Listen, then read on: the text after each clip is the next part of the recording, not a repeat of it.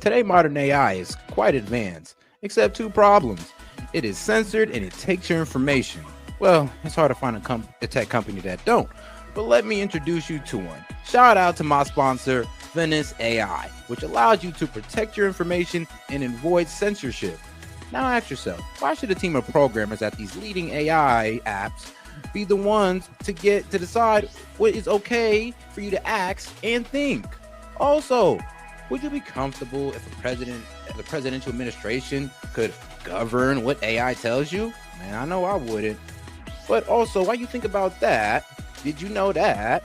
Let me tell you this, it's gonna be crazy, but ChatGPT has a former director of the NSA sitting on their board right now, guys. And shout out to that man, Edward Snowden. He called this a willful, calculated betrayal of the rights of every person on Earth. And we all know how Alexa is. Alexa listens to us and recommends products based on our conversations. I mean, talk about a violation of privacy. But guys, these are just a few reasons I decided to team up with Venice AI and get you a better options or solutions to your AI needs. Now, guys, you can go ahead and check these guys out with my promo code. So shout out to Venice AI.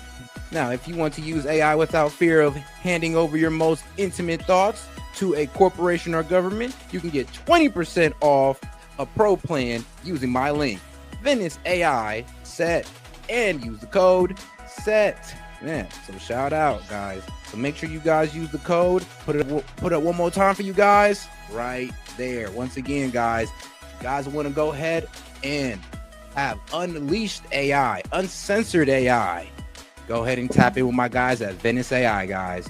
Hey, this is S.E.T. Appreciate the support. And shout out to the sponsor.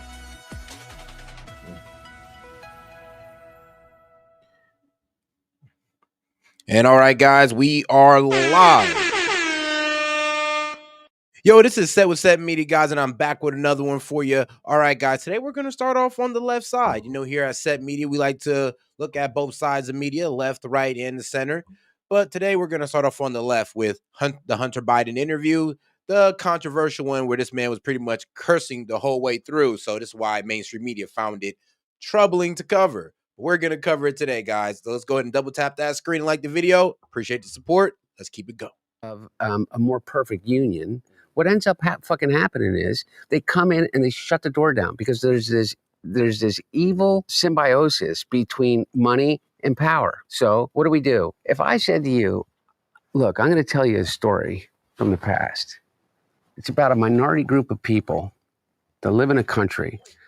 It's constitutional democracy that has had its problems in the past, but it's an economic powerhouse, and it is the center of learning, it's the center of culture, it has a deep and rich history. But there is a minority group that those in power that came into power through democratically elected means are going to target this minority group because they're stealing all the jobs. Today, our cities are flooded with illegal aliens. Americans are being I mean, yes, they are stealing all the jobs. I mean, especially the illegal ones that just run through here. Yeah, they take all the low skill, low wage jobs from Americans. And well, even middle class jobs, I mean, like construction, handyman's work. Yeah, all that good stuff. And I mean, the legal ones, they even cause problems too. And I'm talking about the H-1B visa guys that get let in to get put over, American scholars. Squeezed out of the labor force and their jobs are taken. They're not originally citizens. They're not the original people. When Mexico sends its people, they're not sending their best. They're not sending you. They're not sending you. On top of that, they're spreading disease and distrust, and they're criminals, and they can be violent. They're eating your dogs and cats. They're eating the dogs, the people that came in. They're eating the cats. Epic moment in the election. That was an epic moment. They're eating the cats. They're eating the dogs. I was like, in Springfield, Ohio. Whew, legendary moment. What we're going to do is we're going to send mass men to this marginalized group, and we are going to take them, put them on planes, put them on buses, put them on trains, and send them to a prison camp as we should. In a foreign country. What am I describing right then? Am I describing Germany? Or am I describing the United States right now? Because I will tell you what, if you think that the prison in El Salvador is not a fucking concentration camp, you're out of your fucking mind. Tell me What? anybody that's returning from there. You saw those pictures. Do you think anybody's getting out of there? Or, is it a rehabilitation center? You think I've been to those places in South Sudan and around in those areas? You think anybody's getting out of those South Sudan? Hold on, G. What's going down in Sudan and what's going down in El Salvador is two different things. Those guys are basically in slavery. In slavery. They got like it's way different, dog. And especially in a war-torn country like that, the situation's extremely different. In prisons? Ever? Out of your fucking mind. That's a death camp. They're done. They're over. And if you're not dead, you would want to be dead if you were in that prison. And we just sent a bunch of people without due process, some of them most likely legally in the United States. Like, I think of that poor guy that they said was a gang member because he had a tattoo on his arm that was a makeup artist. And they say he's MS-13. He literally a makeup artist that fled, I think, I'm making it up, Venezuela because of a dictator and came to the United States and sought asylum, received asylum. And they literally take this poor guy and they pick him up, and he has a family and he has friends and he has an entire community, and they give him no due process, and they put him on a plane with maybe a bunch of other criminals and send him to that fucking hellscape. Oh, shit. He's dead and nobody gives a shit. And I mean it. Like, we sit here and we talk about the one guy because there's a clear legal path to being able to get him back. What about all those other people? Am I not supposed to feel for someone? Am I going to be like all these Democrats say? And shout out to my man James Foley. He said, "Set, get Hunter Biden on the phone now. I fronted him a key and I need my money." I'm like, bro, trust me, you and every other dealer in DC. You have to talk about and realize that people are really upset about illegal immigration. Fuck you. How do you think your hotel room gets cleaned? How do you think you got food on your fucking table? I cook it. I go out to get it myself. I mean, are you talking about who's going to pick the food? Who's going to pick the fruits? I mean, is that all these people are worth? Is just these low skill, underpaid jobs? Is that all they're worth to you? I mean, damn, y'all call us the racists. Who do you think washes your dishes? Who do you think does your fucking garden? Who do you think is here by the fucking sheer fucking just grit and will that they figured out a way to get here because they thought that they could give themselves and their family a better chance? And he's somehow convinced all of us that these people are the fucking criminals? White men in America are 45 more times likely to commit a fucking violent crime than an immigrant. And the media says, well, you got David Axelrod and, Rahm fucking Emanuel. So fucking smart, Rahm Emanuel. And said, we got to understand that these people are really mad. And we got to appeal to these white voters.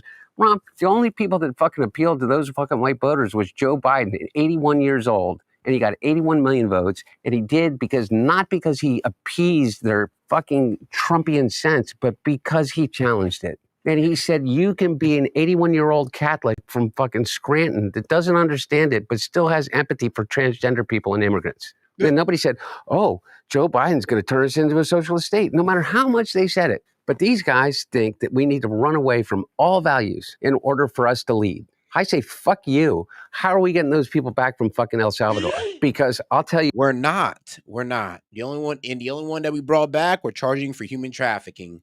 Well, human smuggling. So, sorry, Hunter, but they're going to stay right there. Right there. You know what? If I became president in 2 years from now, or 4 years from now, or 3 years from now, I would pick up the phone and call the fucking president of El Salvador and say, you either fucking send them back or I'm going to fucking invade. It's a fucking crime what they're doing. He's a fucking dictator thug. Bukele or Trump? Both. Yeah.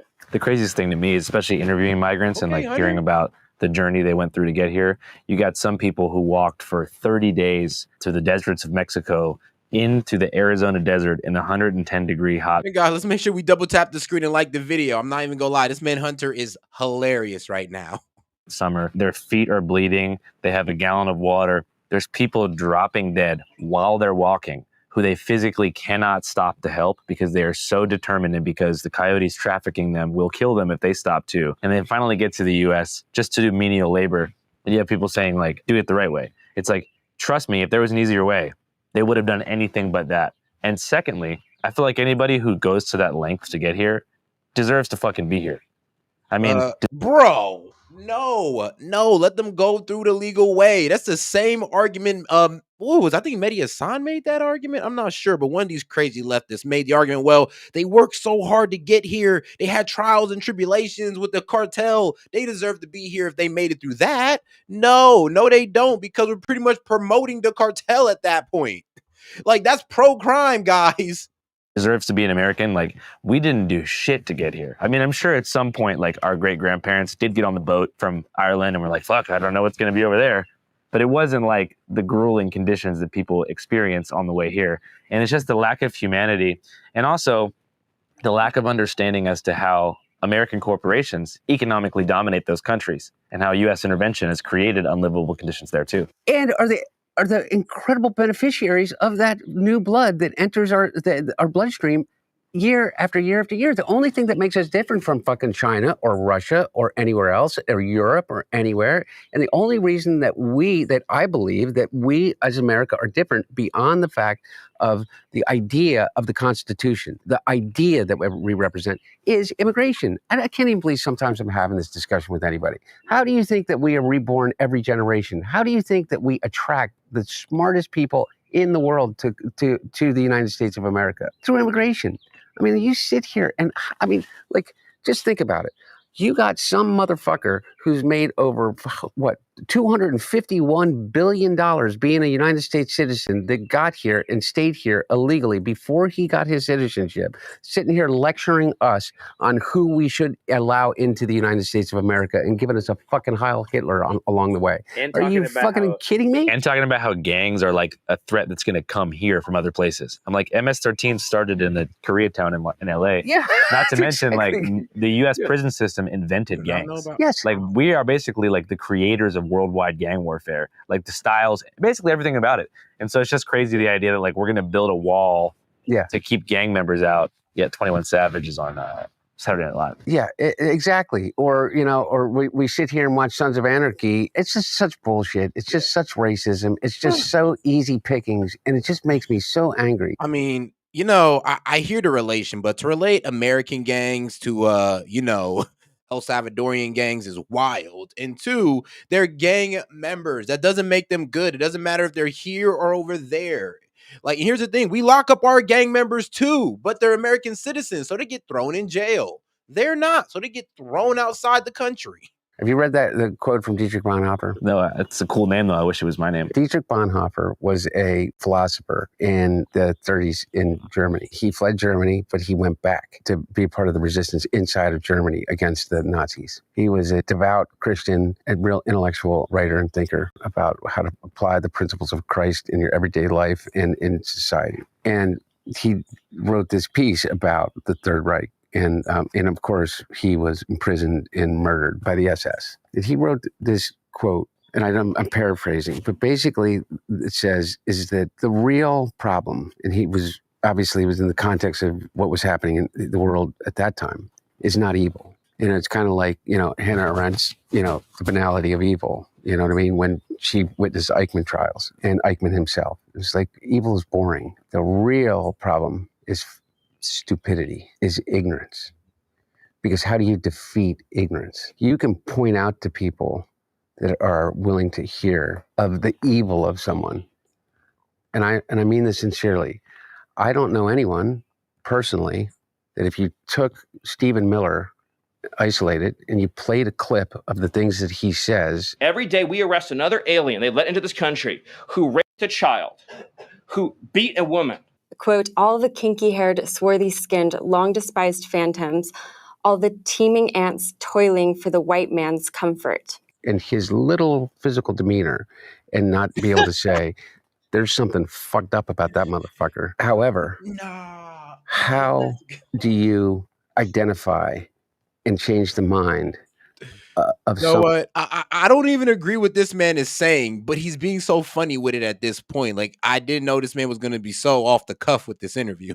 Someone who is so ignorant that they cannot discern between a fact and an outright lie. Which brings me to the one conspiracy that I believe in. Why I believe in some, but really is that I've watched your shit. You believe more than one. That's true. But modern conspiracy theories and that lore that often convinces dumb people they're doing important research is the true conspiracy. Because freedom and understanding would be reading alternative histories, actually digesting information and processing the crazy things in the world. And also, like you said, coming to terms with the chaotic and unknown variables that lead to some of these situations. Wait, explain that to me again. What's the conspiracy in that? The conspiracy is that most mainstream conspiracy theories, flat earth, chemtrails, QAnon, all that stuff is deliberate misinformation to convince dumb people that they're doing important research and keep them away from the truth, which requires a higher Oh, I intellectual. totally believe that. Like, look, here, I'll give you the hierarchy of things. You have And shout out my man James Foley. He says Hunter is just itching for another bump. I know, right? But and guys, let's make sure we double tap that screen and like the video. Let's get more people into the conversation by double tapping that screen. Steve Bannon. If you want to understand what the intellectual direction of what we'll call it the MAGA movement is, just listen to Steve Bannon. He spells it out. He says flat out. He says that he's going to bring the war that they've known for a long time, that if the war for the United States of America is going to be won on the streets of Los Angeles. Steve Bannon flat out said that, you know what we're going to do before the election was even over. He said that we're going to contest the election. We're going to say that the mail-in ballots were fraudulent, and we're going to contest the election, and we're going to go as far as we can, and we're going to break the institutions as much as we possibly can. Almost 100% believe strongly that the 2020 election was stolen. And we're not going to allow this to be stolen in the canvassing room. And we'll break the courts, and we will break Congress, and we will break the Constitution. And he lays it out exactly what he intends to do. My point being is on the hierarchy of that, it goes from Steve Bannon to fucking Alex Jones. And Alex Jones talks about the flat earth, and he talks about whatever Alex Jones talking about. I eat babies. I eat them every night. I eat them with barbecue sauce. And I flew to the moon last night with a witch, and I took DMT with Easter bunnies.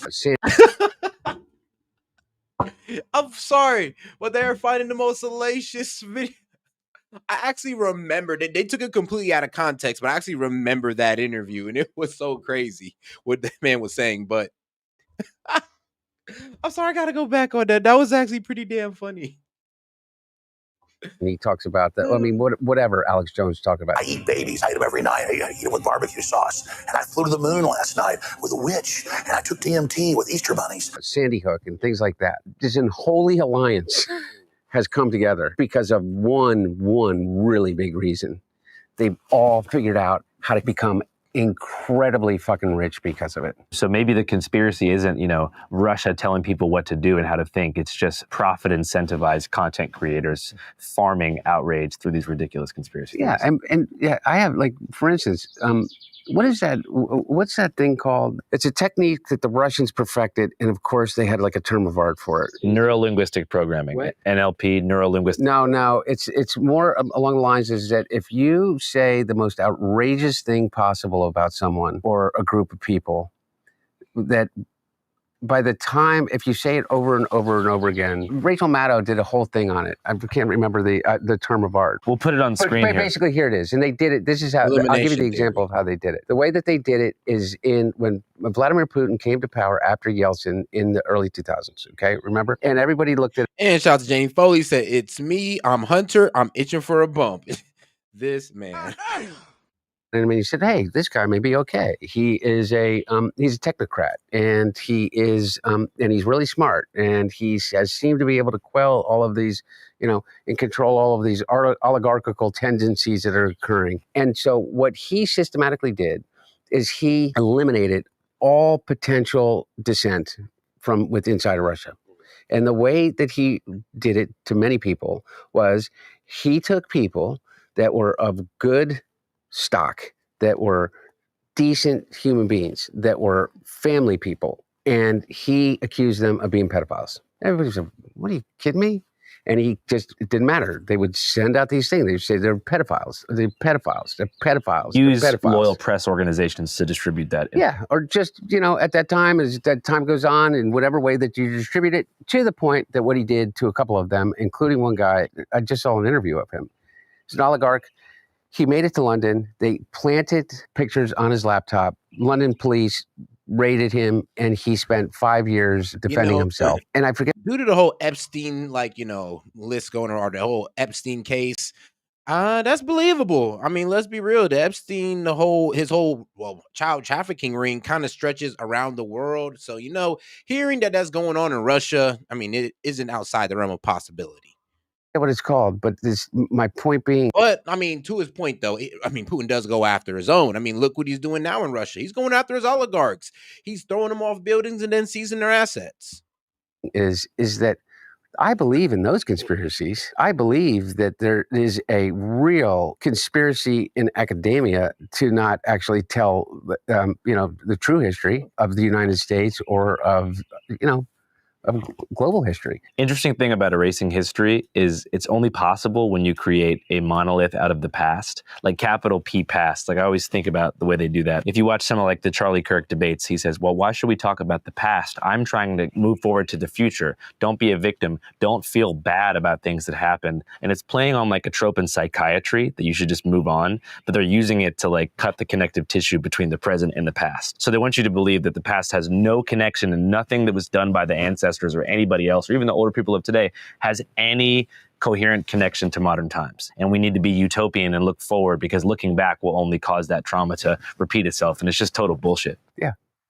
It almost invariably. I mean, shoot, tell that to Morgan Freeman. He's the guy who's pretty much saying, hey, you want to stop racism?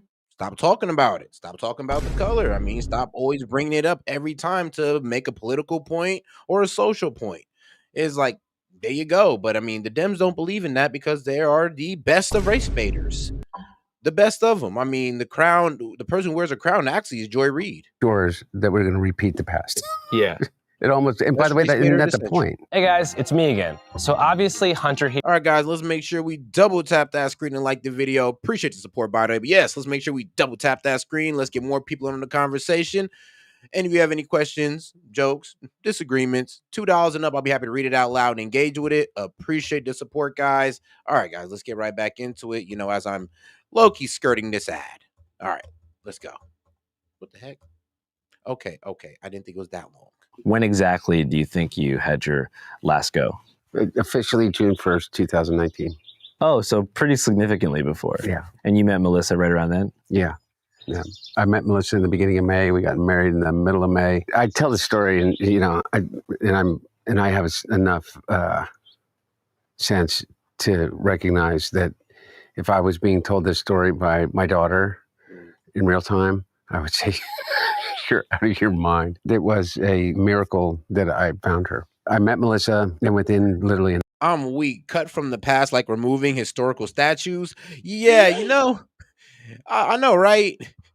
It's pretty wild. Like I said, the double standards of these guys. an hour, I was telling her my whole unvarnished life history and the immediate problems that I was facing, which was crack addiction. She literally said, well, that ends now. And it did.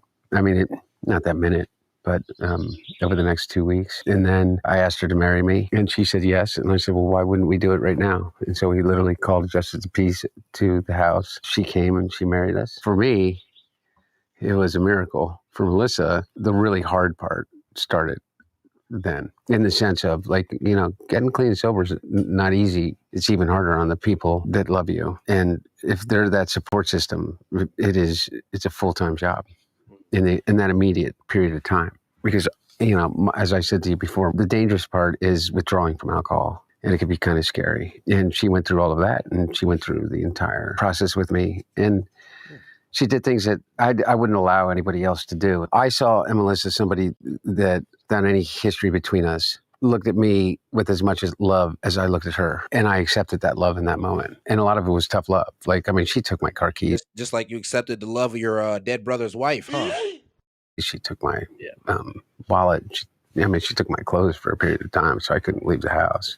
Wait, took your clothes? No, I didn't have anything. I mean, it would have been impossible. We were living in the Hollywood Hills. There was nowhere to go. And if I could go anywhere, there's nothing to buy anything with. So I can remember covering the 2020 election about a year later. And I think it was the first Stop the Steal rally at Reading Terminal Market in Philadelphia. And I saw what I thought was a BLM flag, Black Lives Matter, but it actually said Biden's laptop matters. Oh, yeah. And so I asked the guy, what the hell does that mean? And he just sort of kept yelling the slogan over and over again. Couldn't get much out of him. Yeah.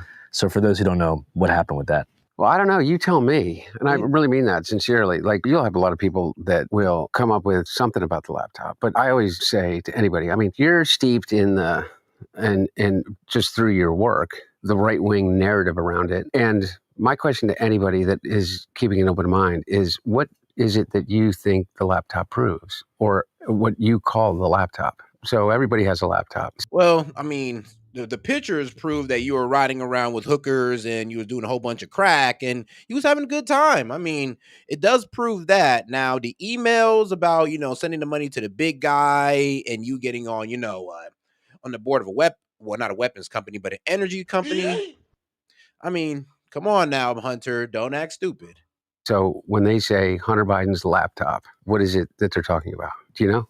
Well, I know that you your entire iCloud was connected to it, all of your personal text messages, private photos, all that kind of stuff. Like everybody's laptop. Yeah. Okay. And you left it with a repair shop owner who, for some reason, gave it to Rudy Giuliani. Not exactly sure how that's legal. He distributed it to the press, particularly I think the New York Post was involved in the spearheading of this mass dissemination of your private materials. From what it seemed like, it was a lot of private text between you and your friends, family. Your entire sort of private life was on there. Yeah.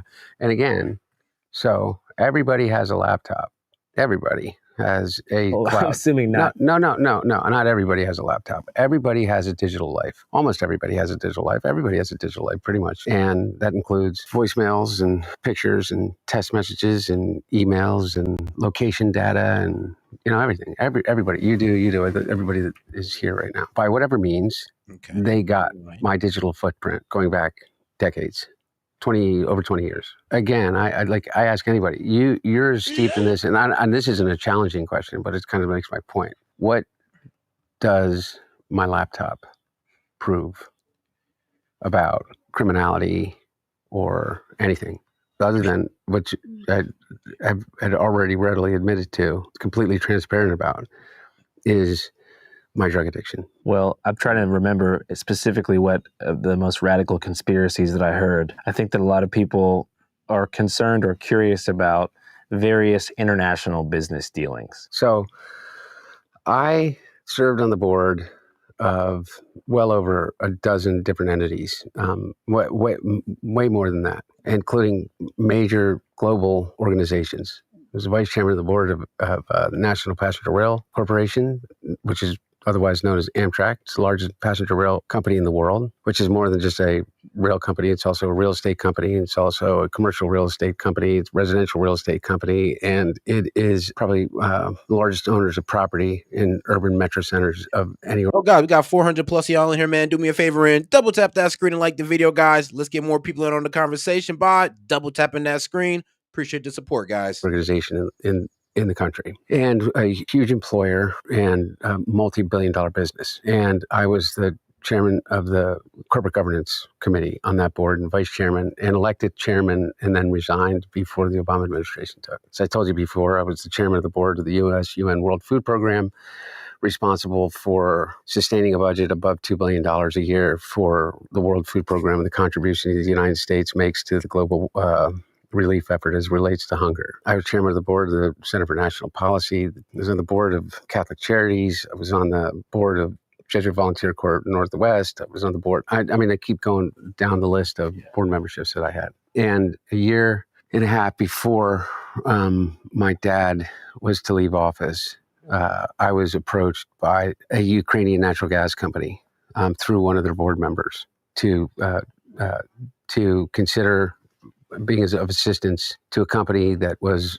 being threatened by the Russian aggression and the invasion of Crimea and the incursions into Donetsk and the Donbass. And I took them on as a client because I was a partner of counsel, at Boyce Schiller Flexner, which was a major national global law firm, in which I focused on corporate governance and commercial law. And I represented them. AKA, you had stake in the game. Like, bro, you pretty much just admitted that, well, I took on a Ukrainian client that was trying to, get rid of it, or trying to, I say cautious about the Russian aggression.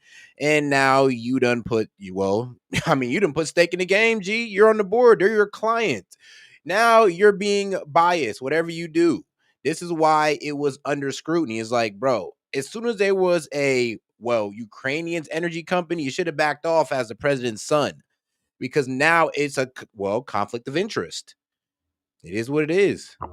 For about a 3-month period of time. And through that representation, they asked if I would join the board, which I did. The day that I joined the board, I announced it and sent out a press release of the reasons why that I was joining the board, which came and went and did not become an issue until Rudy Giuliani, along with a guy named Andrei Derkach and a number of others that have all been convicted of treason for being Russian agents, came up with a conspiracy that Joe Biden was involved in a bribery scheme. The FBI arrested the person who offered those allegations for falsifying his testimony to the FBI. For over a 10-year period of time, I worked with a group of people that had a cross-border private equity firm inside of China, and I had a business that was based around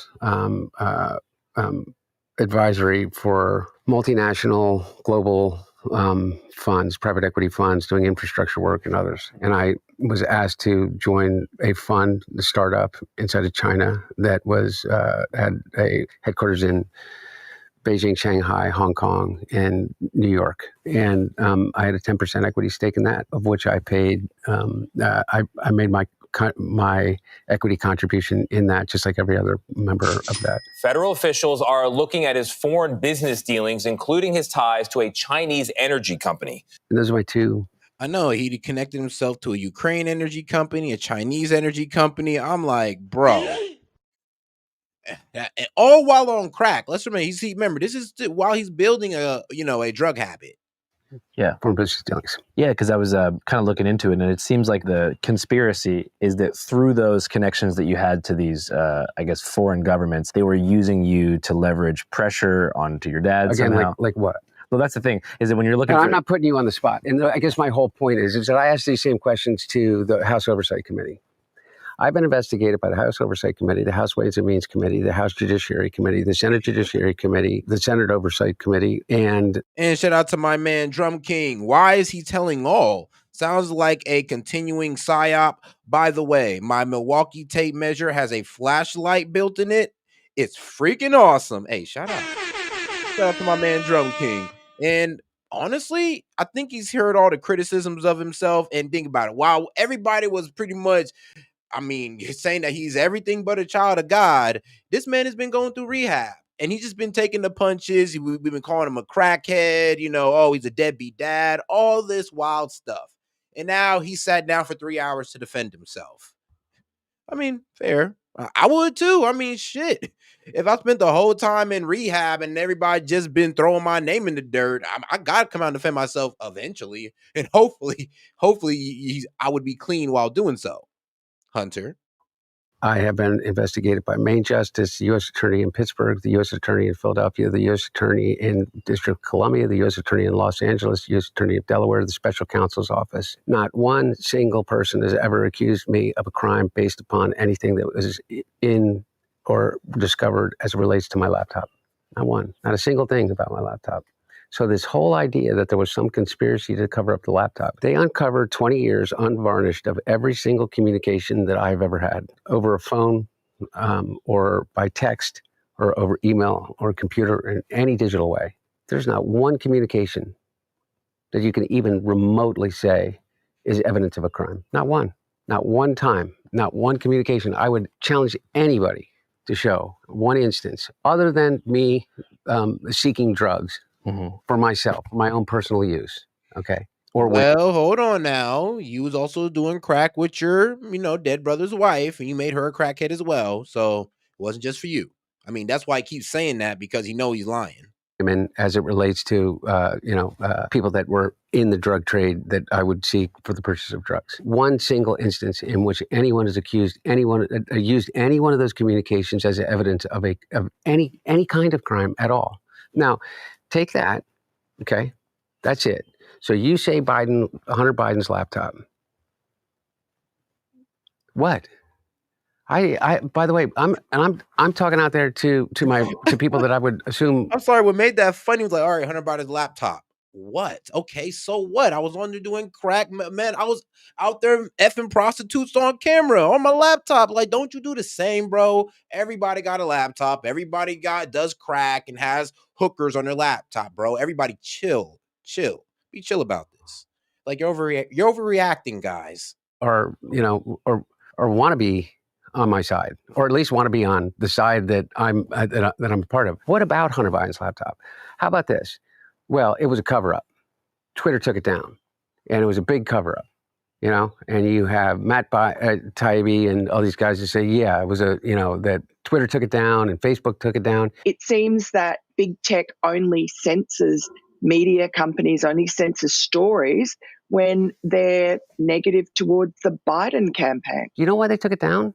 Because what they did was they published naked photos of me and women. Yeah. Which is in violation of their terms. No, that is true though. I mean, they had to create a whole website. They made a website for it, but when it got first released on social media, it got taken down that very day because it was naked photos on there. Which, by the way, is a criminal act under the new federal law that was passed by accredited to Melania Trump with universal support in the House and the Senate. That's why they took it down. It wasn't a cover-up.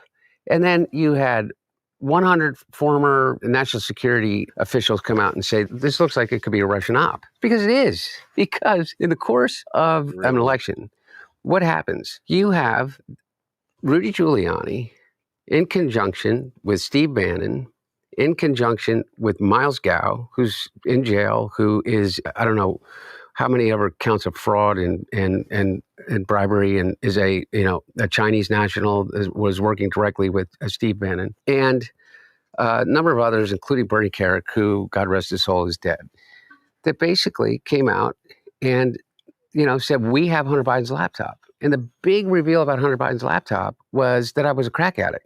But, unfortunately for them, I had already admitted that I was a crack addict in the pages of the New Yorker and did a, 13,000 word article with Adam Entos in which I told him. Well, and you had, conflicted interests. I mean, you're working with China, you're working with Ukraine during this Ukrainian conflict that done sprung into a war. So, yeah, I'm not going to lie. Those are very shady business dealings, my friend. So of course you're gonna be like under high speculation. It's a bit like weird. Like, come on, bro. China and Ukraine. You couldn't have picked an ally.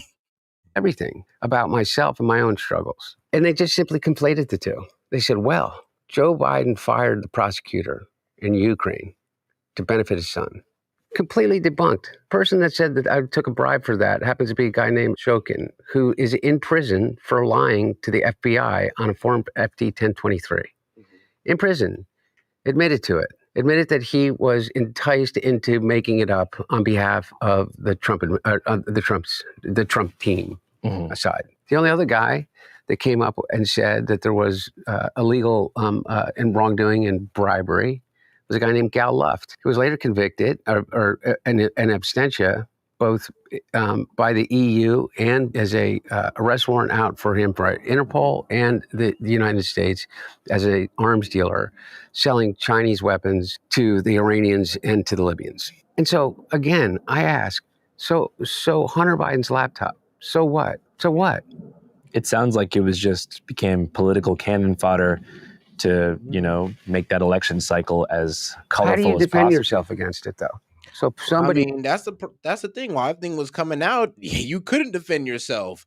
And the problem is, I mean, the fact that yes, Hunter Biden is a crack addict. That's a pretty controversial story right there, my man. And you kind of make your dad look bad.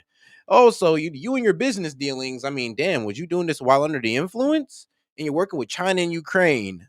Yeah, I mean, here's the thing. You're allowed to do that, but don't be mad that people are going to put you under a microscope for that, though.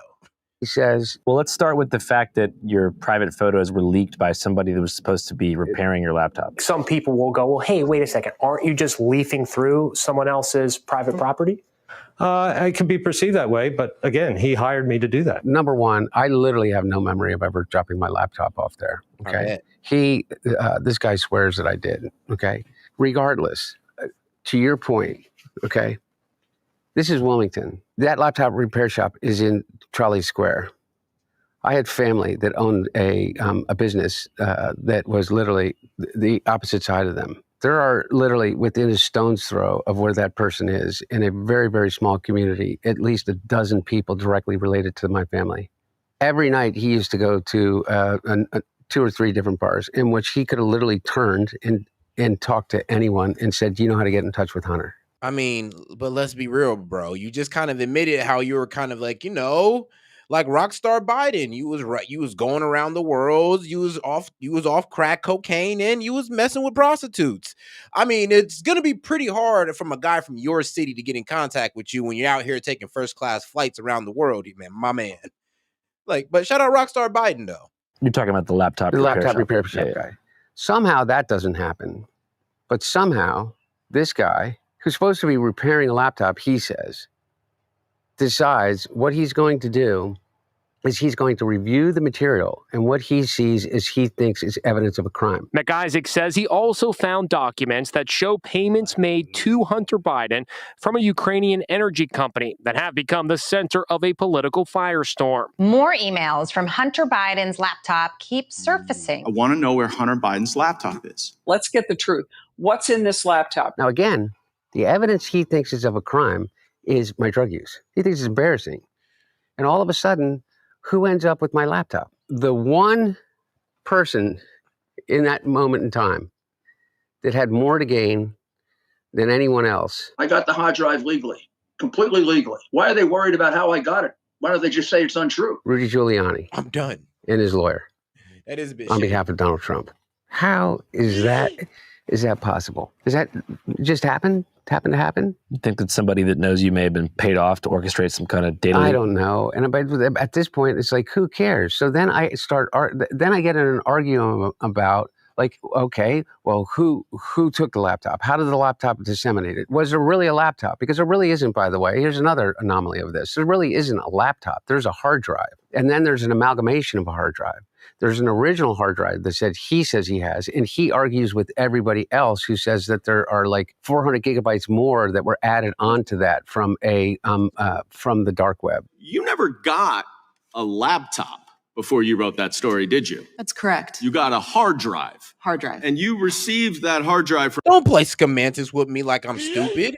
The hard drive was in the goddamn laptop. I mean, bro, what, bro? Cap. Like, you stupid. No. We understand what a hard drive is, people. We understand that it was inside the effing laptop. Don't talk about, oh, well, the hard drive is separate from the laptop. We found a hard drive, not the laptop. You guys are ridiculous. I just want to let y'all know that. From Rudy Giuliani, right? Yep. Okay. Who had been openly associating with an agent of Russian intelligence in the months leading up to your story. You agree with that, right? I guess. So you think the repair shop story is made up? I think, I don't know, but all I know is that whatever this amalgamation of stuff is came from a whole host of different sources. Yeah. Because you can look at it now and the stuff that like who thinks this is right? Who thinks it's right that every picture that you've ever taken, the ones that you would be embarrassed? Nah, my man was having fun though. Let's be real. Who thinks it's right that come on. Look at that smile on his face, bro. That looks like a smile of fulfillment. This was Hunter Biden at his best moment right here, guys. Come on. Rockstar Biden, man. Rockstar Biden in the chat. Picture that you've ever taken. Like, come on. All right, that's a legendary pick right there. I'm not even gonna lie. That's the meme. The ones that you would be embarrassed by. Like, what? Rockstar Biden. I'm not even mad. But bro, just be honest. You was out there really getting it on.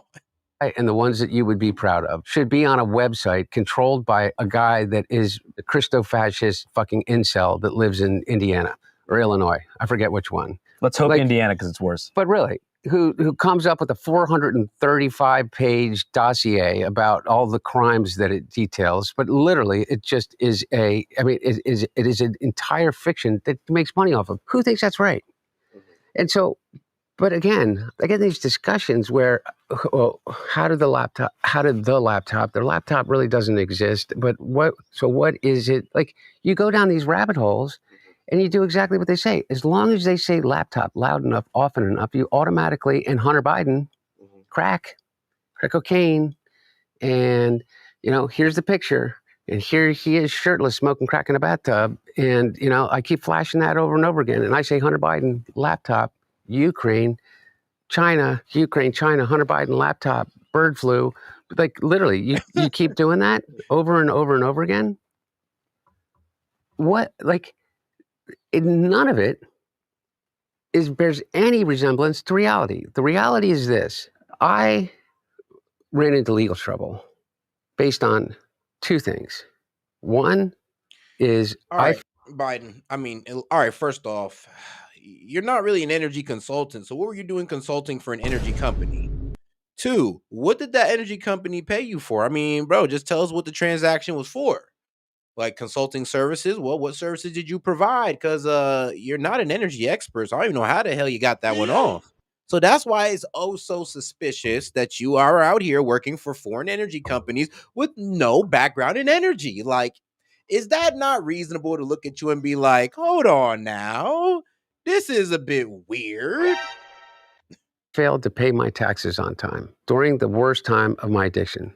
Remember, I said to you that I started in the downward spiral of my life, and I did not come out of that until May of 2019. When I came out of it, I immediately started to try to pick up the pieces of my life and put them back together. And like anybody that comes into recovery, you don't come into the rooms of Alcoholics Anonymous or anywhere else. You don't come in on a winning streak. Nobody comes in like just having won the lottery. Everybody's on the balls of their ass to come in, and they got a lot of things to clean up in their life, and some worse than others. Mine, at this point, was about relationships and my finances. And one of the things that I realized is that my accountant had died. I go to get a new accountant. I figure out how I'm going to pay for the new accountant. And they go to get the transcripts of my previous taxes. And they say, we don't have any record of your taxes being filed in 2016 and 17, which would mean the years 2017 and 18, like the worst years of my addiction. Now, for 15 years of my life, I had my own business and I had a partner and I had an accountant and I had a staff of people that did my taxes. Like somebody else did my taxes. They had authorization to sign my name and send my taxes in. And they had a tax account and they would pay it out of the tax account because it would be withheld from my income. That all fucking completely fell apart when I was smoking crack every 15 minutes and my business failed. The people in my life left. My wife divorced me. It all went away. And when I realized that my taxes had never been filed, they'd all been filled out, signed, checked attached, but never filled and never sent in, because that was the final step of my responsibility. I realized that I didn't. I filed my taxes and I paid penalties and interest. That's one thing. Oh. Second thing is, I, in 2018, went and I bought I was here in Delaware. It was a period of time in which I had one of those times that I was trying to get clean and sober. And I had just come back from a rehab. I came back here. I went to get my phone replaced at AT&T. Next door, there was a survival gun shop. And I went in and just to look around while I was waiting for my phone. And on a whim, I bought a handgun, put it in my truck. Somebody in my life thought I was going to hurt myself with it, threw it in a trash can. And I made them go back and try to find it. And when they couldn't, I told them that they needed to call the police and file a report that the gun had been lost. The gun was recovered. It had never been loaded, never been fired. It was in my possession inside of a lockbox for a total of 10 days. They charged me with tax evasion, 13 different counts in 3 different jurisdictions. By the way, over 50 million Americans a year pay their taxes late. There are over $100 billion in taxes that there are identified people that have not paid, that have failed to pay their taxes for over 5 years. Okay? There's a box that you check.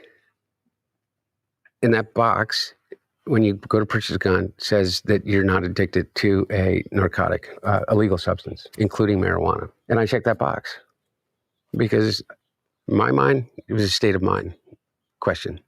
Are you in the moment right now addicted to any illegal drug? Well, even though it had not been in the commission, used in the commission of a crime, even though they had never ever fired the gun, even though I'd never bought it with the intent to do a crime, even though people buy guns every single day, obviously, that smoke marijuana, and it is equally against the law to check that box if you do. or to own a gun if you smoke marijuana on a regular basis in any way. They charged me with 3 different counts that could be up to 30 years in prison. Those are the 2 things. And this is obviously a special counsel that had come to an agreement with me and a plan in which I would have a diversion agreement and a plea agreement. All right, guys, we're going to get back to this. Let's go ahead and swing over to the right side of media. Well, conservative media, because I know you guys are going to get triggered by that one. And now shout out to my man Sean Hannity. Let's get right into it. Inside the dumpster fire that is the Democratic Party. I mean, shoot, the show is. And welcome to Hannity. And tonight, the owner of the famous West Coast In-N-Out Burger, the home of double animal style, fleeing California? Kinda. Anyway, and WNBA players, they are now demanding more money. Will their strategy work? And big breaking news from the Department of Justice. Officials there are confirming to Fox News tonight the receipt of criminal referrals surrounding the, quote, manufactured and politicized intelligence used to create the Russia hoax. So who could be implicated in this plot to upend a free and fair election and undermine a sitting U.S. president? According to the Director of National Intelligence, that would be Tulsi Gabbard, all eyes are on Comey, Brennan, and even former president himself, Barack Hussein Obama. Former Trump Chief of Staff Mark Meadows and House Judiciary Committee Chairman Jim Jordan, they will join us with all the details. But we begin tonight with a look inside the dumpster fire that is the Democratic Party. So sad. Sadly, there are very few, if any, rational people in that party. After a decade of Trump derangement syndrome, Democrats, they are totally, completely broken. Thank you, Donald Trump. Even James Carville acknowledging this in the New York Times, quote, constipated, leaderless, confused, a cracked out clown car divided. Now, these are the words I hear my fellow Democrats using to describe our... And guys, let's make sure we double tap that screen and like the video, guys. Let's get more people in on the conversation by double tapping that screen. Appreciate the support, guys. Party as of late. The truth is, they're not wrong. The Democratic Party is in shambles. And tonight, some just can't get past their hatred of all things Donald Trump to do anything of value, nothing.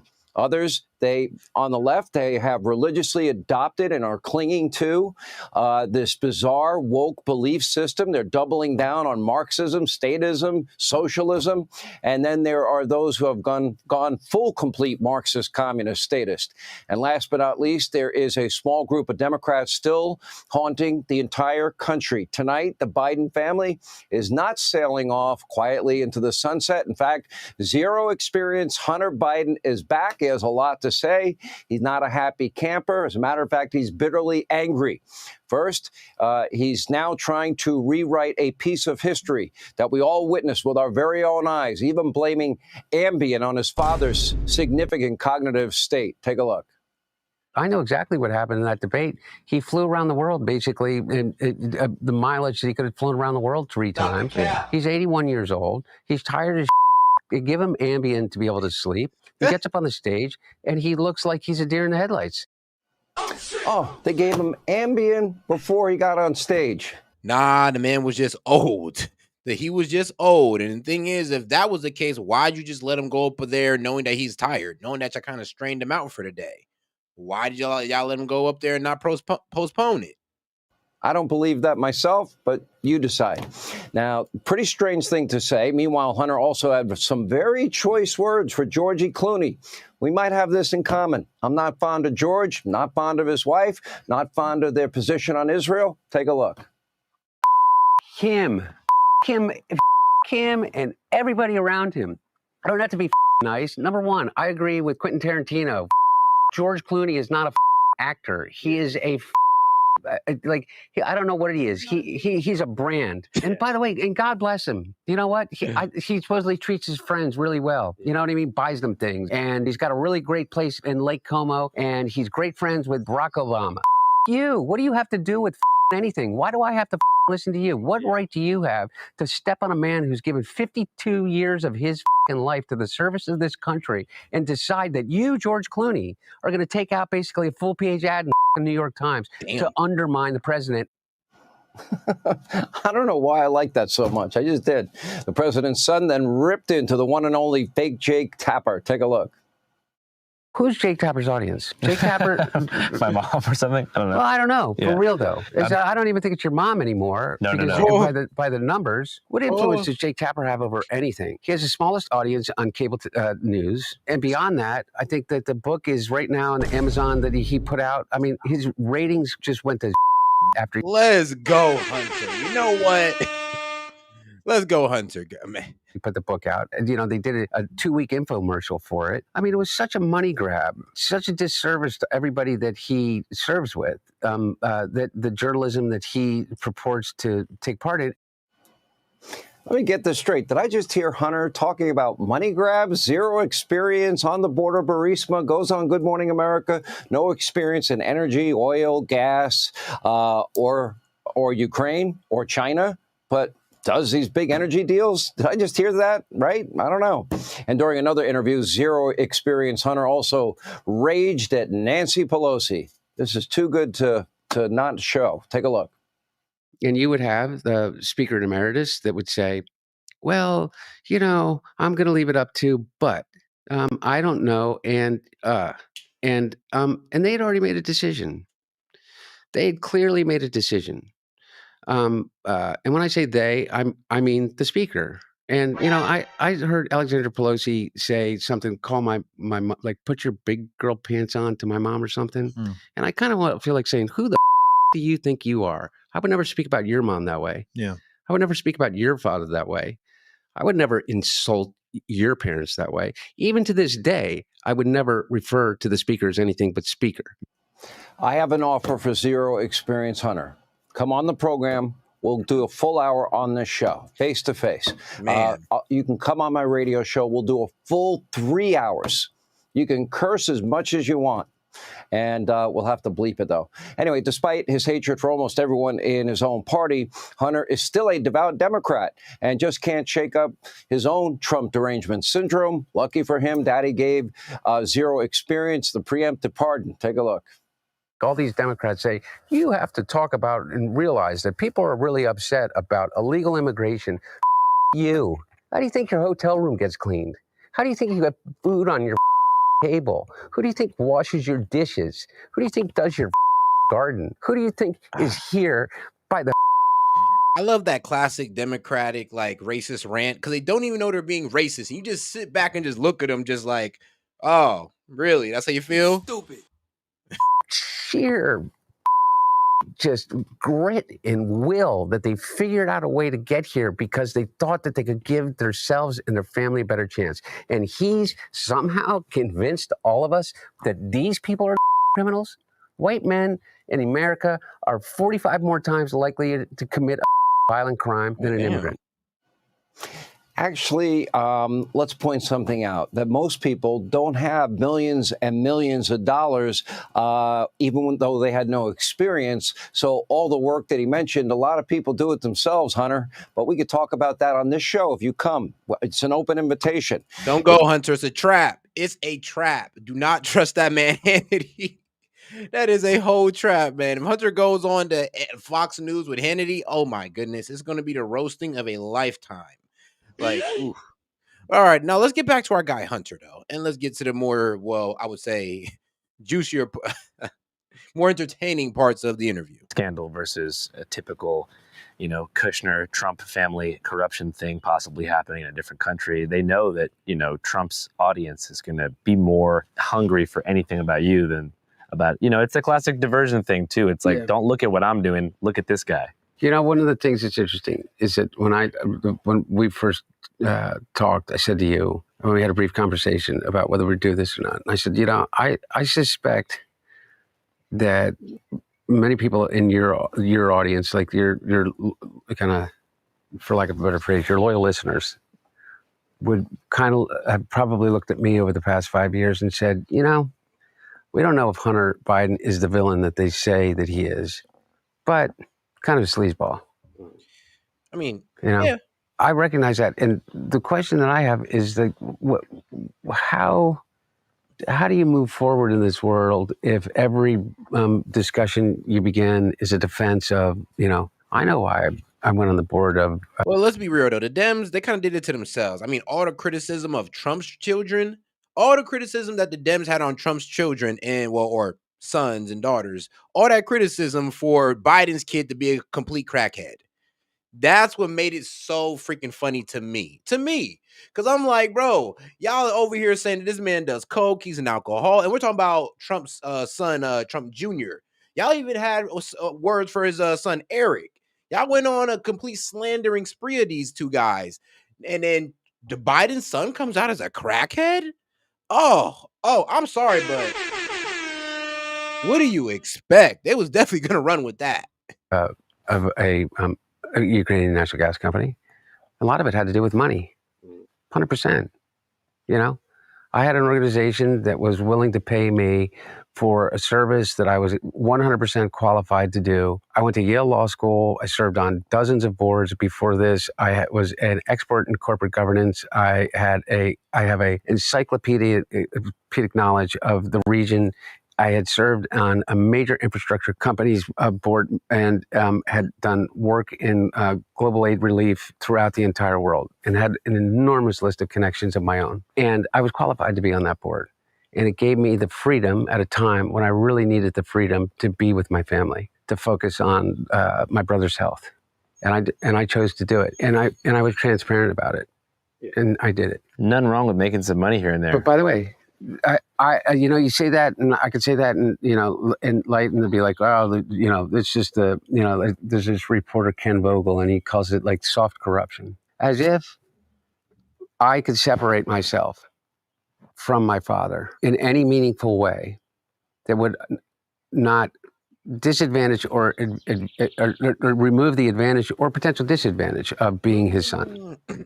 So, for instance, if I had decided to be a painter, I chose something when my dad became president that was completely 100% outside of any of the purview of what I thought of the federal government. What control does the federal government have, or the White House or administration or president could have on whether somebody buys a painting of mine or not? It became a national scandal.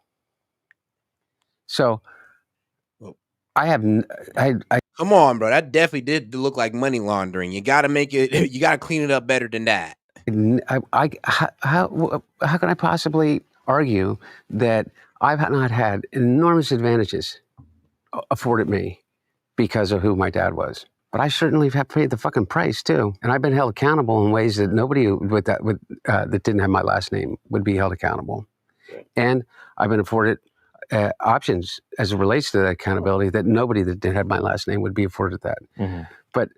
And I'm not looking for sympathy. Now, I was over here looking up Hunter's education because he said a lot. And I'm like, all right, now, how did your education qualify you to be on an energy company? Because, you got a Bachelor of Arts degree from Georgetown University. Like, nice. I mean, you pretty much got a JD degree. Pretty much was a juris degree is the degree you need to take the bar exam. So you're not a lawyer, but I mean, you're able to take the bar exam.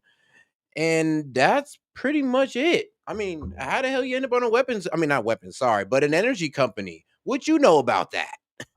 It's just interesting. I mean, the way you put it, the fact of life. The way you put it's actually pretty fascinating. Like every way that you've been able to get ahead kind of boomerangs to where if you do anything that is seen in the public eye as being like negative or problematic, it gets thrown back in your face 10 times harder. Yeah. And the thing is that here I am. I'm a 55-year-old man. I've raised children. I'm a grandfather. I'm obviously a father and a brother and a son and a grandson and a nephew and a painter and a business person and a lawyer. And I'm sitting here like talking about my dad. Do you know what I mean? Mm-hmm. It's like, Jesus Christ. I don't know if that makes any sense, but my point is, I interviewed Tom Hanks' son once. Yeah. And he's got a similar dilemma. He's a rapper. He's a weightlifter. Yeah. He's also in recovery. He does a bunch of cool stuff, but still, people want to ask him, hey man, can I meet your dad one day? Or he still has to comment about what it's like being Tom Hanks' son. I remember he said he was getting a haircut and the guy was like, yo, tell your pops I love Forrest Gump. He just walked out because it was round 1,000. And I take it that you've had a similar experience. Yeah, I can't judge. I mean, that's hard for any son that has an overly successful dad. It's like you kind of live in your dad's shadow no matter what you do, no matter how wild you act. The main topic that people bring up to you will be your dad. And it sucks. I bet it sucks, my friend. I bet it does. Anybody else's relationship with their dad. Is that all I know is this, is that I am more proud to be my dad's son than anything in my life. I mean, I truly mean that. I don't know. I'm not exaggerating. I haven't seen somebody depicted in fiction, in a movie, in a book, Facts. story from a friend, real life, my own experience, that anyone that is as good as father as my dad is. And just that, I mean, the one single thing that I aspire to, what I don't know whether I'll ever achieve to the degree that he has, is the way in which he has been a father to me, to my brother, to my sister, and a grandparent to my children, and a father to so many people that you'll never meet. There is story after story after story that will never be told of the kid that he met on the rope line that stuttered, and he was 12 years old. And you do know ones, but I'm telling you, there are dozens. My dad, any given moment, you turn around and he's on the phone with somebody you met on the train. Biden did not stutter. If you listen to Biden, even back in the day when he had a head full of, when his hair was actually brown, that man didn't have a stutter. When he was campaigning with Obama, I never heard a stutter from Biden. If you did, let me know, because when he was campaigning or when he was vice president for Obama, as good as Obama spoke, you think he'd have let a stutter be his VP? Really make it make sense. Whose brother just died, and they're having a hard time because their mom's drinking again, and he'll slip him his number as president of the United States, as vice president, story after story after story, while still having the time to never not be there for me. I'm not kidding, and I think people think it's like an exaggeration. My dad does not go a day without leaving me a message by phone or by text, not a single day that I can remember in my whole life, and that goes from my children. And it's all born out of, from him, the lesson he learned from when he lost my mom and my sister is that you will have a day in your worst moment, like he did, in which you won't be able to pick up the phone and call that person ever again. And so, like for me, I heard this, who's that guy? Chuck Todd, the guy that got fired from MSNBC or whatever he did. He used to be like one of the big society that's bigger than Joe Biden is this: how we handle people that age in front of our eyes, and recognize that they may have lost a physical step, but that does not mean they don't have the mental capacity to continue to do their job, and whether there still should be to be valued. So my dad grew old in front of everybody's eyes, and the difference between whether or not you thought that he was politically viable based upon your own biases, or whether you thought that he was politically capable based upon his accomplishments. Just remember, Joe Biden got 81 million votes, and it wasn't because of Donald Trump that Joe Biden got 81 million votes. Let's be real. All right, then where was that 81 million votes for Kamala? Like, where was it? Why didn't they come to save her? Because trust me, if she'd have got that 81 million, she'd have probably won. Joe Biden got more votes than anybody that's ever run for president in the United States. But you told me Kamala was that bad of a candidate where more than 10 million voters didn't show up for her? That's tough. By a large margin. I mean, just think about it this way. The maximum number of votes that Barack Obama got just 8 years earlier was 69 million. Okay. Population hasn't grown that much. They had the highest voter participation of any presidential election since 1901. Joe Biden had the most successful midterms of any president on either party in their first term since FDR in 1932. We won more state legislative, we won more state houses, more governorships. We picked up a seat in the Senate, which has never happened since 1932. And we held the Republican gains in the House to an all-time low, lower than in even 1932. Then with the slimmest majority of any president ever, with a 50-50 Senate and a 4 or 5 vote majority in the House of Representatives, he passed more legislation in 2 years than any president has in 8 years since Lyndon B. Johnson. Yeah, the problem is though, he effed it all up, and the economy still went to shit, and many jobs were lost, especially in the manufacturing sector. So, let's be real, he got his legislation through, but for who? Because it wasn't for the American people. I'll tell you that right now. It seems like it was all about that good old foreign aid, including the Investment Reduction Act, the Recovery Act, including the PACT Act, which was troops healthcare, the first gun legislation that has been passed in in a generation, and the list goes on and on. And he came off of that, and for some reason, the intelligentsia of the Democratic Party, with 2020 hindsight, believes that Joe Biden should have considered not running again because of their perception that he was too old. And so then the drumbeat began. And the New York Post the New York Times, on a near daily basis, egged on by the Pod Save America saviors of the Democratic Party, with four white millionaires that are dining out on their association with Barack Obama from 16 years ago, living in Beverly fucking Hills, telling the rest of the world what black voters in South Carolina really want. Hey, hold on, Hunter. I agree with you. Nah, cook, bro, cook, Hunter. Or what the women in the waitress living outside of Green Bay, Wisconsin, really believes. I mean, what the fuck? I mean, I can't believe that we do this over and over again. Yeah. Or I hear Rahm Emanuel is going to run for president. What a fucking, David Axelrod's going to run his campaign for him. That's like, oh boy, there's the answer. There's the fucking answer. Genius is all. All of the things that they've won. You remember this, is that everybody talks about Joe Biden now as if he was somehow the choice of the Democratic Party. Bullshit. We lost Iowa. We lost New Hampshire. We came in second in Nevada. David Plouffe and David Axelrod went on TV. They said that there's no way Joe Biden can get the nomination, not a chance in the world. Mike Bloomberg is going to crush him in California. Elizabeth Warren's going to beat him in Massachusetts. There's going to get wiped out in Texas. He doesn't have the money to run. A lot of rural voters said, fuck you, we love Joe. A lot of urban voters said, fuck you, we love Joe. And they voted for him overwhelmingly. And not only that, everybody said, well, he'll never be able to beat Trump. And then they said, well, he'll never bring us out of COVID. And then he said, he'll never be able to pass bipartisan legislation. And he doesn't know what the hell he's talking about. And he's living in a different generation. And he's living in a past time. And over again, David Axelrod would go on and say, the thing about the president is that he is just a man who time has passed by. And the problem with Biden is that he passed a lot of legislation, a lot of pork-filled bills. That's the problem with this man's legislative accomplishments. Is that there's a whole bunch of pork-filled bills, like the CHIPS Act. I mean, the border bill that had to get shut down because it wasn't about the border; it was about foreign aid.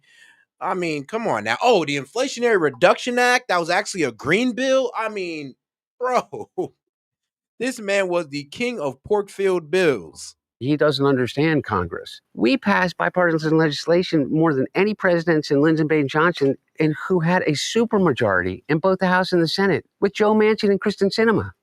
And who did that? That didn't happen by magic. That didn't happen in the Obama administration. That happened because Joe Biden got on the phone with Kristen Sinema and Joe Manchin and Chuck Schumer and the rest of the party and Republicans in the party, and he passed a fucking bill because Mitch McConnell didn't stand in the way like he did to every other president other than Joe Biden. And he got it done. He did it. Him alone.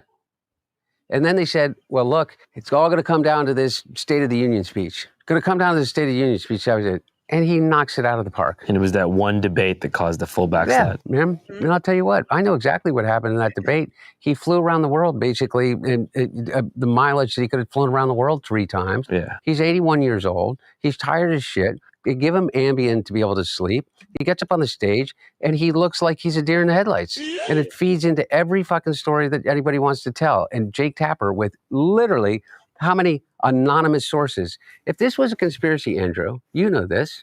Somehow, the entirety of a White House in which you literally living on top of each other has kept their mouth shut about, like what? And what's the conspiracy? Yeah. That Joe Biden got old? Yeah, he got old. He got old before our eyes. The problem is that we were calling it out before the left was, and you guys were just kind of playing cleanup on the matter. When it started becoming oh so noticeable to where even the guys on the left was like, I don't know what's up with Biden. He seems a bit off. I mean, all the public events where he would walk off the stage in the wrong direction. He would forget he's supposed to be announcing for. I mean, he actually did that to Prime Minister Modi of all people. So, yeah, there was obvious signs that the Republicans was calling out that the Dems were honestly just now catching up to, or that they were just now kind of admitting to. In my eyes, they were just now admitting to it because there was no way they didn't see this coming. Or there was no way they didn't see what we were seeing. They were just gaslighting us the whole time. People that came out against him, hopefully, were who? Nobody, except Speaker Pelosi, Speaker Emeritus Pelosi, did not give a full-throated endorsement, which allowed everybody else to kind of go, okay. Except who came out full-throated? Progressives, AOC, Bernie, the entire progressive wing, Ro Khanna, the entirety of the progressive side of the Democratic Party said Joe Biden has got more of our agenda accomplished in 4 years than any president in history. The largest investment into climate change in history. Just that alone, okay? And so he gets over the hump. He goes and does a Stephanopoulos. Everybody's okay. That's not enough. We got to see him give a press conference. For what? You remember that? It was about a 2-hour-long press conference, and he gave a tour de force around the world history lesson about the existence of NATO, Russian aggression, and Ukraine. It didn't make no sense. Okay, well, wait. He's got to go give a speech in. He's going to speak to the NAACP because the NAACP and the Hispanic Caucus and the Black Caucus said, if you fuck over Joe, don't count on us. Because you know what they're doing? They're trying to take South Carolina away as the first primary state. The first time in history that the heart and soul of the Democratic Party gets to have its voice heard first after 50 years of Iowa and New Hampshire with 3% black population states. I thought it was less. Less than that. New Hampshire's got to be closer to 1. Closer to 1. I saw a few blacks. Finally, and you know what? You know what you have? You have the Pod Save America motherfuckers saying, I don't think South Carolina, was only there because of Joe Biden, and Joe Biden and that's what he did to save his own self. Why should South Carolina have the? What the fuck? I mean, are they out of their fucking minds? Anyway, so moving forward, you feel like did he want to drop out? No, so we got to Nevada, and he made the speech before the Black Caucus, and then right before he was about to give, which was rousing success, and he then was going to give a speech to the Hispanic Caucus, who was in Las Vegas at the same time in Nevada, and he woke up in the morning and he had a severe case of COVID. And the pictures of him getting on and off the plane were just devastating. And then the vultures descended. George Clooney's, came out with his, maybe it was a little before that, with his op-ed. And then you had all the money people. And then you had a whole host of other people that had, I guess that, Truman saying it can be applied to Joe Biden more than anybody else. If you want a friend in Washington, get a dog. Why is George Clooney always saying shit? I thought he was just acting in Ocean's 11 and stuff like that. He's seriously been saying shit. Yeah. Here's what he said. He said that the president needed to be introduced. And shout out to my man Vladstein. He's like, don't do drugs, okay? You'll end up like Hunter Biden. I mean, hey, man ain't lying. Retard alert. To kind of go with the South Park. To him at a fundraiser that he was ostensibly the host of. There was this gigantic fundraiser in which George Clooney wasn't really the host. He was the entertainment, I guess. You know what I mean? Like, God bless him. I appreciate when entertainers and movie stars and people of conscience and that are on our side want to do raise money and stuff like that. If you're with the president at any given time, have you been like at a rope line for the president or anything like that? Anyway, what happens is that you go to people come to take a picture, and usually before or after an event, the president will line up. People will come and they'll take a picture with them and they'll say hello. And there's a person that stands next to the president and they say, Mr. President, George Clooney and Julia Roberts. Hey, George. Julia, how you doing? Mr. President, Andrew Callahan. And you may have been filming him all day, and he may know George for the last 30 years, and he may have met him 15 times. But the guy on his shoulder, who's usually a military officer, has one job, to say the name of the person that's walking up. That's it. And George Clooney is now, to rationalize why he attempted to cut the knees out from a sitting president, the most successful president in the history of his party in his life in terms of the legislative policies that he wanted to see passed, had to justify somehow him going above and beyond to write an op-ed in the New York Times to try to force the sitting president of the United States out of the race. And so he makes up this story about how the president had to be introduced to him. Oh, like he didn't recognize George Clooney? Exactly. Because of like dementia or something? Oh, I don't know. Well, that's the implication, right? Yeah. Like he's forgetting things. Yeah. And by the way, I remember this story. Is this? Now, to be fair, there's a lot of stories going around from multiple Biden staffers, like multiple people employed or I would say appointed by Biden, who were saying that, yeah, the man's his cognitive ability is slipping. He's falling all over the place. He's forgetting people's names. He's bringing up, like, bro, the man got wrong when his uncle died, or he got wrong when his son died, or he got, what was it? He was talking about his son's death and he got it wrong. And I'm just like, yeah, somebody get this man off stage or somebody get him off camera because it's getting bad if he's starting to forget about his own son's death. Like, let's be real, guys. And then let's be honest. Every time he gave those public speeches, this man always seemed off and he couldn't get through a sentence without just like rambling out the rest of the words, which were gibberish.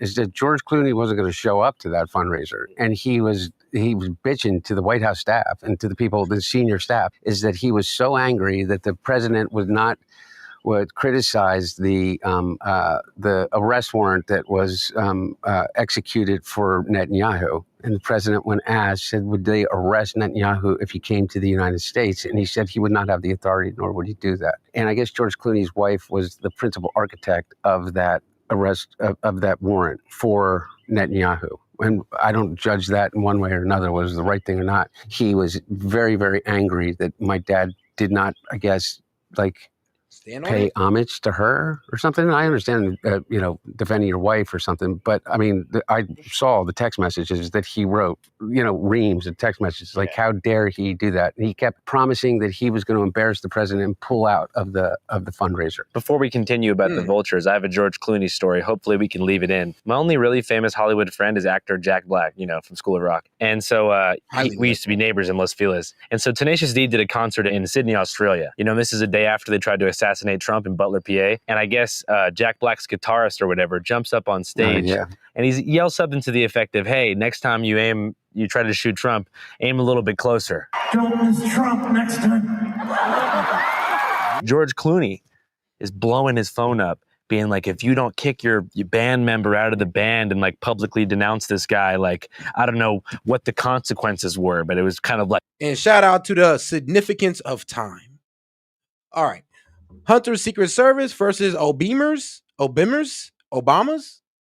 Is that what you mean? Like, you're out of what we don't know. And so his hand was basically forced to be like, oh, sorry, my band member has serious mental health problems. We're breaking up the band for now. The tour is canceled. And so, I mean, it is cool to see Hollywood actors voice more progressive opinions, but fuck him and everybody around him. I don't have to be fucking nice. Number one, I agree with Quentin Tarantino. Fucking George Clooney is not a fucking actor. He is a fucking I don't know what he is. He's a brand. And by the way, and God bless him. You know what? He supposedly treats his friends really well. You know what I mean? Buys them things. And he's got a really great place in Lake Como. And he's great friends with Barack Obama. Fuck you. What do you have to do with fucking anything? Why do I have to fucking listen to you? What right do you have? And shout out Vladstein. I mean, I guess you're taking Hellbat's place for the jokes, because I mean, Hellbat was killing it last night. But shout out to Vladstein. He says, at least the White House has Diet Coke instead of White Coke. Woo, I ain't even gonna lie, Vlad. You kind of hitting hard with that one. I mean, if I was a Dem, that'd hurt my feelings. But that was definitely a banger joke, bro. To step on a man who's given 52 years of his fucking life to the service of this country and decide that you, George Clooney, are going to take out basically a full-page ad in the fucking New York Times to undermine the president at a time in which, by the way, what do people care about the most? Why do you think that I mean, what's wrong with George Clooney making sure that his money doesn't go to waste on a senile old man? I mean, he's a donor, right? So isn't it fair that he's like, yo, I kind of want somebody who's competent, who's not like slurring and rambling all over television. Like, I'm donating a lot of money into you guys. Can you get somebody that's competent? That's not an extreme act. It's not unreasonable. He's just making sure his investment is good. And this man Hunter's pissed. Republicans have an advantage over us because they're unified. They will go along with anything. I wasn't asking anybody to go along with anything. I was asking people to go along with this. The most successful administration in my lifetime.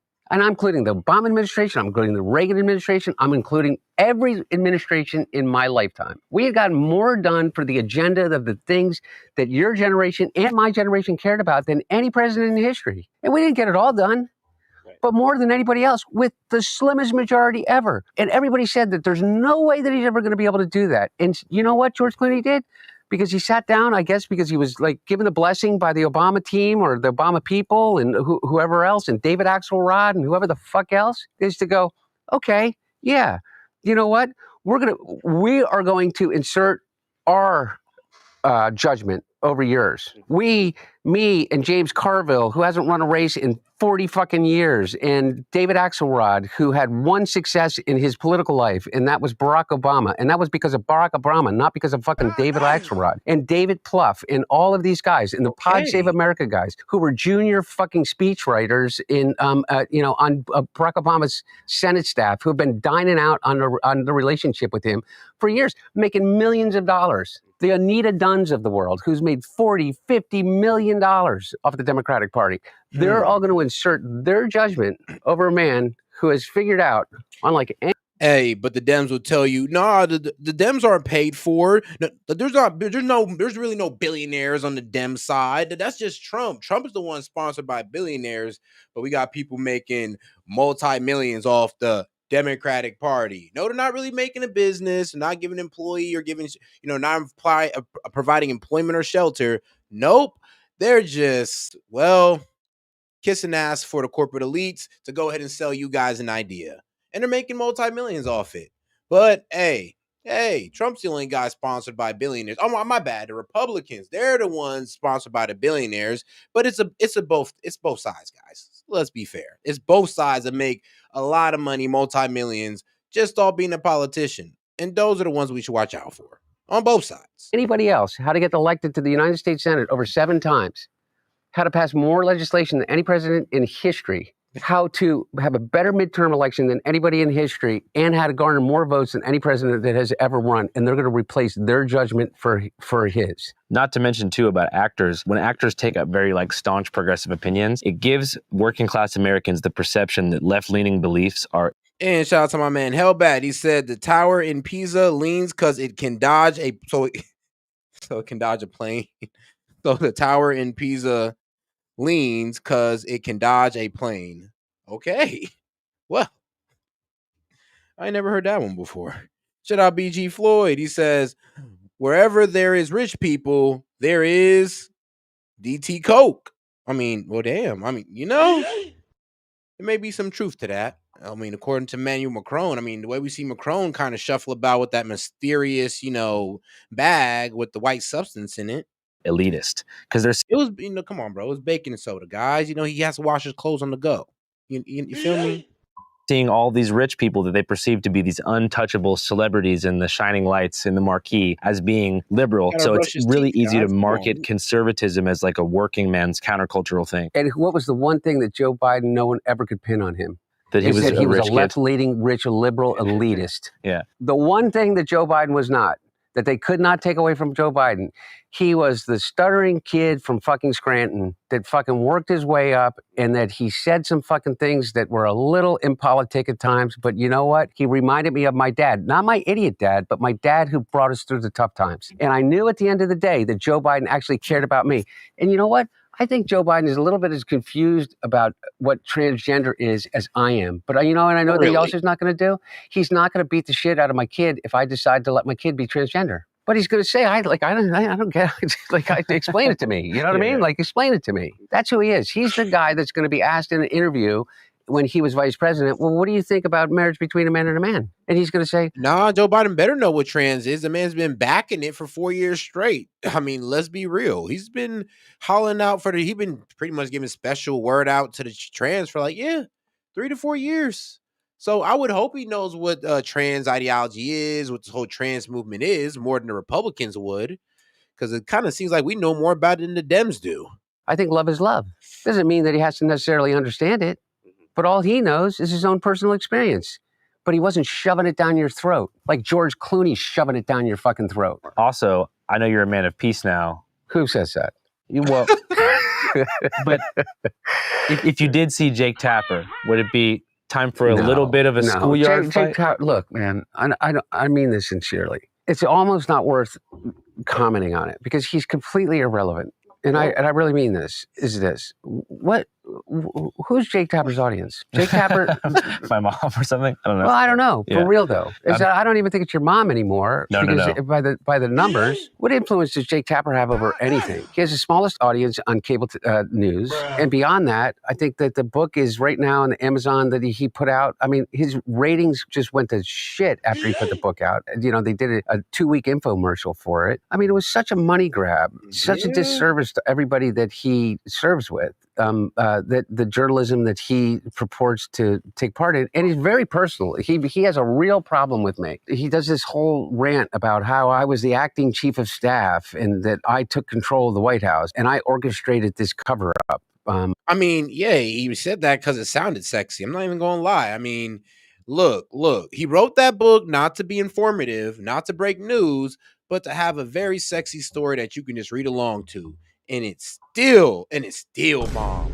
But that's just karma. That's karma. His bomb because of karma. If he'd have wrote that at the beginning, he'd have been a legend. But since he wanted to write it when everybody else was catching up to it and he wanted to get a money grab off it with his narcissistic ass, because I don't know where in his mind, you got to be a straight up narcissist to think that, oh, I'm so great that I can come out with a story that everybody else been talking about for years and I'm going to pretend like I'm the breaking one because I wrote a fucking book. Like, really, brother? Really? Wow. But Shut Off Last Scene says, nah, he shoved it down his daughter's throat. Bro. God damn it. Bro. Of my dad's health and well-being at the same time as who would ever trust a person like me that was a crack addict that got their sister-in-law addicted to crack cocaine, things that he has no notion of or idea about in personal, like, Jesus Christ, Jake, grow the fuck up. Well, a lot of these dudes now, really? Is this a personal thing with me? I feel like this is the Trump era now. You're seeing a lot of like liberals and progressives kind of start to shift a little bit right, or at least capitulate to right-wing tendencies because they're following power and capital. Like, I don't know if you've seen this A24 movie recently called Warfare. It's a really good movie, but it's borderline like valorizing the Iraq war veterans, which I think I respect veterans in general, but like with no context as to like what was going on in Iraq, like why we were there, and sort of like paints the locals as these sort of. Is this based off the book? I think so. He did that. He said that he would take 15 minutes with his coffee and he wrote a book in like 6 months because he's some kind of fucking genius. But the point is, like, A24 is the same company that made Moonlight and was making movies that were all about like trans issues 4 or 5 years ago. So now you're starting to see, you're seeing money move right. So I'm not surprised that somebody like Jake Tapper, who's probably you see that new Superman movie? Everybody was like relieved. They're like, oh my God, thank God you didn't make Superman a woman or trans or something. Or you didn't make Lois Lane a black woman. It's like, thank God. Okay. Thank you guys for leaving Superman alone. We appreciate that. Concerned about revenge. That's it. And by the way, again, like, shoot, man, I like my Superman white just like I like my rappers black. Because, like, I'll be real.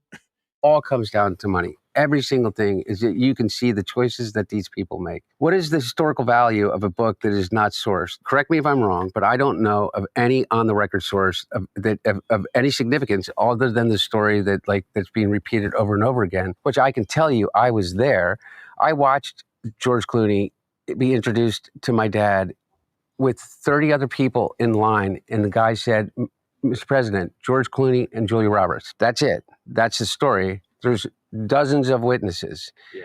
Other than that story, there is literally no sourcing. So what's it about? It's about money. It was a money grab. Jake decided I could basically do this infomercial. I'm going to pick up the entire right wing because they're going to want to read this book, and they're going to do exactly why they're not reading it. They're not buying the book, and they're criticizing them. But what they're also doing is they started a congressional investigation, and now I have to deal with another fucking subpoena because Jake Tapper has decided that he's through anonymous sources going to create some conspiracy of a crime. And here we are.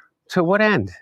To what end? As the world falls apart around us, why do I have to fucking spend my time worrying or thinking about or even talking about somebody as irrelevant as Jake Tapper? I mean, really, Jake Tapper in history? Where does he stand? I don't know. I saw him in the streets of Ukraine, in Lviv, during the war. And I think he thought that I was a right-wing sort of troll or something. So I was like, hey, Tapper. I don't know why I said, hey, Tapper. I just thought he would respond. And he just like started fucking walking away as fast as he could. And I was like, Tapper. And he was just like out of there. So, I mean, that made me think, all right, this is not really my guy. But backing up a little bit. You know, I've known Jake for 30 years. Okay, well, yeah, Jake, if you see this, you should have said what's up to me. Moving back to the vultures that ensued after that, I feel like we kind of lost track a bit. You're talking about the decision to drop out, and you're talking about the day after COVID. Vultures. So he gets out of that. He comes off of the plane. He looks absolutely distraught and disheveled, and it's the exact wrong image at the exact wrong time. And then they descended, and they truly descended. This is my recollection of what happened, and it is not his. And he will be able to tell his of why he decided and what he decided and what he did. But what I felt happened is that he was given a choice. Either they decided on a nuclear option. They said, we are going to blow up the party if you don't drop out. We're going to protest this all the way up for the next month, all the way up to the convention. Damn. Every single moment and every single day is going to be a test of your ability to put one foot in front of the other without tripping and blowing the whole thing up. We're going to hold you to such a microscopic accountability in terms of your health that if you have an off day and misspeak, if you do one of the things that Donald Trump does 35 fucking times a day. Did you see the other day when Donald Trump pointed to the Declaration of Independence and said, you know, I'm against war. I think we could have saved 600,000 lives in the Civil War. You look right up there. I don't know. See the Declaration of Independence, and I say, I wonder if the Civil War. It always seemed to me maybe that could have been solved without losing 600,000 plus people. As if there's a connection between the Declaration of Independence and the Civil War. But can you imagine my dad did that? Can you imagine if he opened up that treaty with the Prime Minister Starmer at the G7 in Canada and all the pages fell out, and then he said that he just signed a treaty with the European Union, with the Prime Minister of the UK standing next to him? Can you imagine? And then if he got on a plane and said the reason that he was going home early from the G7 is because he had a major announcement the next day, and then the next day he put up a flagpole? Can you imagine any of those things? So you're where saying, the fuck is Jake Tapper? Isn't that a major thing? Why not? It was Flag Day. Where the fuck is George Clooney? George Clooney's making money off of play because he's such a God's gift to the defense of democracy that he is doing a play on Broadway for us. Thank you very much. He was given a choice. We are going to fight you every step of the way. The party is going to implode. We are going to have a floor fight. We are going to attempt to stop you. We are going to challenge you. We're going to have the Black Caucus, the Hispanic Caucus, the progressive wing of the party against the liberal elite money side of the party. And that they were going to try to dry up all the money. And so they decided that they were going to do a nuclear option. So Joe Biden, I think, did the most selfless thing that I know of any politician in the history of this fucking country did. He stepped aside to save the party. And in that void filled the only person that he would ever endorse out of the gate, because he chose her as his vice president. There's no choice. I mean, that's crazy. So they're pretty much saying, yo, we'll blow up the whole Democratic Party and we'll lose a primary, bro. We'll lose a couple of those just to make sure that you get slandered and we ruin your legacy. So pretty much they threaten Biden's legacy as president, and they say, bro, we're about to blow this up and make a whole scandal out of you, and we're going to be heavily crucial on it. I mean, yeah, he had to step aside. I mean, one, to save the Democratic Party, because that only made the Republicans look 10 times better. And then it would only go to the, to what we've been seeing lately, that these guys have no real leadership. And three, I mean, it would just tarnish Biden's legacy. His legacy's already been tarnished with this whole auto pen thing, but it'd have been further tarnished with the whole Democratic Party turning against him, donors included. voice in that. And by the way, I love Kamala Harris. I think that she would have made an incredible president. I know that she was an incredibly loyal vice president. And she did everything that she could to support my dad, everything, and to support me and my family personally. I mean, I truly love her like family. And I think that she would have made an incredible president. And I think she ran an incredible campaign. You know who did not want Kamala Harris to be president and did not want her to be the nominee?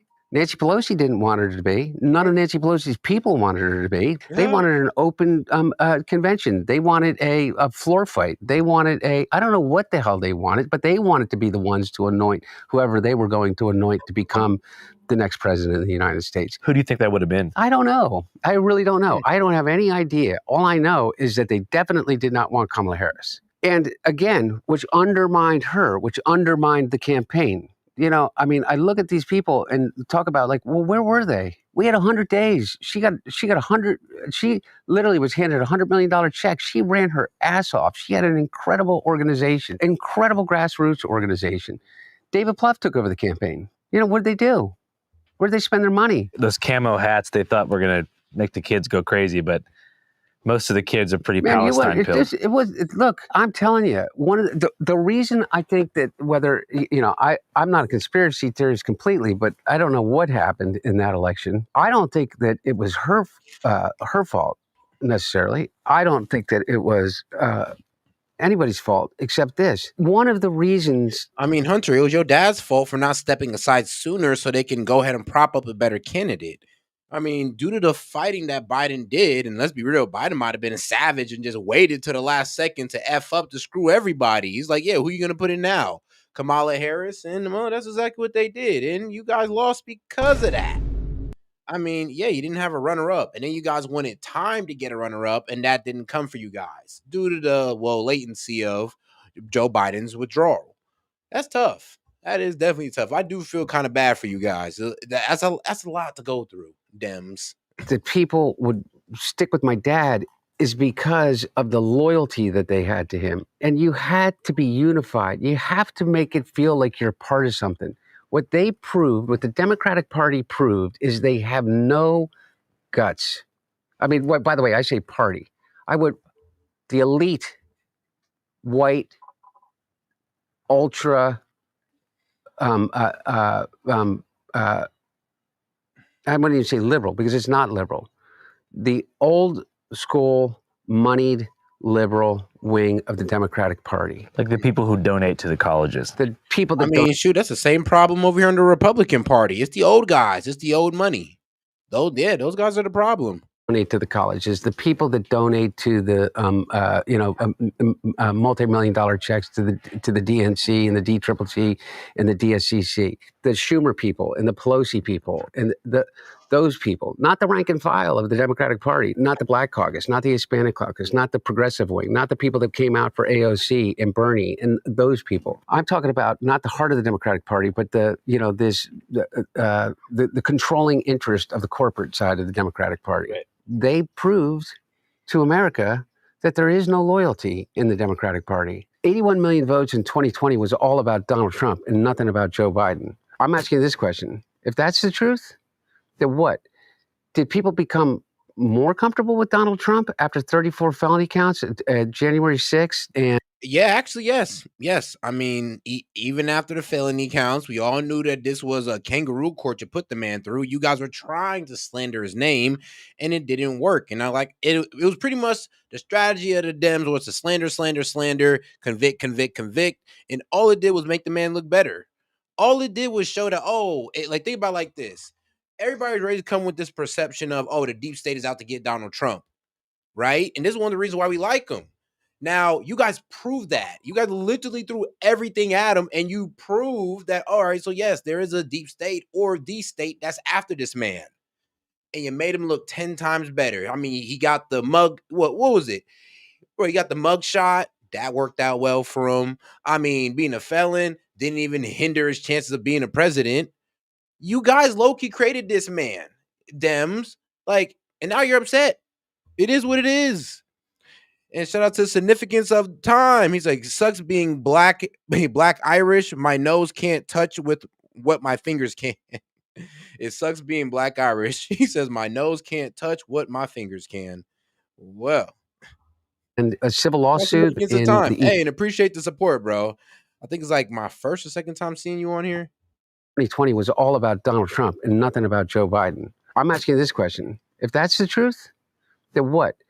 Did people become more comfortable with Donald Trump after 34 felony counts at January 6th and a civil lawsuit in the E. Jean Carroll case? I think a huge issue too, especially in my generation, was like the post. I mean, here's the thing. If you guys would have just been chilling on Trump and just like debated his ideas, debated his policy, honestly, you guys might have been able to win that. But you sensationalized him. You made him a character big. I mean, you made him a character bigger than himself.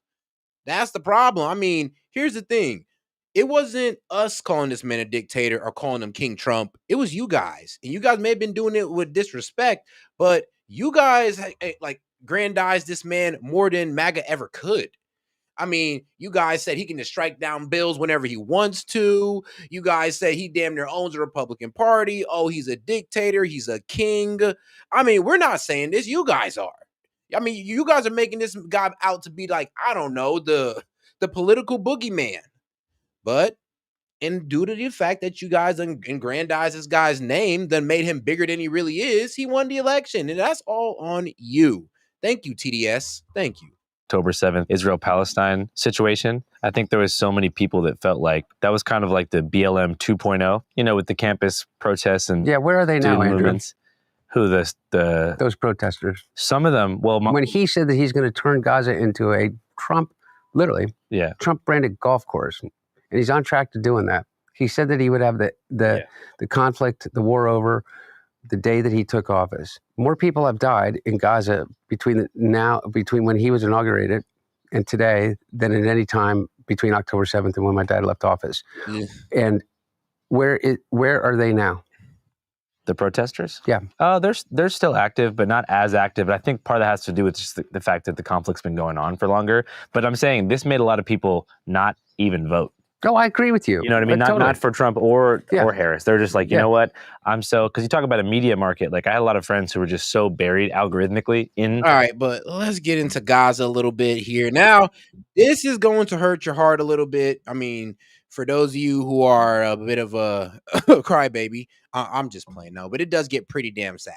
So prepare yourself. Prepare yourself. Well, Becky, we have been seeing an alarming rise in the number of children that have been dying from malnutrition, from hunger. We heard from the Ministry of Health in Gaza that they say 4 children have died, or at least 4, in the past 3 days, the youngest of them just 3 months old.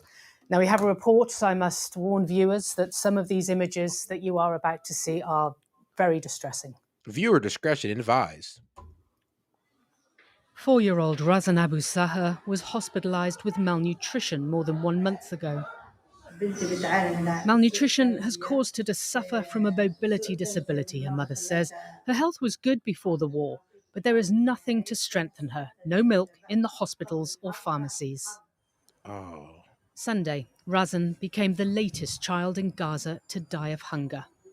Her skeletal body laid out on a slab of stone, painful proof of the famine the UN and others have long warned about. It is shocking, but should not be surprising. In the space of 24 hours, 18 deaths were caused by famine, according to the Ministry of Health in Gaza. Yasser Ahmad was waiting at this soup kitchen since 6 a.m., desperate to take something home to his family of 12. Flour is expensive, he says. Everything is expensive.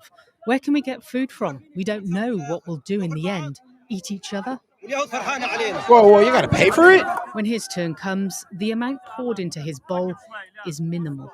Damn. He walks the 4 kilometers back home. When his wife sees how little is in the pot, she starts crying. Is this enough for 12 people, she asks? Is it enough for a woman who is 7 months pregnant? Even a 1-year-old child wouldn't be satisfied by this. Pouring the watery soup into one bowl, the family eats together. The father allows himself just 1 spoonful, leaving the rest for his children and grandchildren. After this, he says he will go to another soup kitchen, to see if he can keep starvation at bay for one more day. Israel says the military is working to allow and facilitate the transfer of humanitarian aid into Gaza, including food, adding there are trucks yet to be picked up by aid groups. The UN says Israel often denies permission to move aid or approves routes too dangerous to travel. Still. Thousands across Gaza risk their lives every day in the search for food. At least 73 people were killed Sunday by Israeli gunfire while trying to access aid, according to the Palestinian Health Ministry. The IDF says it, quote, fired warning shots in order to remove an immediate threat posed to them. I mean, it cast doubt on the death. I don't know how, I really don't understand how people are so pro-Israel and how anybody can like justify this. It really is hard. And then the people in the way they try to justify it with the human shield arguments and all that good stuff, it just doesn't stand. And there's honestly nothing you can say to justify this without sounding like a lunatic in my eyes. And that's just me. Toll. The UN says accessing aid has become a death trap. The UN World Food Programme says Gaza's hunger crisis has now reached new levels of desperation. Hospital officials say they're seeing an unprecedented number of starving citizens arriving at emergency departments, a man-made catastrophe that has been continuously warned about. No one can say they didn't see this coming. We've had a statement as well from... That is so crazy. I mean, a lady just pretty much said, I'm months pregnant, and somebody in the chat just said, she's taking food away from her children. I'm like, you see like the radical type of view you got to have to justify, kids dying and women and children starving. You see how low you got to sink? It's sad, but hey, man, this is where we at. This is where we at in the geopolitical sphere. Foreign ministers of more than 24 Western nations, including the UK, and France. I ain't mad at you for being pro-Israel or pro-Palestine. To be honest, like I said, I try to remain as unbiased as possible. But there's just two things that I'm always going to stand on, and that's just the protection of women and children, like period, point blank. And I don't care. I don't think you a man if you don't stand on that. So, but like I said, my personal opinion. Australia, Canada, it's stronger than it often is from these countries, saying that the suffering of civilians in Gaza has reached new depths. Also saying, quote, the Israeli government's denial of essential humanitarian assistance to the civilian population is unacceptable. And shout out to my man Vlad. It feels like Israel wants to have them integrate into the West. Vlad, you were being so freaking serious, but I know they do not. They do not. Bro, they just beat an American soldier to death for 3 hours straight in the West Bank. They've been pushing the Gazans or the Palestinians out of the West Bank for years. That is oh man, I wish it was true, goddamn it. I really do. But it's so not true, it's damn near funny. Oh Lord. Sometimes you gotta laugh through the ignorance though. But hey, all right. He's like, I don't think all Israelis want people to just starve. Of course they don't. Of course they don't. Just asking to discuss it. Of course, dog. I already know. I'm sorry, Vlad. But the West Bank, dog, they've completely taken over the West Bank. They're literally kicking these guys out their home. Like I said, they just beat an American Palestinian to death. 3 hours. Then try to stop the ambulance from coming and get the man. And it's still being held under investigation. I mean, they've been bombing paramedics, shooting women and children and Palestinian men just trying to get food and aid. I mean, how much can we honestly just sit here and have an excuse for these people? How long? I just want to know, like, what else we got for them? Because I'm almost impressed. Saying the number of people that have been killed while seeking aid is horrifying. Paula, thank you. And we warned you those images would be distressing, and they were, I'm afraid. The UN World Food Programme demanding shootings near aid sites in Gaza stop immediately, as you heard in Paula's report. Dozens of Palestinians were reportedly killed by Israeli fire on Sunday as the organisation tried to distribute badly needed food. Well, I spoke with the... But let's get back to that. He brought up Gaza, and yeah, let's be real. It's getting real in Gaza, and the thing is, here's the thing. You can bring up October 7th all you want, but let's be real. First off, 1,500 to 1,600 Israelis died that day. That is sad. But if we're talking about a reasonable response, then you guys have kind of went way past that. There is 50 confirmed dead, 300,000 plus confirmed missing, according to Harvard. This is not Hamas sources. This is not even real. This is Harvard pretty much telling us, yo, there's 300,000 people that is missing right now. That's probably most likely at least over 100,000 people dead already. Is that a reasonable response? I mean, they leveled half of 70% of Gaza. October 7th, when what? I mean, reasonable response though, right? I mean, like I said, hey, if that's your opinion, it's your opinion. But I ain't gonna lie though. That's a crazy way to justify the murder of women and children. That's all I'm saying.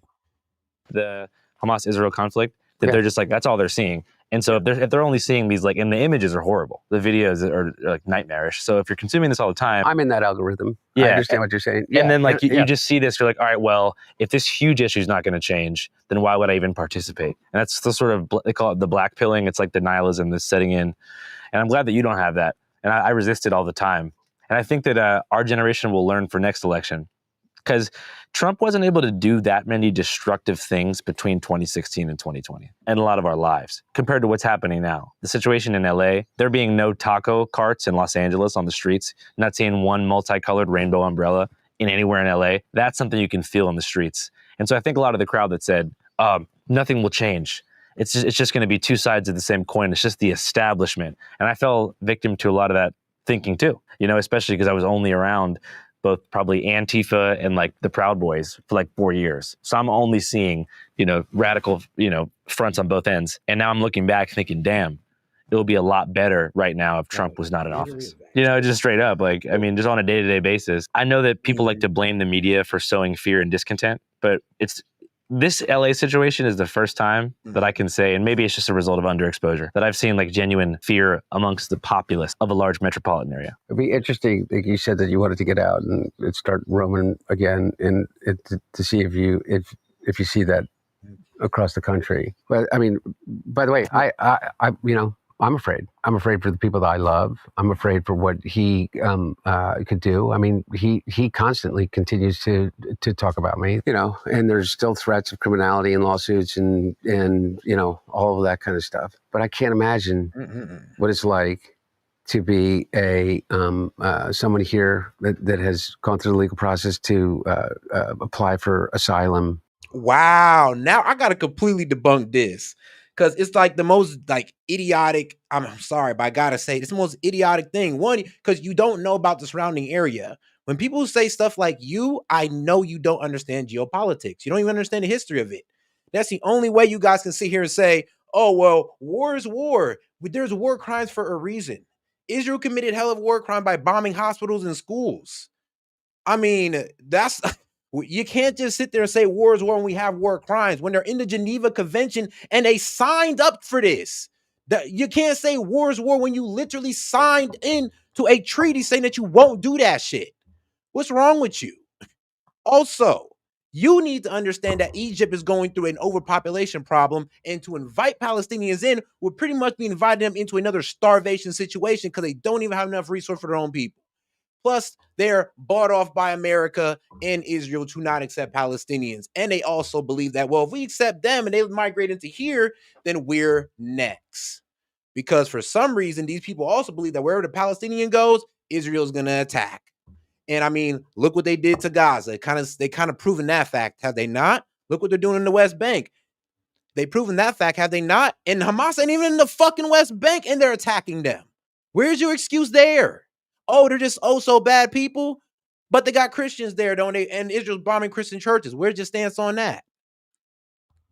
That's going to the next court case in, the Newcastle County Courthouse here, and wondering whether you're going to end up in a prison camp in El Salvador, and legitimately believe that that's a real possibility. How long do people put up with that, I guess, is the question. And friends and neighbors. One of the things that shifted the post-Reconstruction era, Dred Scott era into the civil rights movement was the Fugitive Slave Act, and watching community members literally being ripped out of their house by people in masks and hoods and taken away and never seen from again. How do you turn back the clock here?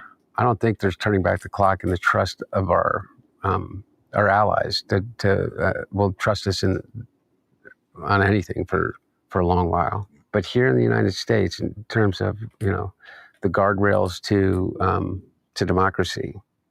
Like, what will it take? Do you think the Democratic Party's dead? No, I don't think the Democratic Party's dead. I think that there's some really incredible leaders in the Democratic Party. Wes Moore gives me incredible amount of hope. He's incredibly dynamic. He's so goddamn smart, and he's truly a genuinely decent human being. I love Governor Moore. I think that Tim Walz is an incredible leader. I think that Kamala. Vlad, if you're going to ask me a question, I mean, you might not want to start off like that. I mean, come on.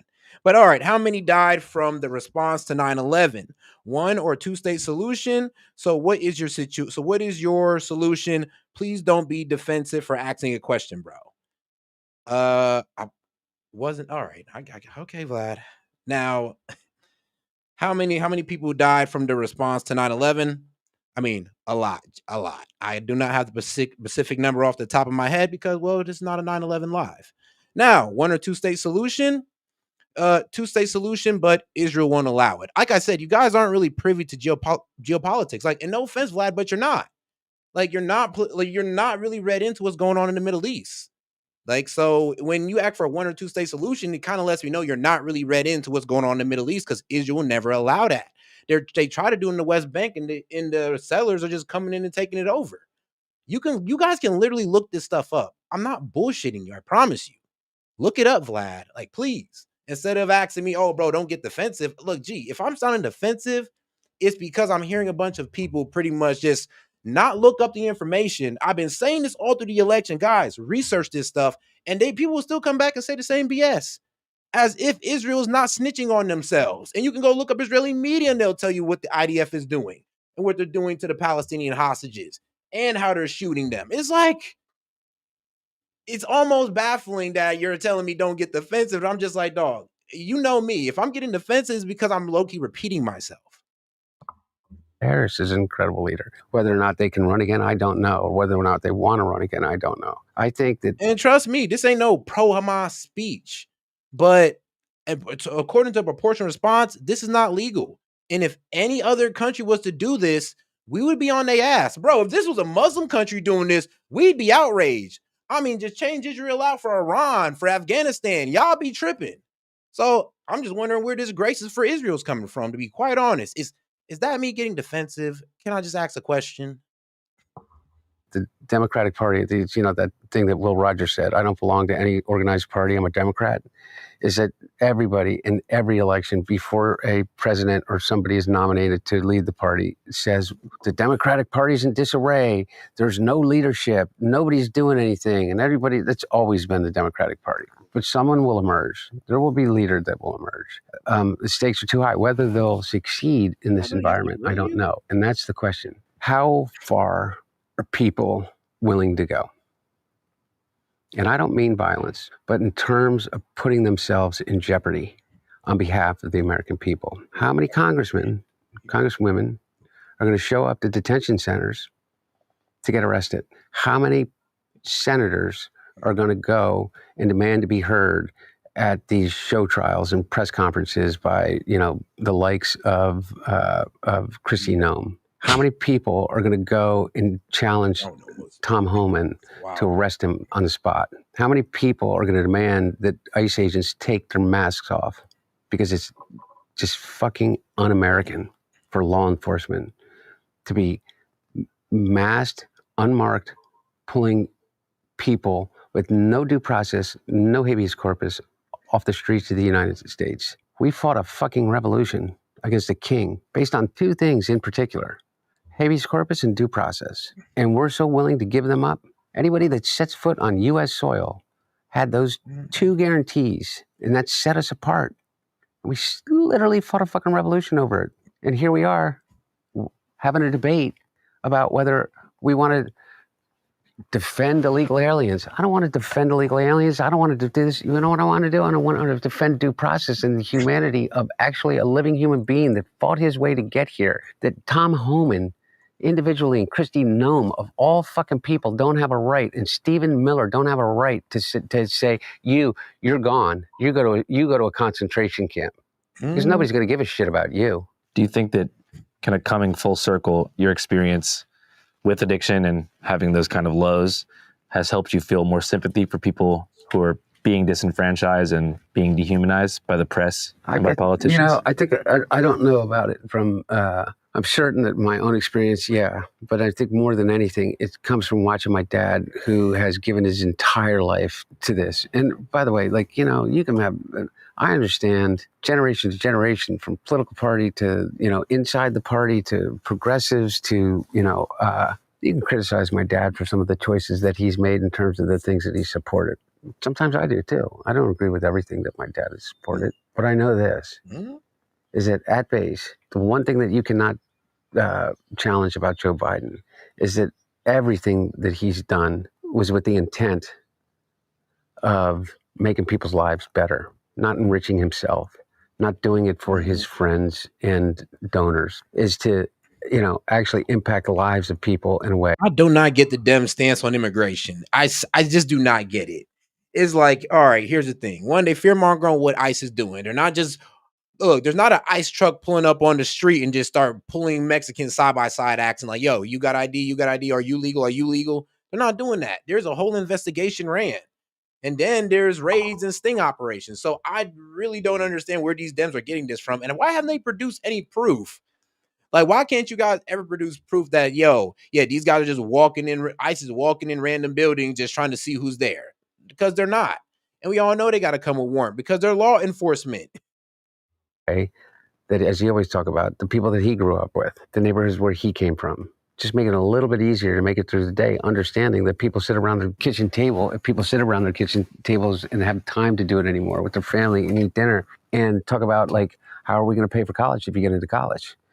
Like, more than that, how are we going to pay for groceries next week? How are we going to pay for groceries? How are we going to pay for, how are we going to pay for baby formula? That's what people are fucking worrying about.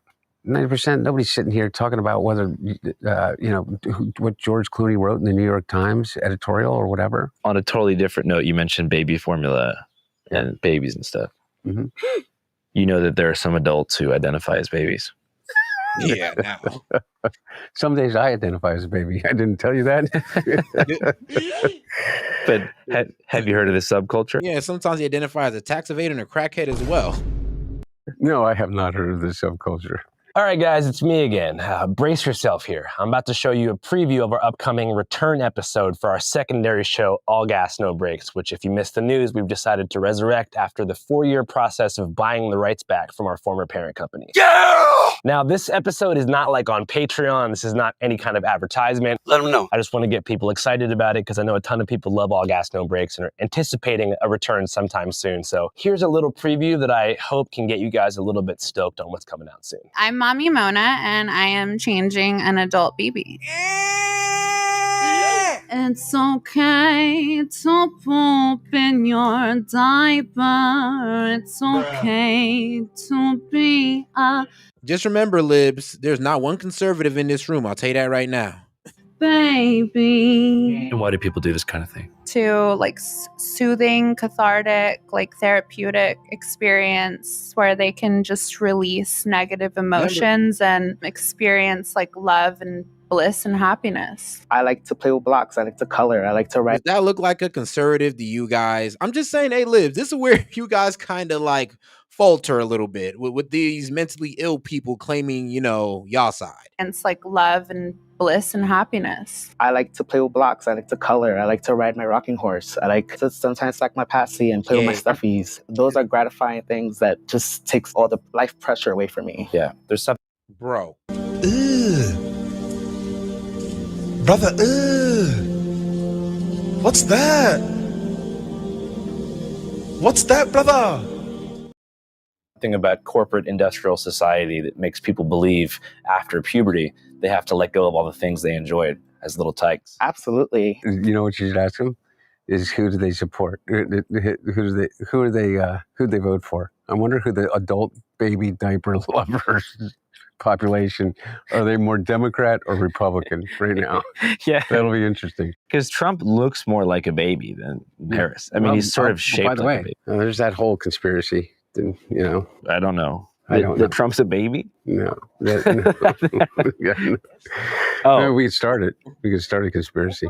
Oh, the baby. Eating the babies. No, not eating the babies. Yeah. I didn't know that one. Well, that was a big one back in 2020. Oh, was it? Yeah, adrenochrome, you know? Oh, that. Yeah, yeah. Well, really, it comes from the book Fear and Loathing. I was thinking about the diaper thing. I heard the whole diaper thing. Oh, okay. Yeah. Because eating a baby and being a baby are two different animals. One's illegal. Yeah, what? The other maybe should be. Well, some elements of the adult baby stuff I understand. Yeah. The music is comforting. Bro, only a lib. I mean, I don't even know how you can even come to understand that. I'd be like, I do not understand it. These guys are mentally ill, bro. Like, bro, take them to the mental hospital. It's over for them. It's over. Maybe they're cooked. Nursery music. Yeah. You know what I mean? You mentioned oral fixation. Oh my God, is she going to actually make me go through with this conversation about that old baby diaper fucking thing? Okay. Do you see our involvement in the Middle East as something that should be limited or increased? I definitely think it should be limited. It's really interesting is that, you know, I am a firm believer in the right of the state of Israel to exist, but I'm also a firm believer in the right of the state of Palestine to exist. Yeah. And so I sit here and I believe in a two-state solution. And I believe that in any of these conflicts, you should have been able to find that was the only obvious and potentially realistic path forward. Because on either side, you're not going to sit and allow for or condone a genocide or mass upheaval of an entire population. Somehow, Israelis and the Palestinians have to find a way to coexist, correct? And I do know this, is that if you don't start there, then you end up where he is, the current president, which is that the Palestinian population of the West Bank and Gaza have to be completely removed from the region. Right. So then the idea of a mass deportation of millions of people is the most unreasonable and unrealistic, impossible thing to even conceive of. But even if you could, where? And there's not one of the regional partners could possibly handle that. Not the Egyptians, not the Jordanians, not the Syrians, not the Lebanese, not the Saudis. There's nobody that would take that population. Do you think that's because they're concerned with their trade relationships being threatened, or they just don't want their country to become a hotbed for Israeli bombardment? Oh, I think that they don't want it to. Here's the thing. It's kind of crazy how we're trying to force people upon nations. We think that's okay. So, why doesn't Egypt take them? Why doesn't Jordan take them? I mean, why should we just force immigrants on them? I mean, if Mexico goes off into a war right now, are we just going to start accepting millions of Mexicans? Or are we going to tell these guys to fight it out? And then as the enemy tells them, see, these Mexican people are evil. Nobody wants to accept them. No, we're just letting them fight their war. And while not trying to bump up our immigration numbers. Because like I said, like places like Egypt is suffering from overpopulation already. So trying to push more people on them is out of the question. Jordan, I'll be real with you. They could take them in, but they don't want to because, well, they're paid off by Israel and the United States. So it is what it is. It is what it is for the Palestinians at this point. Become a hotbed for poverty unrest. I think that they look at the lesson of Lebanon, in which the Palestinian refugees settled in Beirut, and Beirut has never been the same, and Lebanon has never been the same. It's completely collapsed. It collapsed, by the way, because of pressure from the Israelis, because of pressure from regional partners, because of pressure from internally, because of the political pressure, because of the Shia-Sunni split. And then you have this situation in which nobody wants the Palestinians, but everybody wants to protect the Palestinians, but nobody wants to take the Palestinians. And they don't want to move. It's their home. Yeah. So I mean, just telling them to move up off their home and just leave, or else, or just or you're okay with seeing them all die is like, I mean, that's wild. That's wild. And there is a lot of countries that don't want to take them in because they understand that they're fighting for their country. And then you also got to understand that this is a protection of their land as they see it. So like I said, it's not about these people being evil. It's just about them standing up for their land. And I mean, you can agree or disagree all you want, but trying to call these people evil for something that you would do yourself is hilarious, actually. Like, funny. And the same as this. If you're an Israeli and just a citizen, not a part of this government, not a supporter of Netanyahu, you are somebody that is sitting there and you watch what they did on October 7th and you go, how the fuck can I possibly live this way? How can anybody live this way? How can you live this way without eradicating the threat? And that's humanity. I know that there's no way about talking about this without really offending so many people. Yeah, it's what I call a can't win topic. There is no Yeah. win in the topic other than to say this. I mean, it's hard to really talk about the topic because it's like this. It's like, even if you come from a, position like mine of, the women and children, there are literally people out there who's like, well, fuck them, let them die. And they find every reason in their heart to think that's okay. And I'm like, well, it is what it is. I ain't mad at you for having that opinion. But I'll tell you this, though. You can't care about the Epstein files and not care about the Gazas. I don't get it. I thought we cared about kids getting hurt. But, if they're Muslim, who gives a damn, right? Right. It's just it's a lose-lose topic, because I'll be real with you. Me being conservative, since I talk about this, I lose a lot of conservative viewers. Now, I don't really care, and I'll tell you why, because I'm not going to shut up for nobody. I'm not. And I don't care that you don't like what I'm talking about when it comes to this situation. Deal with it. This is my opinion. If you want to argue it or debate it with me, I'll be happy to have you on and we can debate this. But don't just sit there and cry in the chat. only one way forward, and the only way forward is a two-state solution and a diplomatic solution. Bombing the shit out of whatever remains of Hamas in Gaza and turning it into a golf course, like Donald Trump said, is not going to work. No matter what, unless you literally kill every single person that inhabits Gaza right now. Yep. You would have it. Wow, I said the same thing. I'm like, bro, they're not going to move out. And then the rhetoric of, oh, well, these other neighboring, why don't they take them in? Why should they have to? Like, would you be okay if some country was trying to force people into your nation? No, you wouldn't. So it's like, it's kind of crazy how we're trying to force this upon other Muslim countries. Why? Why? What? Because they're Muslim, we just don't respect their immigration policies or their borders? Just fuck them? Like, that's what I'm saying. That argument don't even make sense when you really think about it. A generation upon generation that would justifiably haunt Israel and haunt the United States and haunt the any of its any of the Western allies. 9/11 every weekend. Yeah, and why people can't understand that. Same goes for Iran. The Iranian people, the Persian population, that is not a part, which is the vast majority, adherence to the Ayatollah and or a supporter of the dictatorial government that rules Iran right now. They don't support their government. But I tell you what, they also don't support. They don't support being bombed to the fucking Stone Ages by the United States and Israel to rid them of the leadership that they have not risen up to rid themselves of. It seems to me that's up to them.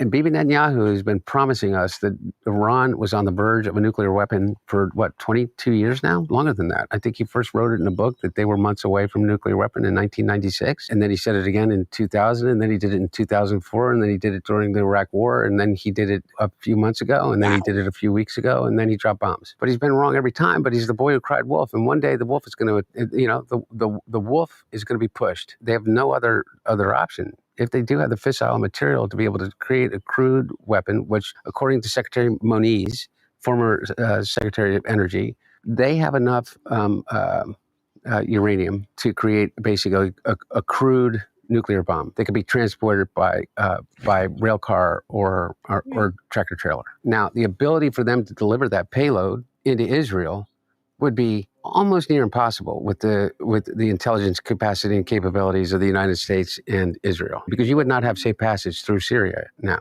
without Assad. So even if they could do it, their ability to deliver it is almost zero. Does anybody think that Bibi Netanyahu is not doing this to save his own ass so that he doesn't end up in jail? Because he has a favorability rating inside of Israel of about 22%, that the Knesset is completely in disarray. Look, here's a real question I have, and it's got me in trouble, not to relate to anybody but Bibi Netanyahu. If the Mossad had the plans for the October 7th attack a year before it occurred, why were you not prepared? Why did you not have soldiers in the southern part of Israel where the attacks occurred for like up to 7 to 12 hours? Maybe the same reason they didn't capture Osama after the Kenya bombings. Maybe. But I don't know the answer to that. But no one has been able to actually ask that question in earnest, because we have still been in the fog of war, because we've maintained the fog of war. I don't know if you've read Tom Friedman. I think it's probably the most prescient thing that's been written about this in at least many months. Tom Friedman wrote a thing, is that the worst thing that's happened to the people, the Jewish people, is the Israeli government. Jewish people globally. The threats to their lives, the anti-Semitism I that mean, it has. bro, there's Jewish people who really don't support this. Like, they even see the atrocities in this. So it's kind of crazy how we got people out here who support it. And I'm like, guys, the people in Israel don't even support what's going on. How are you doing? How are you bringing yourself to it is what I'm wondering. Generated the implication that if you are a I mean, Jew, we got IDF soldiers dropping their guns coming out to the news snitching. They not even okay with what they doing, but you guys are okay with it. that you support Netanyahu. By the way, not Astounding. It's Israel, astounding, not man. It the really right of is. Israel to exist. Not that you aren't a Zionist, as my father is a Zionist. Not that you do not believe that Israel and the state of Israel is sacred, but that you are associated, almost implicated with the horrific acts of Bibi Netanyahu, of a man who last night went on TV and said about the awful sacrifices that he's had to go to because his son has had to cancel his scheduled wedding twice now. He said that on TV? On TV. And then said, and his wife has gone through so much pain because she's had to put her life on hold these last 2 years since October. Nah, Israel ain't evil. This man is evil. This man and his party, the whole Likud, extreme right, Talmudic Jew party, like this guy right, yeah, that's evil. Israelis, great people. Bibi Netanyahu cabinet, I mean, diabolical. 7. And he hadn't said one fucking thing about how many people that are still hostages that he refuses to negotiate for. That 100. That to me is a monster. And I support Israel. And I definitely support my Jewish wife and my Jewish son. And I believe in the right of the state of Israel to exist in peace and prosperity. How do we talk about it without offending everyone? And I think my dad tried his hardest to be able to figure that out. The people that you said that stood up and, would just felt despondent because they didn't think that anything has changed. At least my dad was saying over and over again, the only solution is a two-state solution. We must find the answer to the two-state solution. Yeah. But I mean, the problem is, though, I mean, if that was Joe Biden's plan, then I commend him for that. But I'm pretty sure he was running his head through a wall trying to get Israel to get to that. Because it kind of seems every time that we try to get a two-state solution, Israel kind of just, well, they fuck it up. I mean, they F it up completely. And the problem is they blame it on the Palestinians when, no, it's really the Israeli government that don't want a two-state solution. And every time we try to get to one, they kind of see their way out of it. It's amazing how they do it, but hey, it is what it is. Now, let's go ahead and get into, Iran's, I think it was Iran's foreign minister, and he was on Fox News. So this ain't going to be no, hey, look, guys, this ain't going to be no softball interview like he's been getting lately. So let's get right into it. Shout out Brett Bear. Bear? We'll see. Mr. Foreign Minister, we appreciate the time. My pleasure.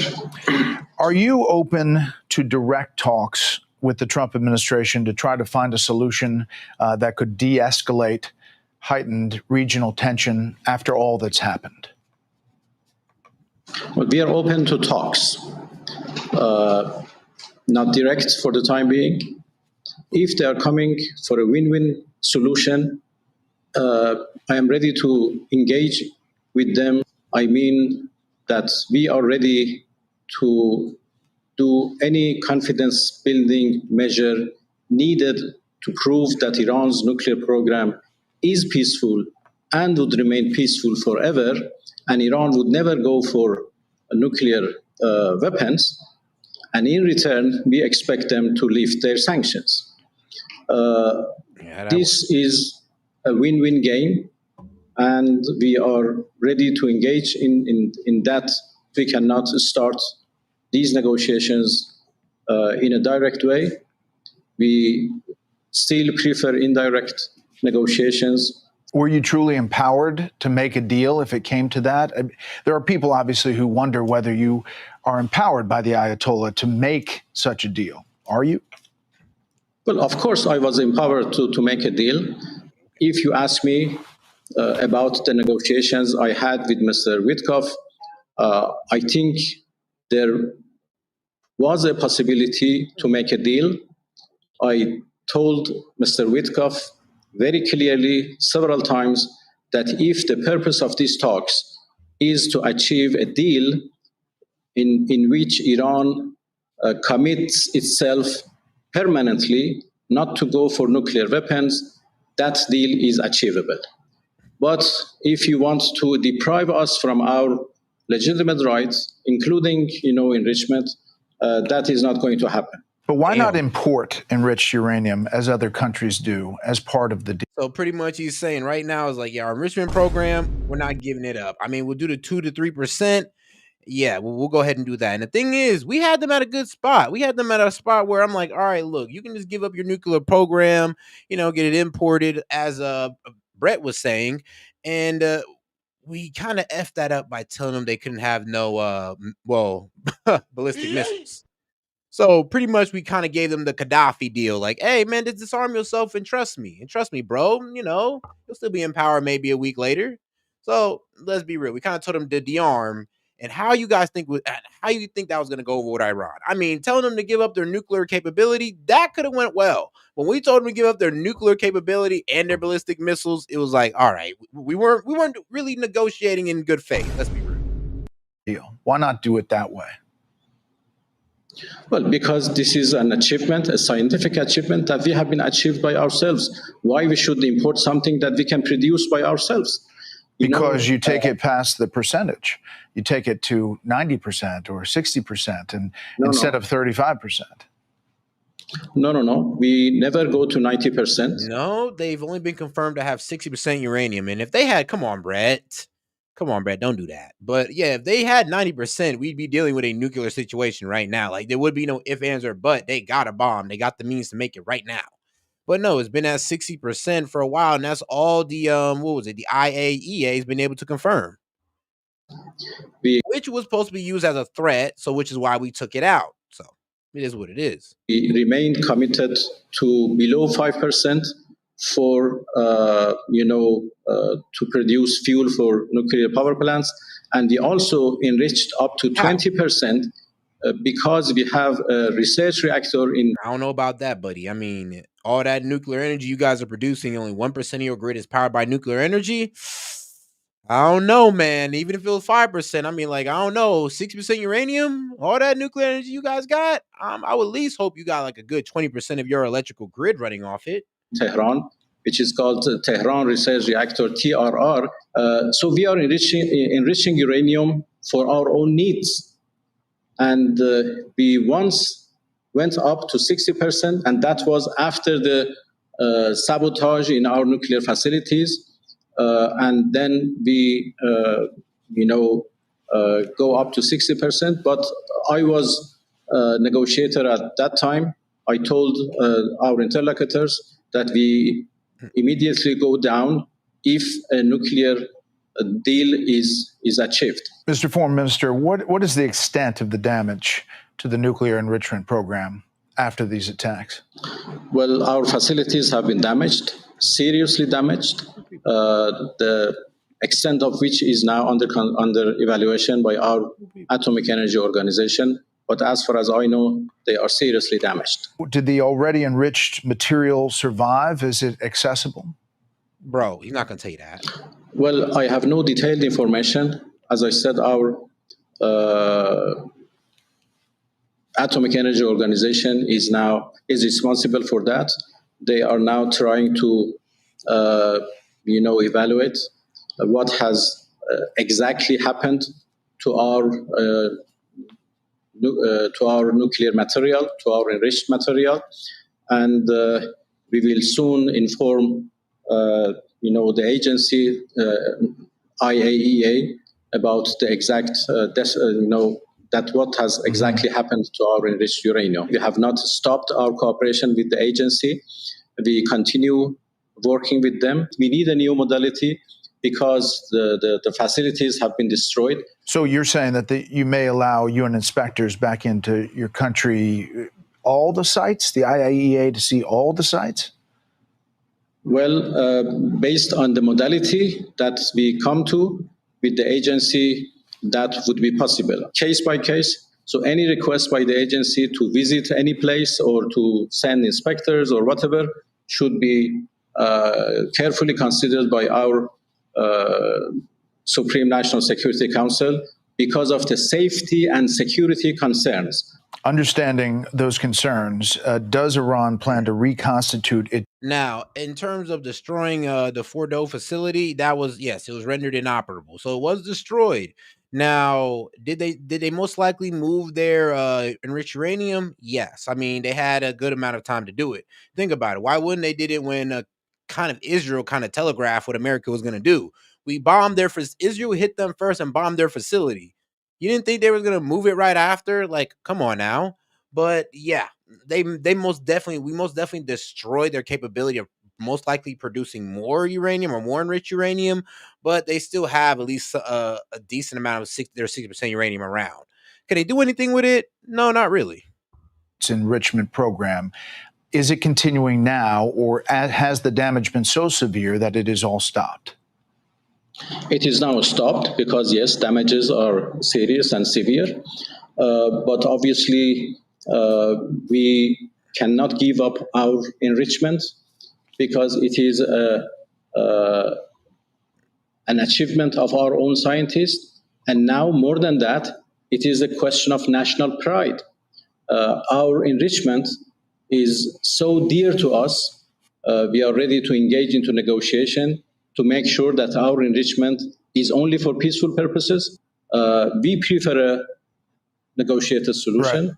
We are not ready to give up something which is now a matter of dignity for the Iranian people, a matter of national pride. Mm-hmm. So rest assured that we want to continue our enrichment, but of course we prefer a negotiated solution for that. Mr. Minister, with all due respect, obviously it's... So yeah, and this is why a lot of people say that Israel kind of lost, or America lost the situation, because they still have their enrichment. I mean, they still have their enriched uranium, but they do not have their facilities no more. So I'm not really sure how they see that as a win, but hey, that's a win for them. I mean, two, there is no regime change, and the Ayatollah is still alive, and that's what Israel wanted the most, was a regime change. And three, well, the Iranian people are now more united more than ever, because now the main enemy is America and Israel, even the liberals and the conservatives. So the ones who want you to wear a hijab and the ones that want you to be unveiled are now teaming up because it's, well, F America and F Israel. It's not just the U.S. and Israel, but other world leaders who have concerns about the enrichment program. Why would you need to put it a half mile under a mountain facility to protect it if it was a completely peaceful program? That's just some of the thoughts about it. Secondly, President Trump has said he would not hesitate to launch more strikes if Iran tries to rebuild its enrichment program. So what's your response to President Trump? Because of the constant threats by Israelis, by the United States in the past, we had no way but to protect our facilities and to protect our material and protect our scientists. So my message to the United States is that let's go for a negotiated solution for Iran's nuclear program. And we did that in the past, in 2015, after 2.5 years of negotiation, in which I was a negotiator myself. We came to that solution.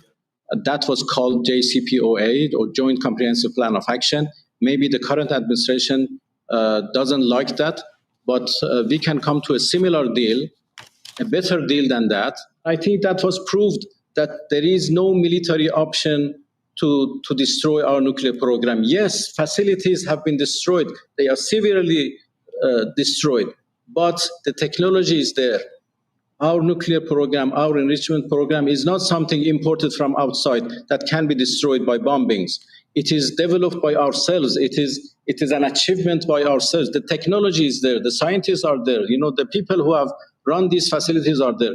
Buildings can be rebuilt. Facilities can be rebuilt.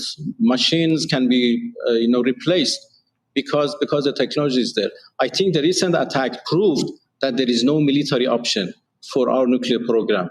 But I tell you, there is a negotiated solution for our nuclear program. We have done it once in the past. We are ready to do it once again. Hey, Sean Hannity here. So no military option. But then, I mean, He said there's no military option for their nukes. You know, a lot of people make that case. Like, oh, they don't have the bombers to carry it. They don't got the missiles to carry it. I mean, think about it. We don't even want them having a space program to make intercontinental ballistic missiles. So I guess he has a point on that one. Means Welcome back to delivery is Special not Report. there. Continuing our interview now with the Iranian Foreign Minister, Abbas Araghchi. How would you describe the state of Iran's missile program? You know, hundreds were used during the war with Israel, many destroyed. How would you describe the state of that?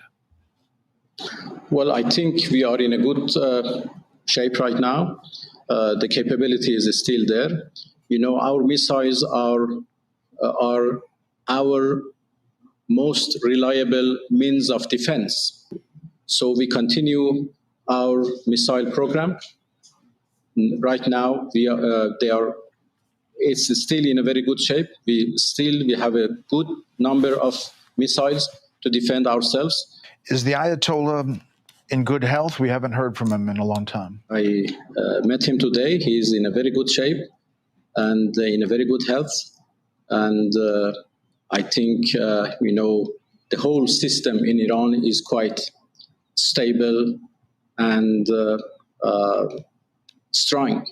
Mr. Minister, is Iran currently trying to assassinate President Trump, former Secretary of State Mike Pompeo, former Ambassador John Bolton, and other Trump administration officials in the wake of the death of Qasem Soleimani?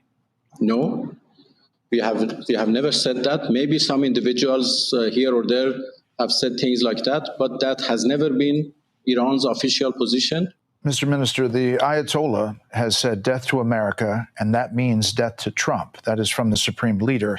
The New York Post had the Iranian fatwa crowdfunding effort, claims to have raised $40 million for bounty on President Trump's head. The campaign, organized by a group known as the Blood Covenant, comes after multiple Iranian clerics issued fatwas or death warrants against Trump. So you can see why the administration is looking at some of these signals, saying that you are doing that. No, I think they are all propagandas. You know, we have always said, the Supreme Leader and other officials in Iran have always said that death to America is in fact death to the, hegemonic policies of the United States, not to the people of United States. I mean, well, the Iranian president look, almost every Iranian, even I've heard speak on this, always say, it's not death to the American people, the president, or any politician. Is pretty much death to what you guys are doing in the Middle East. Yes, that's really what it is. It's death to us destabilizing other countries, starting proxy wars, hyping up Israel or propping up Israel. Yeah, that's what the death to America is for. And this is what he's saying. Now, I know how the conservatives feel. You guys are going, nope, they're talking about Trump. They're talking about us. They want death to us set. You don't know what you're talking about. And I get where you're coming from with that. I honestly do. Yes, there are some perhaps radicals, persons or groups here and there in different places, inside, outside of Iran, who may say something like what you said, but that has never been our policy, and they will never be in our policy in the future. This is not our policy to kill anybody outside Iran, let alone the president of another country. With all due respect, you're supplying arms and drones and missiles to Hezbollah, Hamas, and the Houthis. The Houthis are firing on U.S. and international ships. Obviously, the actions of Hamas and Hezbollah, no matter what you say their motivation is, are causing death. And efforts like that, and you're supporting all of those groups, your proxies. Well, I'm not going to compare, but this what you said is exactly what Americans and Israelis are doing. Yeah, I know, right? I mean, like when they say, well, you're proxying war. I mean, is that the pot called the kettle black? I mean, bro, that's what we doing this right now in Ukraine. Oh man, we passing out judgment like crazy. I mean, we be proxy warring it, bro. You know how much people of these extreme Muslim radicals that we supported. I mean, Al Qaeda. Now we're on the side of the Syrian guys. Now it's like, bro, let's be real. We blame them for proxying their partners. I mean, what about us? I mean, is it wrong to help out your partners, guys? I mean, look, like, come on. It's like us helping out NATO and people bitching at us for that. The United States have supported Israel with all kinds of weapons, sophisticated weapons, to kill people in Palestine, in Gaza, in the West Bank, in Lebanon, in Syria, now in Iran, and in Yemen. We believe that those freedom fighters, let me say, Hamas, Hezbollah, Houthis, they are fighting for a just cause, and we have always supported them politically and in other ways, because we think that they are, as I said, fighting for something absolutely legitimate. So pretty much he's saying we're pretty much helping Lebanon fight because it's against the Israelis. We're helping Hamas fight because it's against the Israelis, and anything that's pretty much going against America's will and their power structure in the Middle East, they're willing to support. Just like anybody who's willing to go against Iran or any of Iran's allies, we're willing to support. Fair is fair, but we're winning. Even if that fighting, in their words, is about wiping Israel off the face of the map. Well, if we have never said that. They have. Well, that is up to them. They are fighting for their own homeland, so they may say anything. But this has not. I mean, that is true. Israel is invading them. I mean, they've already taken parts of their land. You know, Israel's taken parts of Syria. They've expanded their borders and taken parts of these people's land, right? And then, you know, they kind of spin it to you, oh, they're Muslims or radicals. That's why they're attacking Israel. No, Israel actually intruded on their land, attacked them, killed innocent civilians, and still occupy parts of their country today. But they're radical Muslims, Set. You don't understand. I mean, all right. If you're a radical Muslim for protecting your land, then, I mean, damn. I guess the whole United States military is a bunch of Islamists then, huh? This has never been Iran's policy to wipe out Israel from the map. Do you plan to continue to support Hamas, Hezbollah, the Houthis? We continue to support them as long as they are supporting for their cause, for their justified demands. But those are not justified demands, Mr. Minister. Annihilating Israel, wiping them off the face of the earth. That's what their pledge is.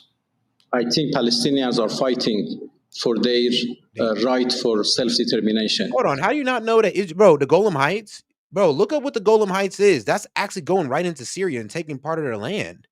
Like, bro, that's what I'm saying. You guys don't know enough about geopolitics and what Israel's actually been doing. Like, yeah, they have. They most definitely have. That's the reason why these countries are agitated with them. It's not because they're Muslims. But, I mean, that's what mainstream media is feeding to you guys, or that's what Fox is feeding y'all, so y'all believe it. And that's cool. Israel has made out of occupation, occupation of Palestinians' lands, out of the massacre of Palestinians in their homelands. Let me wrap up with this, and we really appreciate the time and you coming on to talk about this. The message you've sent here is that you think a negotiated settlement is possible. You're sending a message of peace, you say, in your words. But the stopping enrichment inside Iran is a non-starter. It is a red line for Iran. Is that what you're communicating today? If the goal is to make sure that Iran will never have nuclear weapons, that is achievable. But if the goal is to deprive Iran from its rights, including the right of enrichment, I think we have difficulty. Enrichment is now stopped because our facilities have been under attacks. But any settlement for Iran's nuclear program should include enrichment in the future, because that is our right. We can never give it up. And if the deal included something about a reduction in missile production or a reduction in funding for terrorist proxies who you call freedom fighters, could that be also part of a deal? Well, on our missiles, as I said, that is our most reliable means of defense. How we can disarm ourselves? Who can accept any deal like that? So let me educate y'all on something real quick, because I don't think you guys know about the Golan Heights. This is the Golan Heights. When I say here's Israel. This is Israel all over here, right? Let me go ahead and speak. This is Israel. This is the Golan Heights. people in Israel live over here in the Golan Heights. Actually, Israel's financial minister lives over here in the Golan Heights, right on Syria's occupied land. Right on Syria. This used to be Syria, guys, and now it is Israel. This is Israel's original land down here, and this is the Golan Heights that, well, I guess you guys are finding out for today. That's actually used to be a part of Syria that they're occupying. I mean, they've done other things too, but I mean, hey, at least you know though, right? And this comes from the BBC News. I mean, I could bring you up other articles if you want more like right-leaning publication, but I believe this map should be enough. Should be. All right, Al, let's get right back to it. We will never disarm ourselves, but I can tell you that our missiles have deterrent nature. They are for defense. They are not for offense. And also, I can assure you that Iran's missiles would never have a nuclear warhead. That is for sure. And lastly, can you envision a time where you would have direct talks with either President Trump or the Trump administration? So now you... Well, not for the time being, but maybe in the future. Everything depends if the United States is ready to deal with Iran on an equal footing, on mutual respect, and based on mutual interests. We are ready to continue on other subjects. But unfortunately, the JCPOA or the previous deal didn't become a successful story, didn't become a successful experience for us. Bro, come on now. Come on. Who was the aggressor? It was Israel. That's the craziest part. They frame it to you as if it was the Lebanese, but it wasn't. And then I just said that, hey, yo, Israel took land, and you guys sat there and told me, no, they didn't. No, they didn't, Set. I show you on BBC, and now you're telling me, oh, well, this was the 6-Day War. No, well, this was that. It's like, bro, what's going on here, guys? That's why I timed out old dude, because I'm like, bro, y'all just literally sat here in my face and told me, no, Set, that's not real. They didn't do that. But I show you, and now what? I mean, you see where you guys sound a little bit unreasonable at certain times. Like, oh, okay. Shut up, Lassie. The Golan Heights was a 6-day war. Who was the aggressor there? Israel. And this is why we are very skeptical with Americans right now. This is why we are not ready to engage with them directly.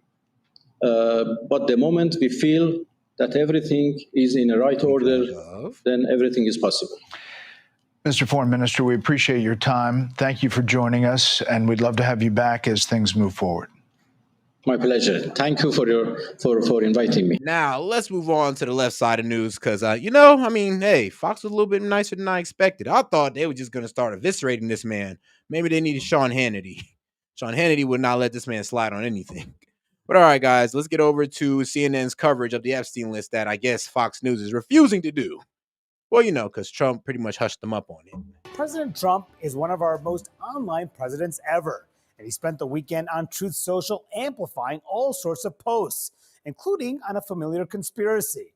No, not the Jeffrey Epstein files, and that's the story, of course, that has driven the news for weeks, but much safer political terrain for his base. There was the Russia investigation, former President Barack Obama, and alleging corruption in that White House. Is it a strategy or just the president's weekend musings? Well, we have CNN's Kristen Holmes here to break that down for us. So Kristen, what were you hearing from inside the White House this weekend?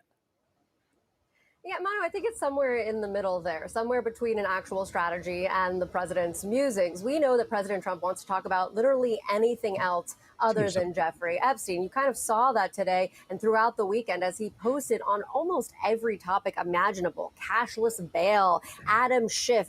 Actually, so funny. I mean, we couldn't get the Epstein list. I mean, the Epstein files released, but we did get the MLK documents. I mean, we got something, right? We got the MLK documents.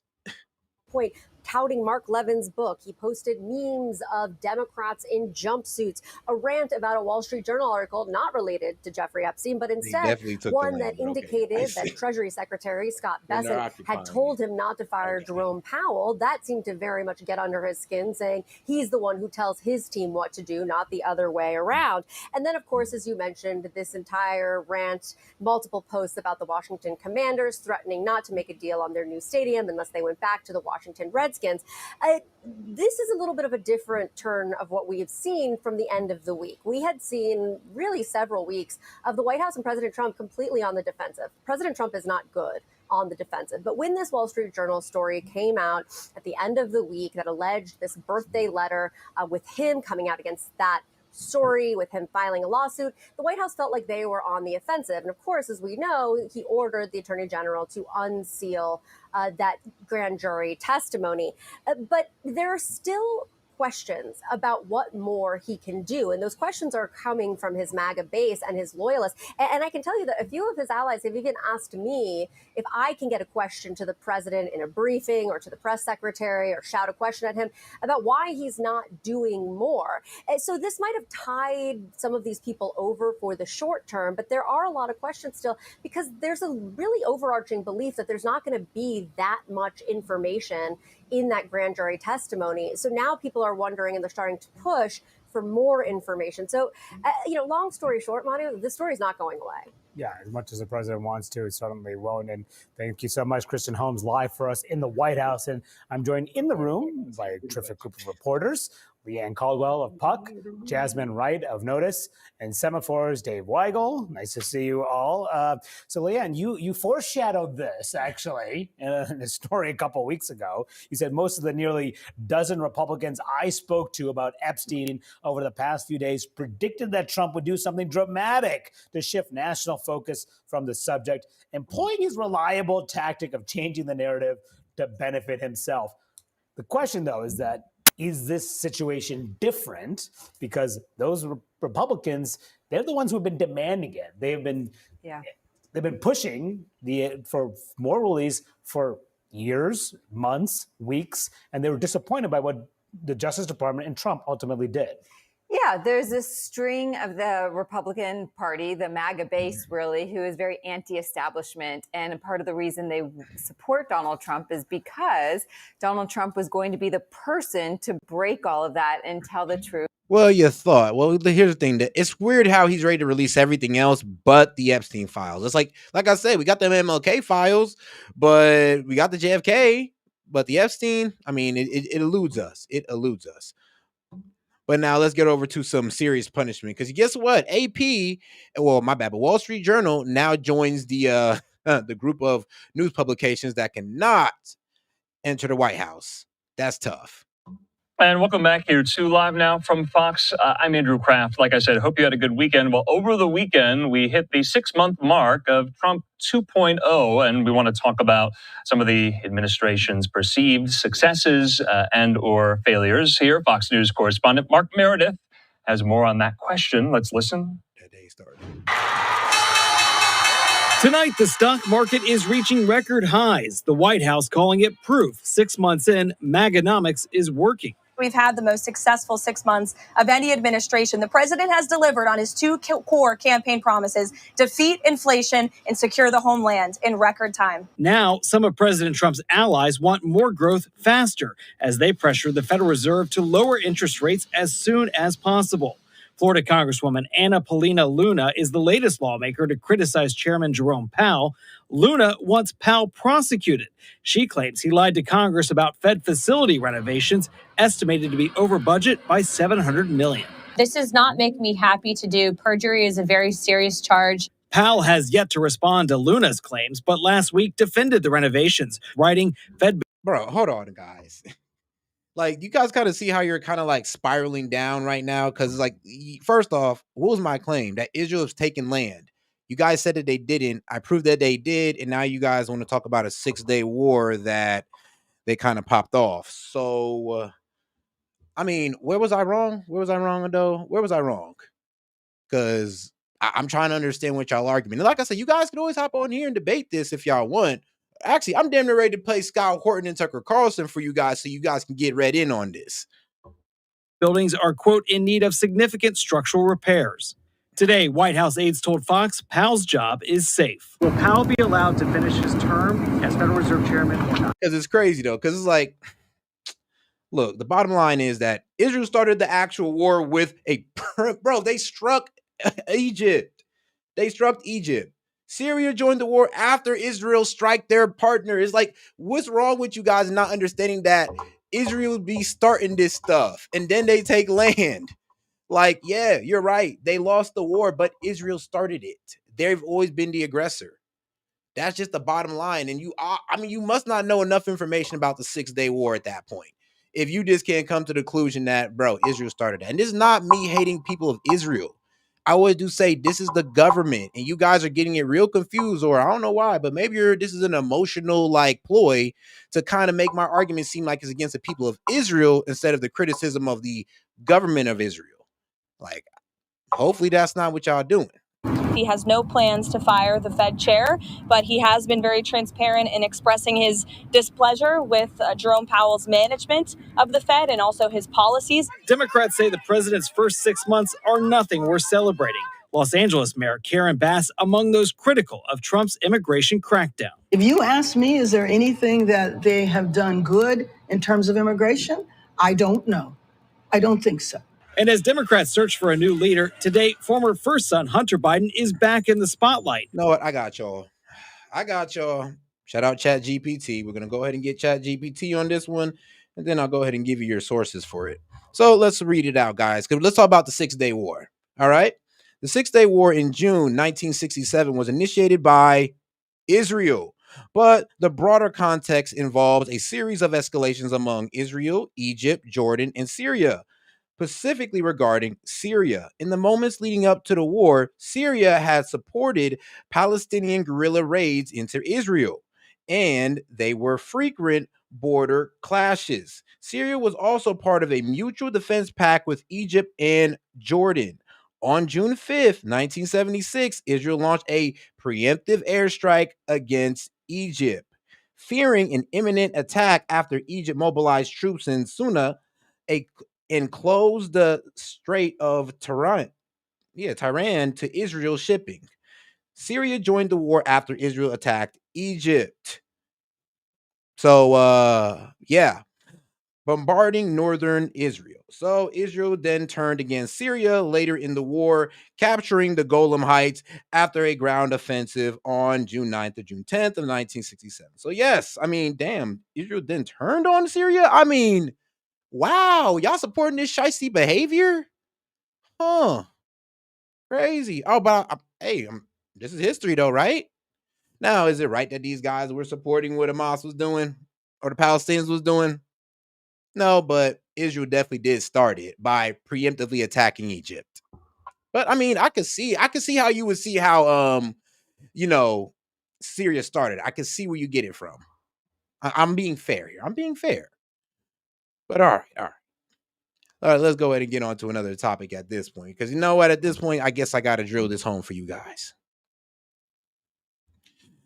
He said distorted. Hey, if y'all don't want to hear the truth, that's perfectly fine. But I'm being fair. You guys tell me something, I look it up. I pretty much told you what it was, double checked it. But that's you, G. That's you. But let's go ahead and let's listen to my man Scott Horton at this point. I'm just gonna close out on this guy. Because it's kind of crazy how you guys do not know that much about. Well, it's funny. It's crazy how the liberals actually got this topic more on hold than conservatives do. I will admit that.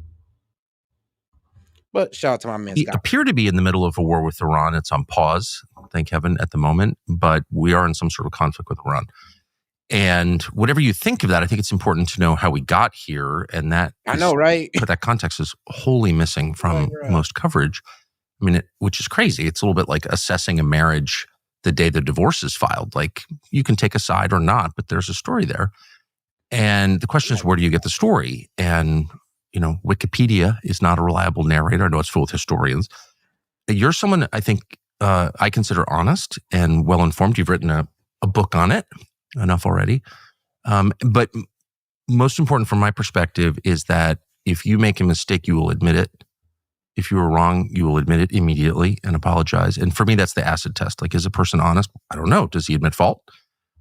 And you do. So people can assess what they think of the story you're about to tell. This is not a conversation for everyone. This is a conversation for people who are interested in knowing the backstory, how we got here. And so with that, I will just ask you to start wherever you think the story begins. How did we get into a war with Iran?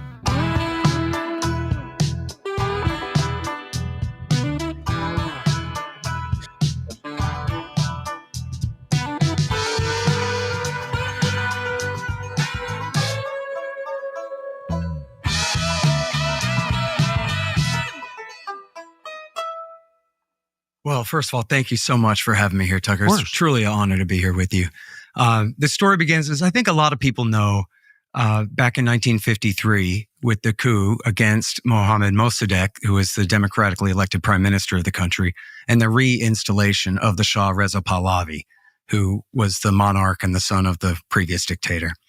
And there's actually a really great CIA history of that, declassified history of that by a guy named Donald Wilbur, where this is where they coined the phrase blowback. And he says, you know, agents should be aware of the danger of blowback coming down the line when we do projects like this. And so then in CIA... This is an internal history written by CIA for CIA? Right. And later published by James Risen at the New York Times. Huh. And so as there's a former CIA analyst named Chalmers Johnson who turned a great opponent of empire in his later years after the Cold War. But he explained, he had been a professor at USC and a contract analyst for CIA.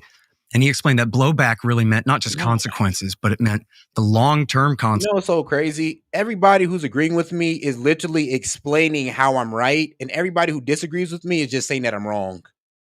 Like, y'all notice that? Anybody else notice that in the chat? Like, everybody who disagrees with me just say I'm wrong with no explanation, with no rebuttal or anything to what I said on how Israel started with a preemptive strike on Egypt. All you got to say, oh, is you're wrong. You need to read history. But the guys who agree with me is literally explaining it of how I'm right. It kind of shows, come on, guys, tell me how I'm wrong. I'm an open-minded guy. Just let me know. Instead of just trying to say I'm wrong or I hate Israel. Like, I thought we were smarter than that, or at least be a little bit more engaging. Consequences of secret foreign policies. So when they come due, the American public at large is unaware of the true causes and are then left open or susceptible to misleading interpretations of what's happening. So then the Iranian Revolution in 1979 is the perfect example of that. If you ask people of that generation who were around then, all they remember is Iranians chanting death to America and burning American flags. Exactly. These people hate us. I just met a guy one day who explained, well, the Bin Ladenites, they have all these complicated reasons for hating us. But the Iranians, they just hate us because I remember them burning our flag. Yes, I do too. And it was infuriating. Right. And that's upsetting. But that's the beginning of the story for most people there, even if they go back. But that was actually 26 years after America had installed a dictator to rule over those people. And in fact, when Nixon started getting us out of Vietnam, he realized he needed to bribe the military-industrial complex in another way. And so he started putting pressure on the Shah to increase weapons purchases from the United States, which he really couldn't afford and helped to undermine his rule. This is where the Iranians got their F-4s and F-14s from, was from Nixon and Ford during that time. And then there's a famous clip. His military spending, of course, was in decline as we withdrew from Vietnam. Right. And so they needed to keep the big companies on the dole, right? Keep them happy. And so the military-industrial complex firms. And so this was one of the ways that they did it. But the Shah couldn't really afford it. And it really helped to undermine his rule in the country, which is a very poor country. And he's buying all this first world military equipment on the taxpayers' dime there. And there's a clip of Jimmy Carter toasting the Shah at his birthday and calling him Your Majesty and saying, the stability of your country is a testament to your people's love for your rule over them. And people can find that on YouTube. And this is just months before the revolution breaks out.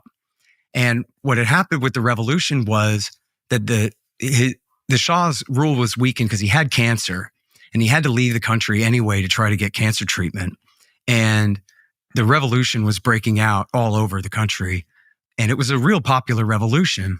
And now I remembered this, and I actually remembered it wrong. I thought I remembered the Ayatollah walking up the stairs. I couldn't find that footage, but I did find footage of the Ayatollah on the plane on the way back to Iran from Paris, France. Oh, yeah. And he's being interviewed by Peter Jennings, Yeah. who's asking him, so how do you feel about your triumphant return to Iran right now? And this kind of thing.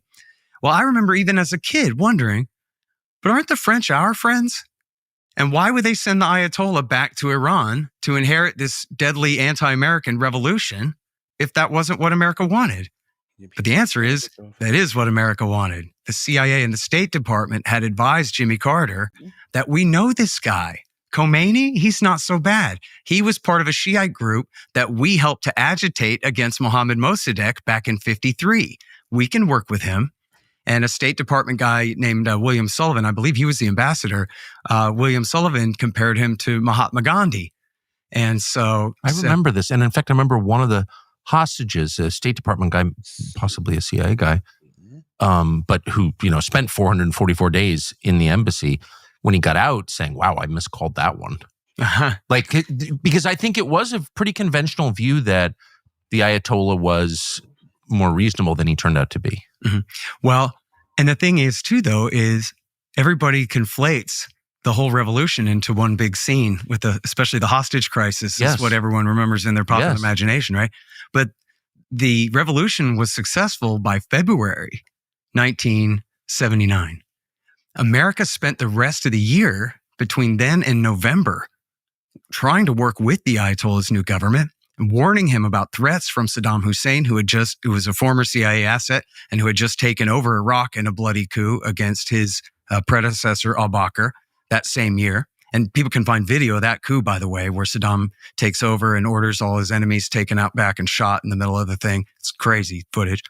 And they were warning the Ayatollah's new regime about threats from Saddam and threats from the USSR and the potential that the Soviet Union would invade Iran throughout that year. But then what happened was that in November, David Rockefeller, who was the chairman of the Chase Manhattan Bank and the president of the Council on Foreign Relations, an extremely influential guy, sort of the George Soros of his day, very politically influential billionaire type. He intervened with Carter and asked Carter to let the Shah into the United States for cancer treatment. And that was... Okay, Vlad, I read everything you said, and you basically still said Israel started it. They were going off suspicions that there's going to be an imminent strike and off words of leaders, and that led Israel to strike first. So military action was done by Israel first off what? Rhetoric. And so, like I said, my man, you basically said Israel started it, but you're giving justifications for why they attacked. I mean, what was the argument? Right? Wait, what? I'm still wondering how I'm wrong, guys. You pretty much just proved me right, Vlad, but you gave a great justification on why Israel did it. I will give you that, though. What caused the riot, because the signal was sent that, at least they interpreted that to mean, America was going to nurse the Shah back to health and then reinstall him in power in a counter-revolution. And so that was when, and it very well may have been the IRGC and the Revolutionary Guard Corps that started the riot. They say it was a spontaneous student uprising thing. Who knows? But that was when they sacked the embassy and seized the hostages. Obviously not justifying that, but it's just, that was obviously the CIA station in the country is in the embassy. That was where they had waged the counter-revolution of 53, the coup d'etat of 53, to reinstall the Shah then. And that was what led to the sacking of the embassy. That's fascinating. So that wasn't until November of 79. So from February to November, we were in contact with the Ayatollah. Vlad, what was the argument that Israel expands their borders, and they've been doing so? You guys went against that, and I proved you guys wrong. And then when you guys said, well, why is that? Is because you were trying to blame Muslims or the Arabs, and I just flipped it and I told you guys Israel started. They started it, which is true. I mean, their reasoning for starting it is decently well. I mean, it's good. I can't blame them. I'm not criticizing them too harshly, but let's be real. They expanded their borders, which you guys denied, and they also started it, which you justified. U.S. government was in contact. What do we know what David Rockefeller's motive would be? I think the Shah was his friend and he was dying. And he's just like straightforward. Yeah, Like, I believe that was the whole of it. He was in Mexico, I think, before he came to the United States. Right. And so then that was what touched off the crisis. Then there was Operation Eagle Claw, where they sent in, primordial JSOC, right, to go. And that was a catastrophe where they were actually leaving. Enough planes and helicopters had broken down in the desert where they were going to turn around and leave. But then on turning around and leaving, one of the helicopters crashed into one of the planes. I'm sorry, I forget the number of people who were killed, but a few guys were killed. Yes. It was a total embarrassment and a disaster. So then in reaction to that, Carter came in, and in his State of the Union address in 1980, he announced the Carter Doctrine. This was Zbigniew Brzezinski's doctrine, really, that said that now the entire Persian Gulf is an American lake. And we essentially are giving a war guarantee to Iran that we just lost control of, but saying, essentially warning that no power, read the USSR, better consider rolling into the Persian Gulf and trying to establish dominance there. We'll establish it first. And now let me stop for a second, because I really should have talked about Afghanistan at the same time. The Soviets, the same year, 1979, the Soviets had a problem with their sock puppet dictator, Hafizullah Amin. He was basically no good at being a dictator, and the country was falling apart.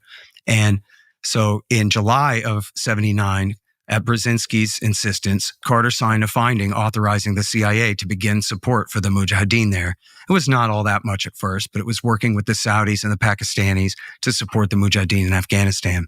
The Soviets did invade in 79, and I don't actually have any direct causation there that they invaded because of the American intervention, but that is why America was trying to intervene there.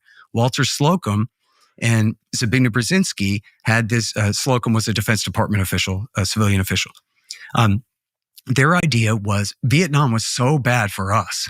The word itself wasn't even a country anymore. It was a terrible, stupid thing that you shouldn't have done, that cost too much money and disrupted the society back home in so many ways. It was a disaster, a quagmire for our society as well as the army there. So let's not do that anymore. We had the Vietnam syndrome. The American people said, we don't want to do that. Right. So if the American people don't have the appetite to contain communism anymore, what if we bait them into overexpansion? Now, we don't want them to roll into West Germany, but the Afghans, they're essentially expendable. If we can get the Soviets to expand their commitments in Africa and in Latin America, good, because they can't afford it. We know they can't. And this is like part of the overall brinksmanship of that era. So this policy was started by Jimmy Carter. And when the Soviets did invade, Eric Margulies, who's a great war reporter who was around then, and Andrei All right, hold on. Let's get into a more interesting conversation with my man Sullyman. Because, this guy is hilarious. All right, guys, let's get right into it. Might be the last video of tonight on this one. Appreciate you guys for tuning in, but let's keep it going, though. Afterwards, I've got a huge amount of hate for basically platforming them early on. But I think it was important because when it comes to the issue of Palestine, seeing this kind of if it was just Muslims speaking out against Palestine, it wouldn't have had the same level of impact. It was actually a people from a wide range of backgrounds, especially Americans, who were speaking out against the genocide that I think had a huge impact. So I think the alliance was very important. And going forward, if just, for example, Nick's crew spoke out against it, people would just be like, these Nazi white nationalists are speaking out against it. And if it was just us, they'd be like, oh, these Muslims hate Jews, that's why they're speaking out against it. The fact that everybody is coming together to speak out against it, I think that has a huge monumental impact. So yeah, I did have a huge amount of backlash for that. And I know Nick had a lot of backlash for it as well. I know he got a little hate for bringing you there. But for me, I felt what you just said, I felt like there had to be some white people speaking out against it. I think Muslims have been for years, and everyone could just too easy to brush them off. It's like, oh, it's Muslims. The Muslims and Jews don't like each other for whatever reason, but they never ask why. Everyone just be like, oh, Muslims and Jews like clash. But when white people start pointing it out, you know, as crappy as that is, people start being like, oh, why is he saying that? And at first it's like, oh, screw this guy. But then if they keep posting stuff, I know I've won a lot of people over from my DMs. People that are telling me they hated me. People, you know, later DM me like, oh, sorry, I was wrong. People in person being like, oh, you won me over. So I do know I'm making an impact. So despite, you know, maybe costing me some money, I knew it was the right thing to do. Yeah, 100%. And I think that's the importance of the alliance. And like, for example, alliance isn't just Muslims and Christians. It's Muslims and Christians is the main part of the alliance, but also like people, like-minded people. Like, for example, yourself, I think I'm not sure if you're like, for example, you're part of it. You're a monumental part of it. There's so many people who are a monumental part of the alliance to speak out against the Zionist power is just important. People, as you said, people from the left. people from the right, and I actually do they come together, right and left, and come together on this issue. Yeah, I have a very good relationship with people who are considered white nationalists, people who are considered black nationalists, people who are liberal, people who are conservative. Like a wide range of people come together literally helps out against the power that these people have. Yeah, and Jews are more than welcome too. I know some guys can get a little bit like, oh, we don't need Jews leading our movement. Maybe not moving, but there's guys like Dave Smith's brilliant. There's a bunch of Jews that are strongly against it as well too. Yeah, look, with Dave Smith, his work for Palestine is completely commendable. I really respect him a lot. I really value the work that he's done, and many other Jewish people have done a significant amount of good work. You know, for example, Aramate, people from the Grey Zone. There's so many people who've done so much good work. Where I disagreed a bit with Dave Smith, I know Nick also disagreed with him. I know they were getting into it, Yeah, but where I disagreed with Dave Smith a bit was there was like a debate between him and Laura Loomer. So it was like Dave Smith, Jewish guy supporting pro-Palestine, Laura Loomer, Zionist, Jewish person, anti-Palestine. And then the moderator was that Andrew Sosniak, or whatever his name is, the guy from PBD. Again, a Jewish guy who's a Zionist. Okay, that's ridiculous. Yeah. So, and what they were doing was, like, he was pro-Palestine, which was really good. He's making good arguments. But then she was like, she didn't even care about the Palestine issue. She was just attacking Islam. And he was like, yeah, I agree with you. Islam is a problem. And I was just getting so frustrated. I was like, wait, so why is this guy representing this position? It should be somebody who can also back up the Palestinian cause and say, actually, this propaganda you're doing against Muslims is highly problematic. And so I think it's a self-defeating because, like, you know, people complain to me about, like, for example, you always mention the word Islamophobia, right?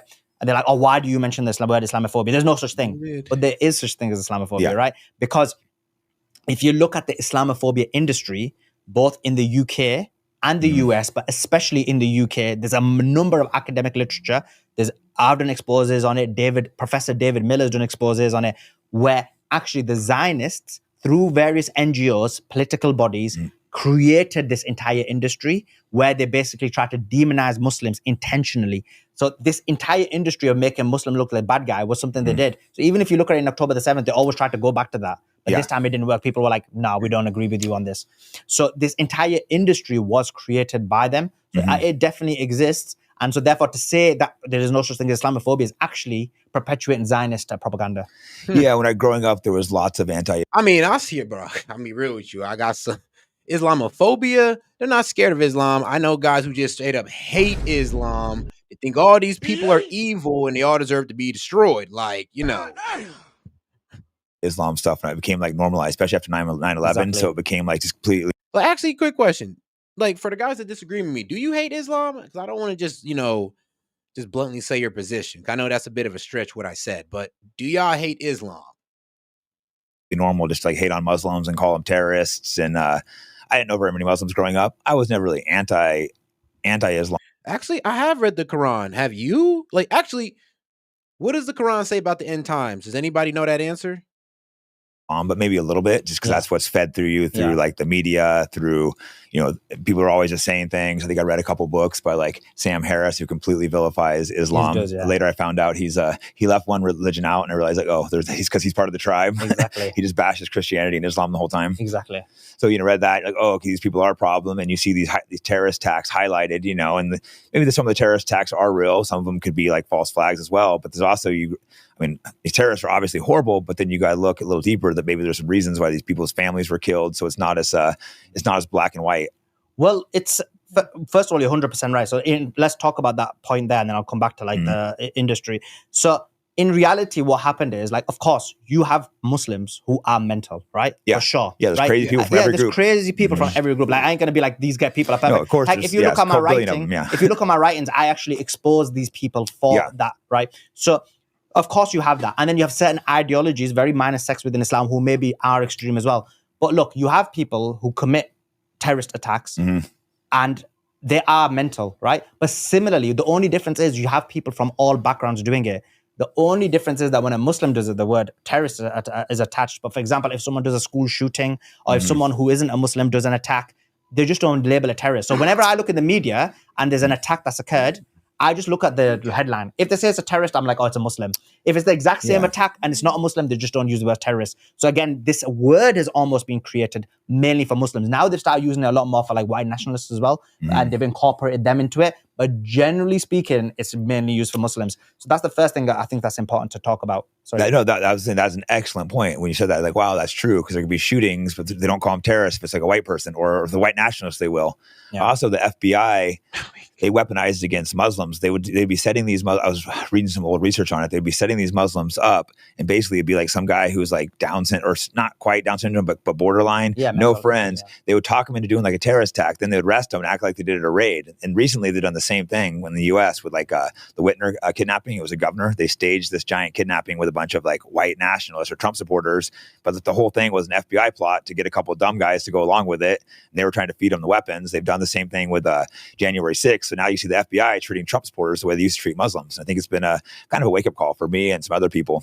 Well, 100%. So like the Pulse massacre in the US was a good example of that, where they said it was a Muslim terrorist attack, and then later you find out it's like a gay guy and he had some issue. Oh, was he gay? I didn't know that. I just thought it was the terrorist attack, because that's what. Yeah. I wrote like a very detailed article on that time, but he was actually a gay guy, and it was a gay club that he shot up. Yeah, I knew that. I thought it was because he hated gays, but he was gay himself. I didn't even know this. They never go and correct the lie they push. Exactly. So that was an example of someone, and I believe that he did it because he got dumped, or there was some kind of issue that happened, and therefore he did a mass shooting. Interesting. So that was like it was the Pulse massacre, and so that was an example where they called it terrorist attack. So again, people assume that is because he was like trying to put Muslim ideals on, but it was literally because he was gay.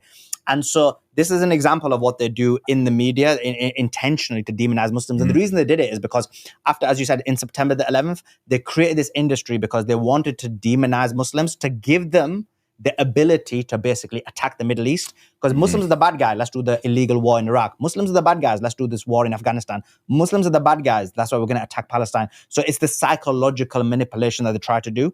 So that's the reason for it. So when when you use the word Islamophobia, people are like, fear of Muslims. Well, I'm not afraid of Muslims, therefore it's not. But actually is a fear of Islam. And I'll explain to you why. Because it's not just a fear of Islam, it's also a fear of white people. And I'll explain to you, and fear of black people. But there's also a fear of Islam. So they thought, look, the Zionists thought, look, we fear all these people. We fear black people because these people are quite strong. How Texas families can eat whatever they want. All of them? I can't say all. No, that's my grandma. Wait, what? How? In certain aspects, and they will be able to fight against us. We fear Muslims because these people are very strong in their ideals, and we fear white people because, again, these people are very strong. They create the civilization. So they destroyed the black families through various policies in the United States. So if you look at it, for example, through Hollywood, through the music industry, through the Hollywood industry, they did it through housing policies. They incentivized black women to not to get married, right? So or there's divorce. No father at home. That's probably the biggest issue. Yeah. So, and they basically feminized the black man in the 80s and 70s. You look at a lot of the movies, they put black men in dresses. Yeah. Exactly. I remember an actor saying that. I forget who it was. A black Eddie actor Murphy. said that, and Eddie Murphy said it. Yeah, and I started noticing that. I'm like, wow, they're always putting these black men in dresses. Exactly. I think someone else said they tried to put it. I think it was Chappelle said they tried to make him wear a dress too, or something. Exactly. Someone said it. I think it was Chappelle. It was Eddie Murphy and David Chappelle are like one of the bigger ones who I like a lot, who talk about. But once you notice it, you're like, wow, they're always feminizing these black men. Now you see guys walking around like, I can't remember, the basketball player with his tranny kids, and he's dressing like a woman, and like all these guys doing it, going along with it. 100%. So that's how they destroyed the black community. And then they did the same thing to the white community, right? So now if you look at it, they'd perpetuated feminism in an extreme manner. They made sure that women weren't getting with men to have children. They basically, again, feminized the man. If you look at, again, the movie industry now, there's rarely a couple who's a white male and a white female. It's always never the case, again, to cause the destruction of the white populace, because, again, they fear the white man. So, again, it's white phobia because they fear it. And similarly, they fear Islam for the exact same reason that we've already explained. It's Islamophobia. So it is actually fear. And so when people say it's not phobia, it actually is, because in reality, what happened? So what happened was the Holocaust happened. I know people have questions about the veracity of some of it, but in terms of the Holocaust happened, and these people, like, they thought, look, we never want this to happen to us again.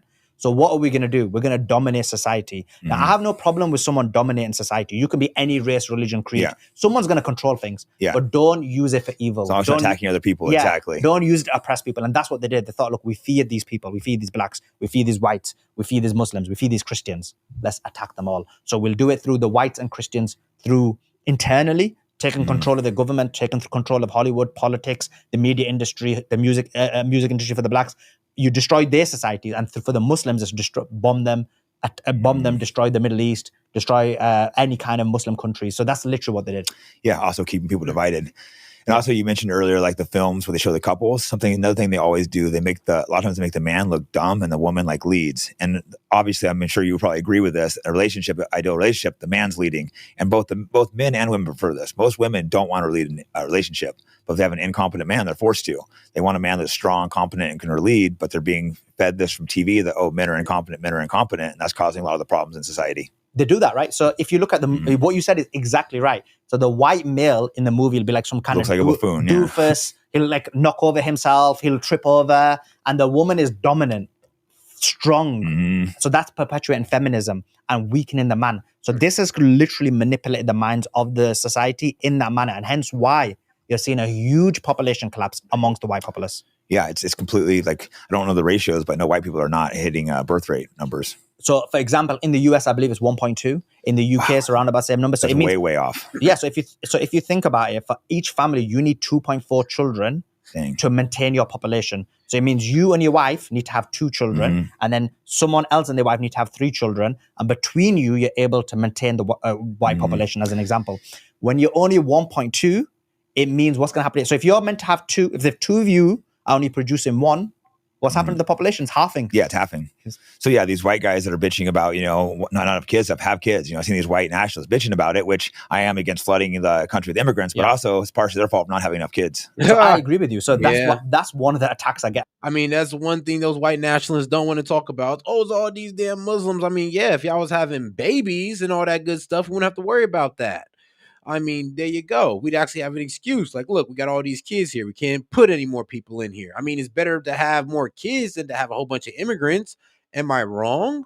From the white people, which I think that I'm speaking for them, but they think I'm attacking them. But one thing is, yes, immigration is a problem, but also which they call white genocide. But also, there's white suicide, which is literally you're doing it to yourself. And that is not having enough children, not making sure that you have defined gender roles, not making sure that the woman basically listens to the man and listens to monotheistic values where the man leads, as you said. And so when you're not having that, of course, your population is going to collapse. So you can't blame. Yeah, of course, you can blame others for other things. And you can't say, look, these Zionists are controlling the media and causing it. But there's something called self-responsibility. And it's actually showing weakness that you're not being responsible and saying that, look, I'm going to be a responsible man. And I'm going to lead, and I'm going to make sure that I have a wife, and I'm going to make sure that I have children. And when you're not doing that, that shows a level of weakness. You're partaking in the actual suicide of your race. Yeah, I agree. I think there are other problems, which we'll get into in a minute, but that's a huge one, is men need to go out, so get married, have kids. I mean, I'm personally not one of the guys saying like, hey, against interracial relationships and stuff, but some of these guys are, and it's like, okay, then go get yourself a white wife, go have some kids. You can't just bitch about it and not try to be part of the solution. So I agree with you 100%. And I mean, man, Vlad, we can't be making those complaints, man. What you mean? Well, what can I say? Like, I say our great grandparents or maybe your grandmother or your mom had you in worse conditions. Who are we to complain? But I mean, here's the thing, Vlad, is either you see the extermination of your race, or I mean, are you just letting a whole bunch of immigrants and don't say nothing and complain about prices? It's like, I hear you, dog. You made a valid argument, but it's kind of A or B right now. It's A or B. It's like, all right, is it you have more kids or you just accept the immigrants? Accept the Muslims. Like, you gotta pick. So therefore you have to educate your women. So like a father needs to educate his daughter and to say, because a lot of these guys who attack others, their own daughters are like LGBTQ. Yeah. And so in reality, shout out Seth. She says, Seth, why so sensitive tonight? I don't see that, but all right. Hey, but shout out Steph though. Appreciate you pulling up, sis. You need to make sure that you're educating your family, educating the populace. And so when you're talking about interracial, like why are interracial families happening, right? So they'll say that it's imported, of course. Yeah. Some of it will be through the media. In reality, this is the case, right? So I'm very observant of this. So if you look at it, what happens is there'll be a white guy. He'll be like very, very good looking, right? He'll be like hench, 6 foot, chiseled body. And then he'll be with like a ugly minority. And it's like, what is going on? Because you can't tell them apart. No. Yeah. You can't tell which Asians are hot and ugly. Yeah, exactly. But, so it's like, why is that happening? It's happening because basically they're realizing that white women are not going with them. And so therefore they're going for minorities. And then they're thinking, look, we're just going to have to settle. So if such good looking guys are having to settle, then what's happening to everybody else? And this is what's happening in society. So that's why I believe I'm so much against feminism. I would say we're going to talk about this a bit, isn't it? Yeah. But like, I'm probably one of the people who's most against feminism compared to anybody else because I know that it causes the most But problems. yeah, I think we were kind of feuding, or not really feuding, but disagreeing over the boxing match in the Olympics. And I think it was more because I thought you didn't care if it was men's sports, but I think more you just didn't think women really should be competing in those kind of sports, or what's I support the T's over feminists all day long and twice on Tuesday. And I'll explain to you my reasoning for it. Okay. So LGBTQ, right? I don't agree with it. And even trans, I do believe that it is a mental health. No. This ain't a white thing. No, this is about an American thing, Vlad. It's not about being white. This is about producing more Americans and letting in the immigrants. That's what it's about. And, you know, hey, man, these illegals coming here and they don't give a damn. I mean, we're complaining about having 1 or 2 kids. They're over here popping out like 3, 4, 5. So, like, trust me, you make valid points, but, I mean, let's be real.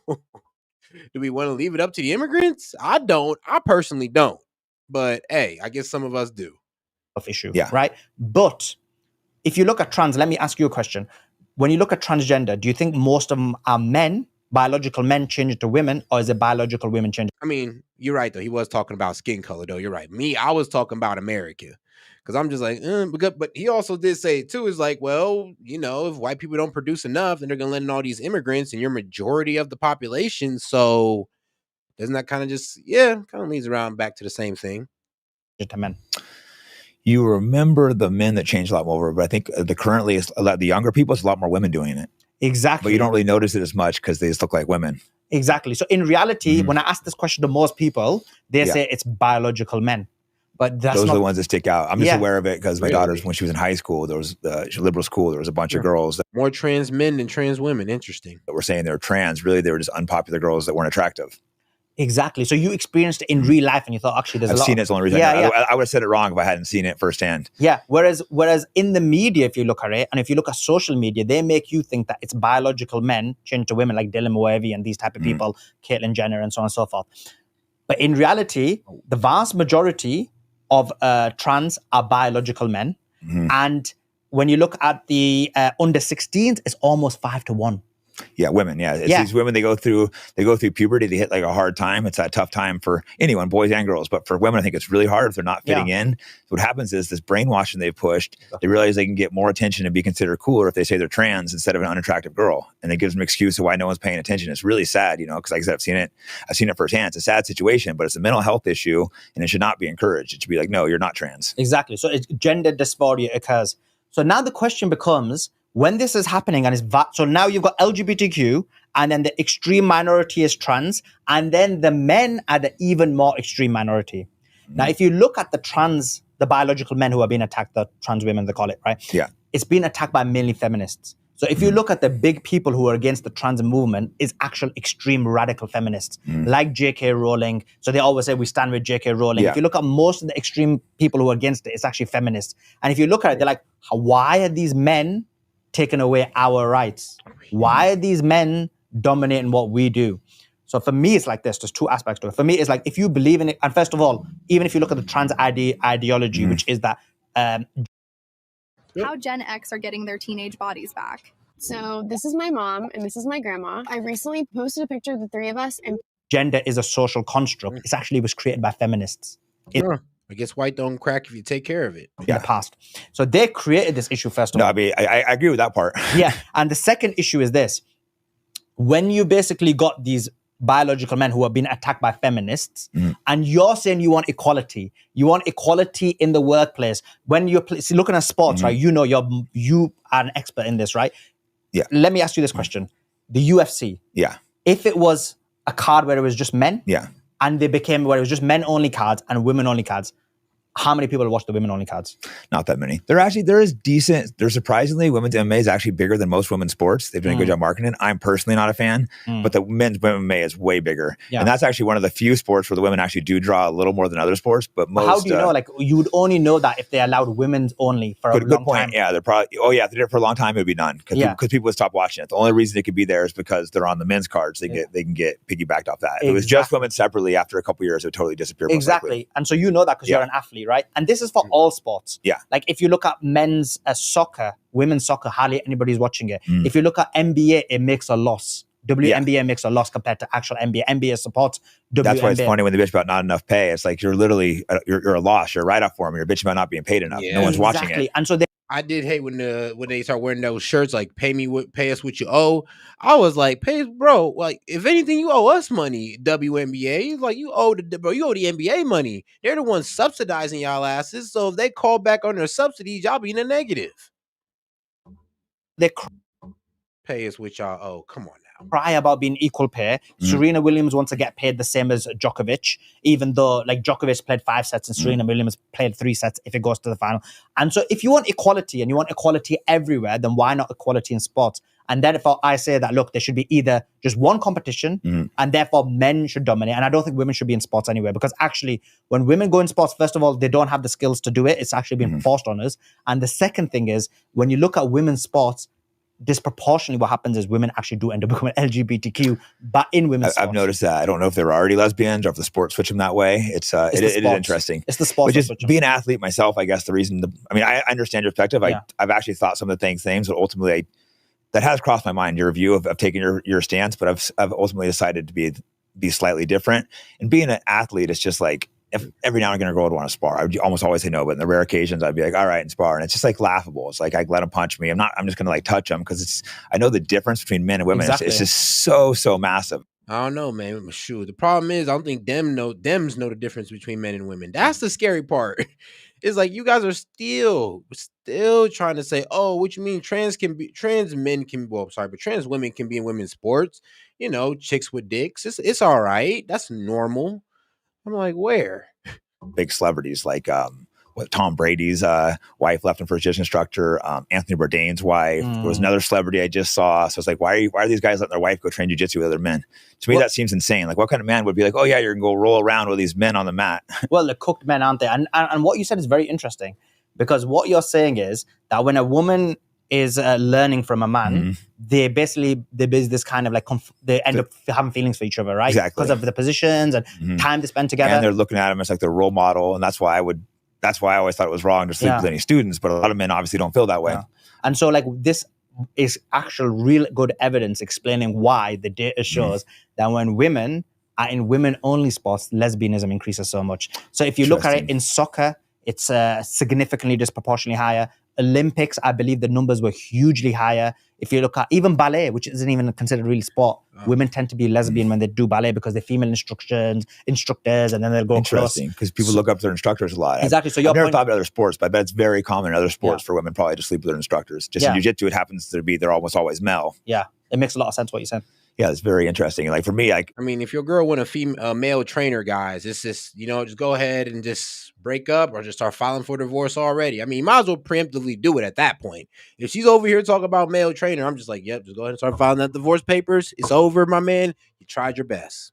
It's what's funny. Some of the extreme Muslim guys, they won't train with women. And sometimes women get offended because guys will be like, no, I won't train with you. But it's like, it's different culture. You need to accept that. If I had girls and I was running classes, be like, oh, he won't train with me. I'm like, yeah, he's from like Dagestan or something. If he doesn't want to train with you, it's his religion. Don't give me attitude. Leave the gym if you're going to give me a problem about that. Well, it makes sense based on what you're saying, because you're saying that sometimes it is quite sexual. So yeah. Yeah, I mean, it's not really, but the positions could be looked at that way. Like their legs are around you and stuff. I mean, when you're trying hard, it's not at all. But if it's like a girl and it's like they're not, it's not like they're giving you much of a match. It's just I don't like it. And I understand why the Muslims don't. Yeah, it makes sense. No, but it's interesting. And and the Muslims, it's like I always get a lot of hate for being pro-Muslims and stuff. People are like, oh, the Muslims hate you. But I've been to a lot of these Middle Eastern countries and been treated amazing. I think the best hospitality I ever had is some of these countries. I remember, Muslims, they don't hate you guys. I promise you, like, bro, they're some of the nicest people I've ever met, just like Christians, like some of the nicest people I've ever met. So it's kind of crazy when people have this like crazy rhetoric about Muslims. And I'm like, dog, I mean, you can go in this country and outside this country and they'll be cool with you. Believe it or not. Now, I'm not saying that a Muslim can't hurt you, but 9 times out of 10, more than likely, they don't have no beef with you. I mean, shoot, you got YouTubers going to Taliban. You got American citizens going to Afghanistan to go kick it with the Taliban guys. You got white boys kicking it with the Taliban, chilling, talking about, shoot, I don't know, sports. Believe it or not. So, I mean, if these guys were so violent and radical, I mean, every time an American citizen went there, why didn't they just kidnap him and hold him for hostage?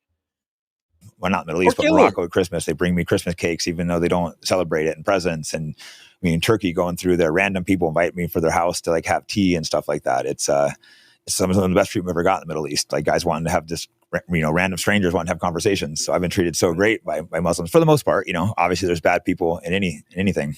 Yeah, there's bad people in all religions, races, and creeds. And one of the things in Islam is that you basically show respect to others. You show them with love and dignity. It's morality is an important part of the religion of Islam, not treating someone badly. That's why, like, for example, me, I would never betray someone because I think it's just morally, ethically wrong. And so Islamically, that is an important Islamic moral. And I agree with you. In Islam, Muslims don't hate white people. If anything, they're appreciative of white culture, white civilization. So as an example, myself, I live in Britain, right? And I'm third generation. Yeah. And I appreciate a lot of the things in the UK. I appreciate a lot of the freedoms we've had. I appreciate the civilization that we've been brought up in. So, for example, when people say, "Oh, he hates white people," I'm like, "What are you talking about? I don't actually hate white people. I actually appreciate Western civilization." And just as an example, because people say, "Oh, just take me as an example." So I'm like third generation. My origins are Pakistani. Yeah. I've been brought up in a northeast, which is largely a white area. And even my friends in school were basically mainly white, right? Now, at the same time, I'm quite religious. And so now if you take me and you take someone from Pakistan who was brought up in Pakistan, we don't have the same frame of mind. Yeah. We don't have the same upbringing, and we don't have the same thought process. So the problem then becomes is like when people say, "Oh, look, you're not really British." Okay, like, actually, British is a nationality. You said third generation. I would say you're British at that point. yeah, exactly. And so in reality, so I'm not Anglo-Saxon, but like in terms of being British, having British values, that's what we basically have. So like I know we're going to talk about the protests. Actually, let me talk about it now. So like, for example, now you look at the protests that happened, right? Yeah. And let me explain to you what happened. So in reality, those Muslims who came out against the people in the far right who were attacking, right? The reality of the situation is that they've actually assimilated. So, for example, when our grandparents came to the UK, and maybe someone would call them Paki or whatever, they just like put their head down and like. I would encourage you guys to all the things that you heard about the Quran. I would just look a lot of this stuff up because all the fear mongering that I hear about the Quran, and let's be real, I've read the Quran before. Now, I will be real. I mean, it was 2025. Whoo, man, damn. 2016. Whoo. Yeah, I haven't read that Quran since 2016. Damn. But yeah, it didn't even say anything about harming people or infidels. Honestly, well, it's a part of their teaching to accept religion. Actually, here's the wild thing about it. And I wonder who they mean by infidels, because it's not Christians. Christians can't be infidels to Islam because Islams believe that Jesus is divine. Actually, in the end times, Islam predicts that Jesus will rise again. So it is kind of crazy how, the Quran, if you actually look up the end times of the Quran, the end times of the Bible, they say the same exact thing. So it's kind of confusing to me how Christians and Muslims are at odds. And I'm just going like, bro, you guys are more aligned than y'all know. Actually, y'all are aligned on damn near everything. You guys are agreeing on the end times and the resurrection of Jesus. So where's the beef? I'm confused. Like just accept it and walk into their house and not do anything, or people will try and slam them and they'll separate themselves from kind of like white culture. They'll have a totally different culture themselves. Yeah. What's actually happened is if you look at second generation and third generation people, they've actually assimilated into society. So people from the Northeast or the North, like how you in the US, you guys have like kind of like hillbillies. Yeah. Right. So we have like something called chavs who are like kind of like they're hillbillies. Sorry? Kind of like our kind of like hillbillies, yeah. a bit different, but like basically working class chavs, right? And what's happened is like these minorities have actually assimilated into that culture. So they've actually become like them and they've all become the same. So when you look at the protesters, those who were protesting and those who were on the other side, they were all acting the same. Because they've actually assimilated. So our grandparents wouldn't have acted like that. Our grandparents would have been like, "Oh, they're smashing our houses up. We're just going to stay in the house. We're not going to do anything about it. They're smashing our streets up. We're just going to like stay in the corner." But these guys are like, "Look, you guys are burning things up. We're going to come out and do the exact same thing." Yeah. So actually, my argument is that they actually have extremely assimilated, and they actually. So when they look like when they'll, I don't do this because I'm a nerd, right? But like when they'll drive their cars and do their little wheelies or whatever, that's literally culture, not northern culture. So assimilate. From an outsider, I don't know enough about England, but it looks like there's assimilation problems over there. It's more from an outsider perspective. It looks like they're not really mixing that well. But I mean, according to Tommy Robinson, boy, there's certain people in these Muslim communities that's outright raping, well, the women. Like, I mean, the white women. It's like, I mean, it's a crude way to say it, but that's what's going on. Now, is it every Muslim in UK? Of course not. It's just a specific group that's, I mean, has some crazy ideals. Like, they let the radical Islamists in, guys. They let in some good ones, and then they let in the radicals. Like, are they getting along, hanging out the same places? Or because in the U.S., for the most part, Muslims have immigrated. I mean, that's the problem with having reckless immigration policy that the UK had and not vetting these guys from the countries that they came from. I think there's a few places where maybe they haven't, but like throughout the US, people are pretty much hanging out, but it seems like it's completely separated in England. No, this is like the kind of perspective they give, right? So if you look at London is quite multicultural anyway. So there's a huge amount of assimilation that's already occurred in London. Hence why, when you look at the protesters, they didn't go into London. Because there's so much. Because assimilated there pretty well. Assimilated and there's so much diversity. So like, I believe even in London, so in the UK, the white population is about 82% and non-white is 18%. But in London specifically, it's like 55% white and 45% non-white, or 60% white and 40% non-white. And so there's a huge amount of like assimilation. And so if you look at the people who were protesting, they didn't do it in areas where there was a lot of assimilation. They actually did it in areas where there was a... No, you're right, Vlad. But I mean, is that really I mean, come on. Y'all basically saying the same thing. They do say he's divine, but, you know, like I said, the Christians got the Trinity, Son of God, and all that good stuff. Muslims only believe Allah, and everybody else just prophets. But they do believe in the divinity of Jesus, though, of being, resurrecting and getting all that. So I do think that, I mean, you guys, I mean, Muslims and Christians should be way more aligned and divided. It is kind of crazy. And then here's the thing. I mean, if it mentions Jesus, then don't you think it would reflect Jesus' teachings as well in the Quran? That's what I say. A lot of y'all should actually read it. Read it on voice, bro. You can go ahead and get the audio book of the Quran. Go ahead and just listen to it. Come on. Give it a try. You know, I like, hey, look, this is not paid for by Qatar or Iran, but I would encourage you to educate yourselves on something that you guys kind of, misspeak on. Extreme minority of minorities, and then went to those areas. So that's in reality what happened. So there is a significant amount of assimilation in the UK. Grab your AR and get in, soldier. I need you to sight in your weapon. No noise, no wasted ammo. Well, it's like a good... Where there isn't assimilation is this. 9-hour listen. So, good 9-hour listen. Damn near, never in the Bible, listen is way longer than that. But, yeah. I'm about to say... like half the size of the Bible, it's not that long of a read. Like I told you, I was in the education system for 10 years. So what happens is, as part of the education system, after the September the 11th, what happened was there was this attack on Muslims, and they created something called Prevent. And that was by people like Tommy Robinson, who is a Zionist, and people like Majid Nawaz, who's a Muslim Zionist at that time. I know he switched up now, but at that time he was. And these guys attacked the Muslim community, and they put Prevent in. So anyone who kind of displayed Muslim values, they would go. So even if you were religious, if you were against LGBTQ. I mean, that's a little crazy because over here, man, we got too much Muslim values, like too much. I mean, like I said, they got whole cities where they ring the bell for prayer and you hear throughout the city. I mean, they got whole cities being taken over by Muslims in Minnesota and some in Michigan. So, yeah, I mean... These guys are getting stopped from expressing themselves. I mean, shoot, man, they got free reign over here. We're damn near asking to reel them in, like Muslims. Reel that in a little bit. Your own little Mecca cities and all that. Yeah, we're not feeling that. I'll be real with you. If you believed in divine gender roles, they would come and take your children away from you. Oh, wow. So that's how it was in the UK. So people like Tommy Robinson created this thing called Prevent. Now Prevent is being used against white nationalists. Now Prevent is being used against people who have, for example, Andrew Tate, they say he's misogynist. They're being used against that. But that Prevent was created by or perpetuated by these people through Quilliam Foundation. So they did that through the society over 10, 20 years. Now, what's happened is, when you look at Tommy Robinson, and this is why a lot of people attack me for basically being against the protesters. Yeah. But for me, and I tried to use a label, and I didn't know what was the right label to use, because I know there's people in the far right who don't hate Islam. People like Nick Fuentes, people, I don't think you're part of the far right, but I know people label you as that. People call me that sometimes, but People, there's many people in the far right who actually are against immigration, but don't hate Muslims.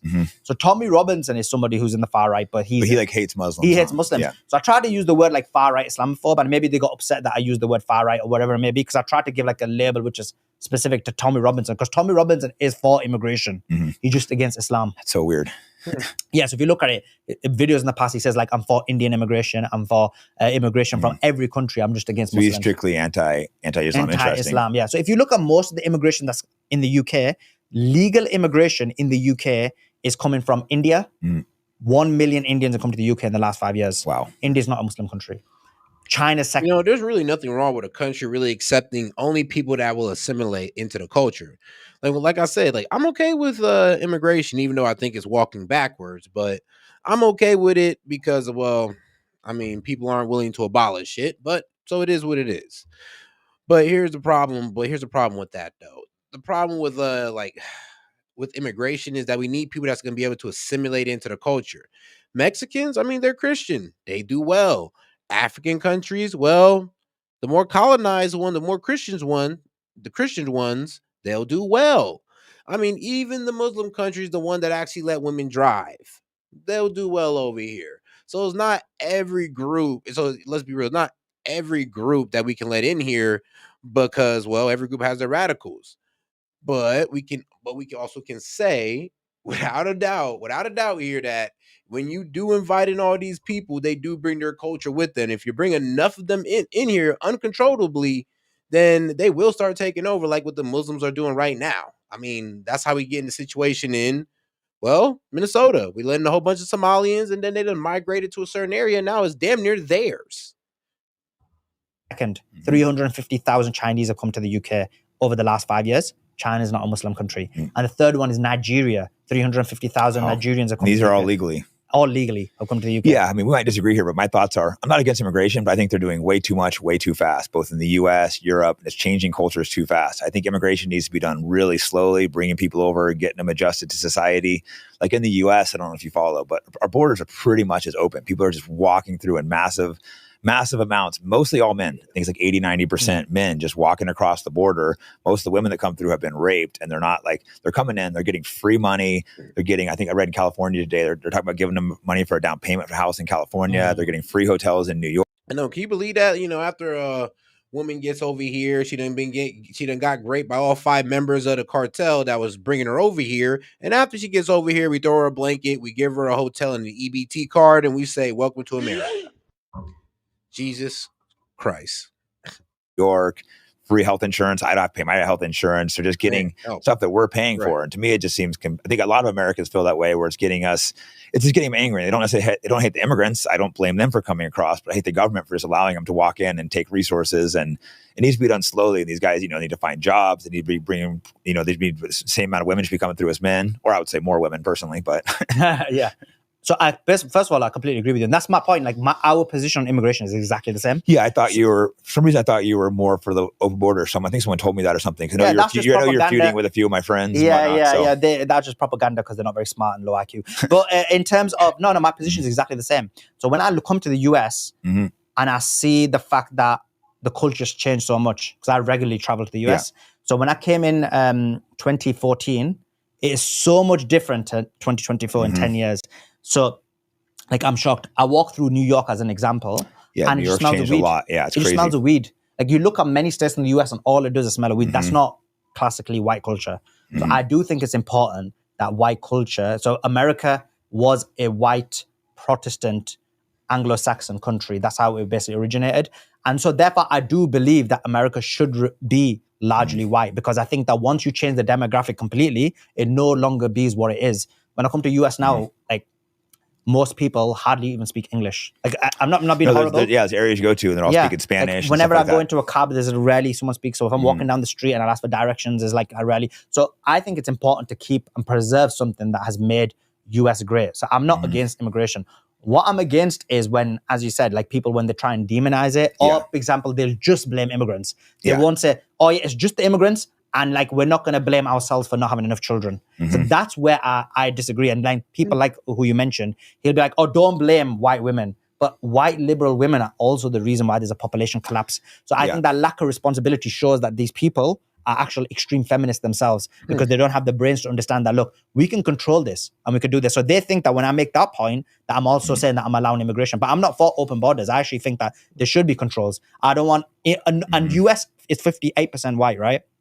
So already white people are going to be the minority. Yeah, it's not far off. Not having kids the same rate. And so, yeah, like I said. And again, where's the immigration coming to in the US? It's, again, from Mexico, the number one. Number two is India. Number three is China. So again, the same countries. So yeah, it's weird. You know, like the Chinese walking through, like, well, some are coming legally, but some are coming across the border illegally too, which is just weird. Like, how do they get there from like China or like Haiti or Africa? It seems organized from some people that are trying to destroy the country. Yeah, well, I do agree that it's organized by the Zionists to again destroy Western civilization. So I agree with reducing immigration. My only issue is this: that this is what I'm saying. Like, this is just basic geography. Like anybody who's learned high school geography knows there's push and pull factors, right? So what it is if you're not having enough children, then you're going to be forced to have some form of immigration. So I'm saying have children. And then you can like stop immigration. That's fine. Even stop it if you need to. But you need to have children. If you're not going to have children and then you're crying about immigration as well, you're basically destroying your own society. That's my only argument. Like, Japan's facing. You know, I would say only white is wild. But majority white, sure. I don't think I think it would be actually pretty damn crazy if white people was to lose the majority, and it would be sad because it'd be like, yo, you guys are going extinct. Like, you know that? Like, that's kind of crazy right there. I mean, if that's how y'all want to go out, I mean, and sure, go ahead, but that's tough. It would be crazy to lose the majority of white people to lose the majority. That would be a crazy future to be in, and it would only be because, well, y'all didn't reproduce enough, or y'all just sent too much of y'all kids to the abortion clinic. I mean, well, my bad, to Planned Parenthood. And that collapse right now because they're not having enough sex, not having enough kids. Their rate is so low, but they actually have a really nice, clean culture that I don't know if you've been to Japan, but it's really cool. I'm sure they're little racist there. I can tell they'd never treat me as like a Japanese if I lived there. They treated me good, but you can tell they're a little, not necessarily racist is the correct word, but that's what some people would call it. They're very like nationalistic, but they're not having enough kids. Right now, there's like zero crime in Japan. You can leave your bike out. You can do whatever. But what's Girls the can walk reason for at that? night. So this is like what Ryan Dawson says all the time. And then when I push back on it, he doesn't really have an answer. So like if you look at their culture, Japan and South Korea, you're right. The population collapse is basically horrendous. It's much worse than UK and US. So it can't be just modernity, right? Yeah. Because we've got modernity. America's got modernity. Britain's got UK. So why is their population Have they 3 pushed times worse? feminism there too, or no? I don't know enough about their culture. So I believe it's this. It's again extreme feminism because the women aren't actually getting with men. If women aren't getting with men, it is this idea that man is not good enough for me. That is an ideology which is within feminism. Also, you know the reason why that the crime rate is quite low as well, because what's happening is life is so hard for a Japanese man. Yeah, they work ton of pressure. They work really hard. They actually what they're doing is rather than here, you know, when life's hard for an American man, sometimes he'll commit a crime. Yeah, he'll go to prison. He'll do these things wrong. But that same man in Japan, he just won't commit the crime. He's killing himself. Yeah. So the suicide rate in Japan and South Korea is massively high. So it's not like they literally don't have these issues. They've got these issues, but all that's happening is people are murdering themselves. Interesting. Yeah. No, Japan, like I said, it's an interesting country, but we'll see where that goes. And the reason they're murdering themselves and the reason why they're not having children, I believe, is because of lack of religion and lack of monotheistic values. And so when a person doesn't believe in God, they'll murder themselves. They'll commit suicide. Interesting. But yeah, you see the collapse all over. No, that is true though. I mean, bro, like you lose your job out here, you probably think about robbing the bank, robbing the store, whatever. But Japanese guy lose his job, he's like, well, gave it a good shot. About to just go jump off this bridge, and there you go. I know, sad. Yeah, and the collapse is happening all over. So for me, I'm for immigration to be like even stopped or decreased significantly, but you need to start having children. And same with the UK, our birth rate is collapsing significantly. We've got an aging population and a very low birth rate. Who's going to look after those elderly people? No, that's like, that it is a real problem. Yeah. So I think people would have more kids. But like I said, I'm not against immigration. I think it's being slowed way down. Yeah, and so in the UK, I'm against immigration as well, in the sense of if you look at where the immigration is coming from, again, so people think I'm trying to back up my own people, but they don't even come from Muslim countries. So it's India, China, Nigeria. None of those are Muslim countries. And that immigration happens significantly from that. Even the illegal immigration, because we really don't know where the illegal immigration is coming from. So people blame Muslim countries, but I've seen it myself. I know this is anecdotal, but there's significant amount of Indians who are actually doing illegal immigration in the UK. Interesting. But illegal immigration isn't even a problem in the UK. So do you know how many illegal immigrants we have in the UK? How many? In 1 year, we only have 30,000. Oh, so it's not like the U.S. It's nothing like the US, but it's because Americans think we have this problem, so then they believe that UKs have the same level of problem. UK has a problem in terms of legal immigration. There's way too much of it, and obviously. Yeah, I did hear about that. Like I said, people just showing up on the shores on the little rafts and being like, "Yep, I'm a citizen." And well, UK was just handing out citizenships like it ain't mean nothing. I mean, thank God we're not like that. Like our prime minister was Indian, Priti Patel Suella Braverman was Indian, the foreign minister was Indian, so they brought a lot of Indians into the country. Again, Indians are Muslims. Actually, they dislike Muslims. So again, I'm for decreasing immigration significantly, but it's basic geography, right? So like a lot of these people didn't probably pass high school, so they don't understand that. Look, it's push and pull factor. So if you're not gonna 90% of people who feel tingling or numbness in their hands and feet are ignoring the warning signs of dying nerves. If you're gonna, the problem is that you need to then have children. So that's it. That's the reality of it. So for me, it's like everything's like Another thing with immigrants, people always say, the Muslim immigrants, but there's a lot of Muslim countries, so cultures aren't necessarily the same. So there might be certain countries where the culture is totally different. So it's kind of lumping them all together can be a little bit problematic, I would say. Yeah, there's Muslims from a wide range of cultures. And look, Muslim countries that do well, they allow immigration. So if you look at Dubai and if you look at Qatar, they have a huge number of Western immigrants, right? A huge number of Westerners go to it. So I'm like, for example, I've got a brother who lives in Dubai. There's so many people from the UK going there because again, the lifestyle, they prefer the lifestyle, they prefer it. So immigration happens to countries that are doing well. So Dubai has a high level of immigration. Qatar has a high level of immigration. White immigrants? Yeah, of white immigrants from. I know a lot of people are going to Dubai and stuff now. Yeah, it's really from popular. America and from UK, a huge amount from the UK. And now Saudi Arabia, based on their policy shifts, watch now the immigration to Saudi is going to be really high as well. Yeah, they're shifted. Didn't they legalize drinking recently? They're making certain containment zones. Maybe is what it is. Because Saudi Arabia is trying to totally they've changed a lot. Women can drink. Yeah, they're trying to pull back on that conservatism because alcohol is a no-no in Islam. So and pork.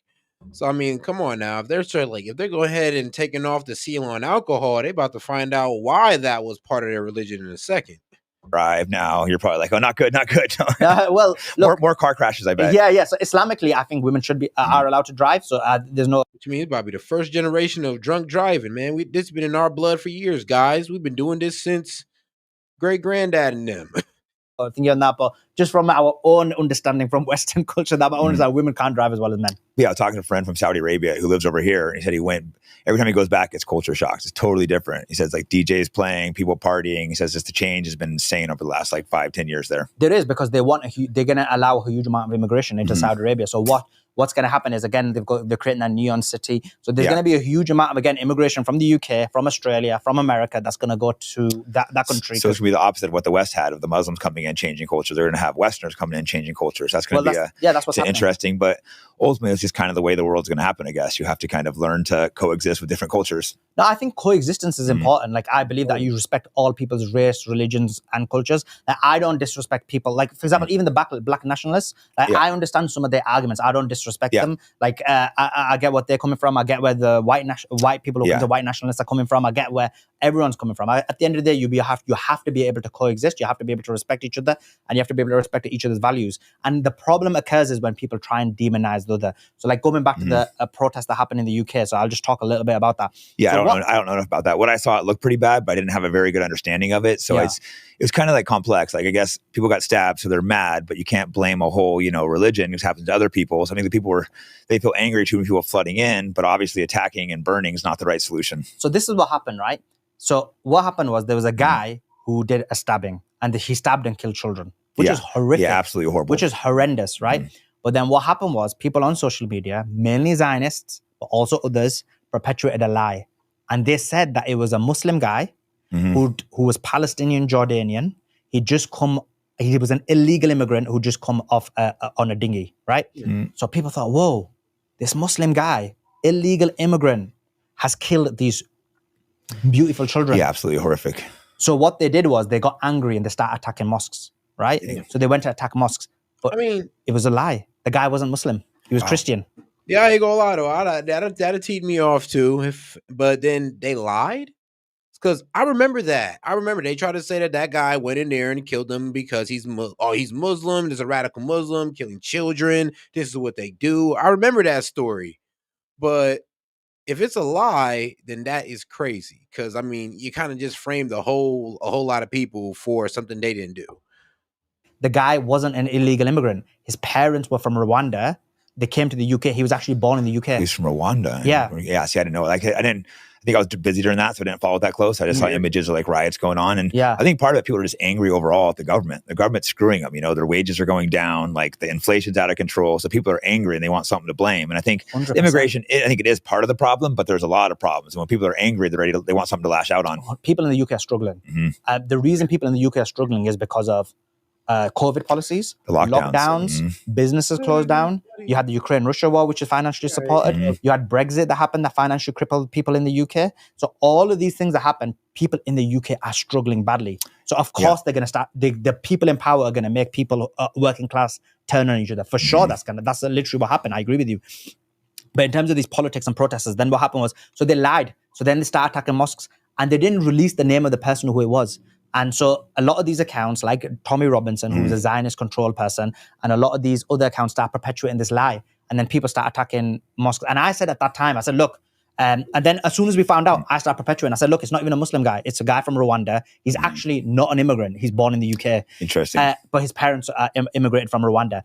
And they basically did it on purpose because, again, Tommy Robinson isn't anti-immigration. He's anti-Islam. So I even said, look, this is Zionist-controlled lies. Because if you look... And we have finally went over time, guys. Hey, now, all right, guys. I'm going to go ahead and close it out on this one. And yes, guys, I'm singing 99 Problems right now, man. And I got 99 problems, and closing out this stream ain't one, guys. Hey, I appreciate you guys for tuning in. Go ahead and double tap that screen and like the video and subscribe to the channel. I'll see you guys tomorrow. Guys, today modern AI is quite advanced, except two problems. It is censored and it takes your information. Well, it's hard to find a tech company that don't. But let me introduce you to one. Shout out to my sponsor, Venice AI, which allows you to protect your information and avoid censorship. Now ask yourself, why should a team of programmers at these leading AI apps be the ones to decide what is okay for you to ask and think? Also, would you be comfortable if the presidential administration could govern what AI tells you? Man, I know I wouldn't. But also, while you think about that, did you know that, let me tell you this, it's going to be crazy, but ChatGPT has a former director of the NSA sitting on their board right now, guys. And shout out to that man, Edward Snowden. He called this a willful, calculated betrayal of the rights of every person on Earth. And we all know how Alexa is. Alexa listens to us and recommends products based on our conversations. I mean, talk about a violation of privacy. But guys, these are just a few reasons I decided to team up with Venice AI and get you a better options or solutions to your AI needs. Now, guys, you can go ahead and check these guys out with my promo code. So shout out to Venice AI. Now, if you want to use AI without fear of handing over your most intimate thoughts to a corporation or government, you can get 20% off a pro plan using my link, Venice AI S.E.T, and use the code S.E.T. Man, so shout out, guys. So make sure you guys use the code. Put it one more time for you guys right there. Once again, guys, if you guys want to go ahead and have unleashed AI, uncensored AI, go ahead and tap in with my guys at Venice AI, guys. Hey, this is S.E.T, and appreciate the support. And shout out to the sponsor.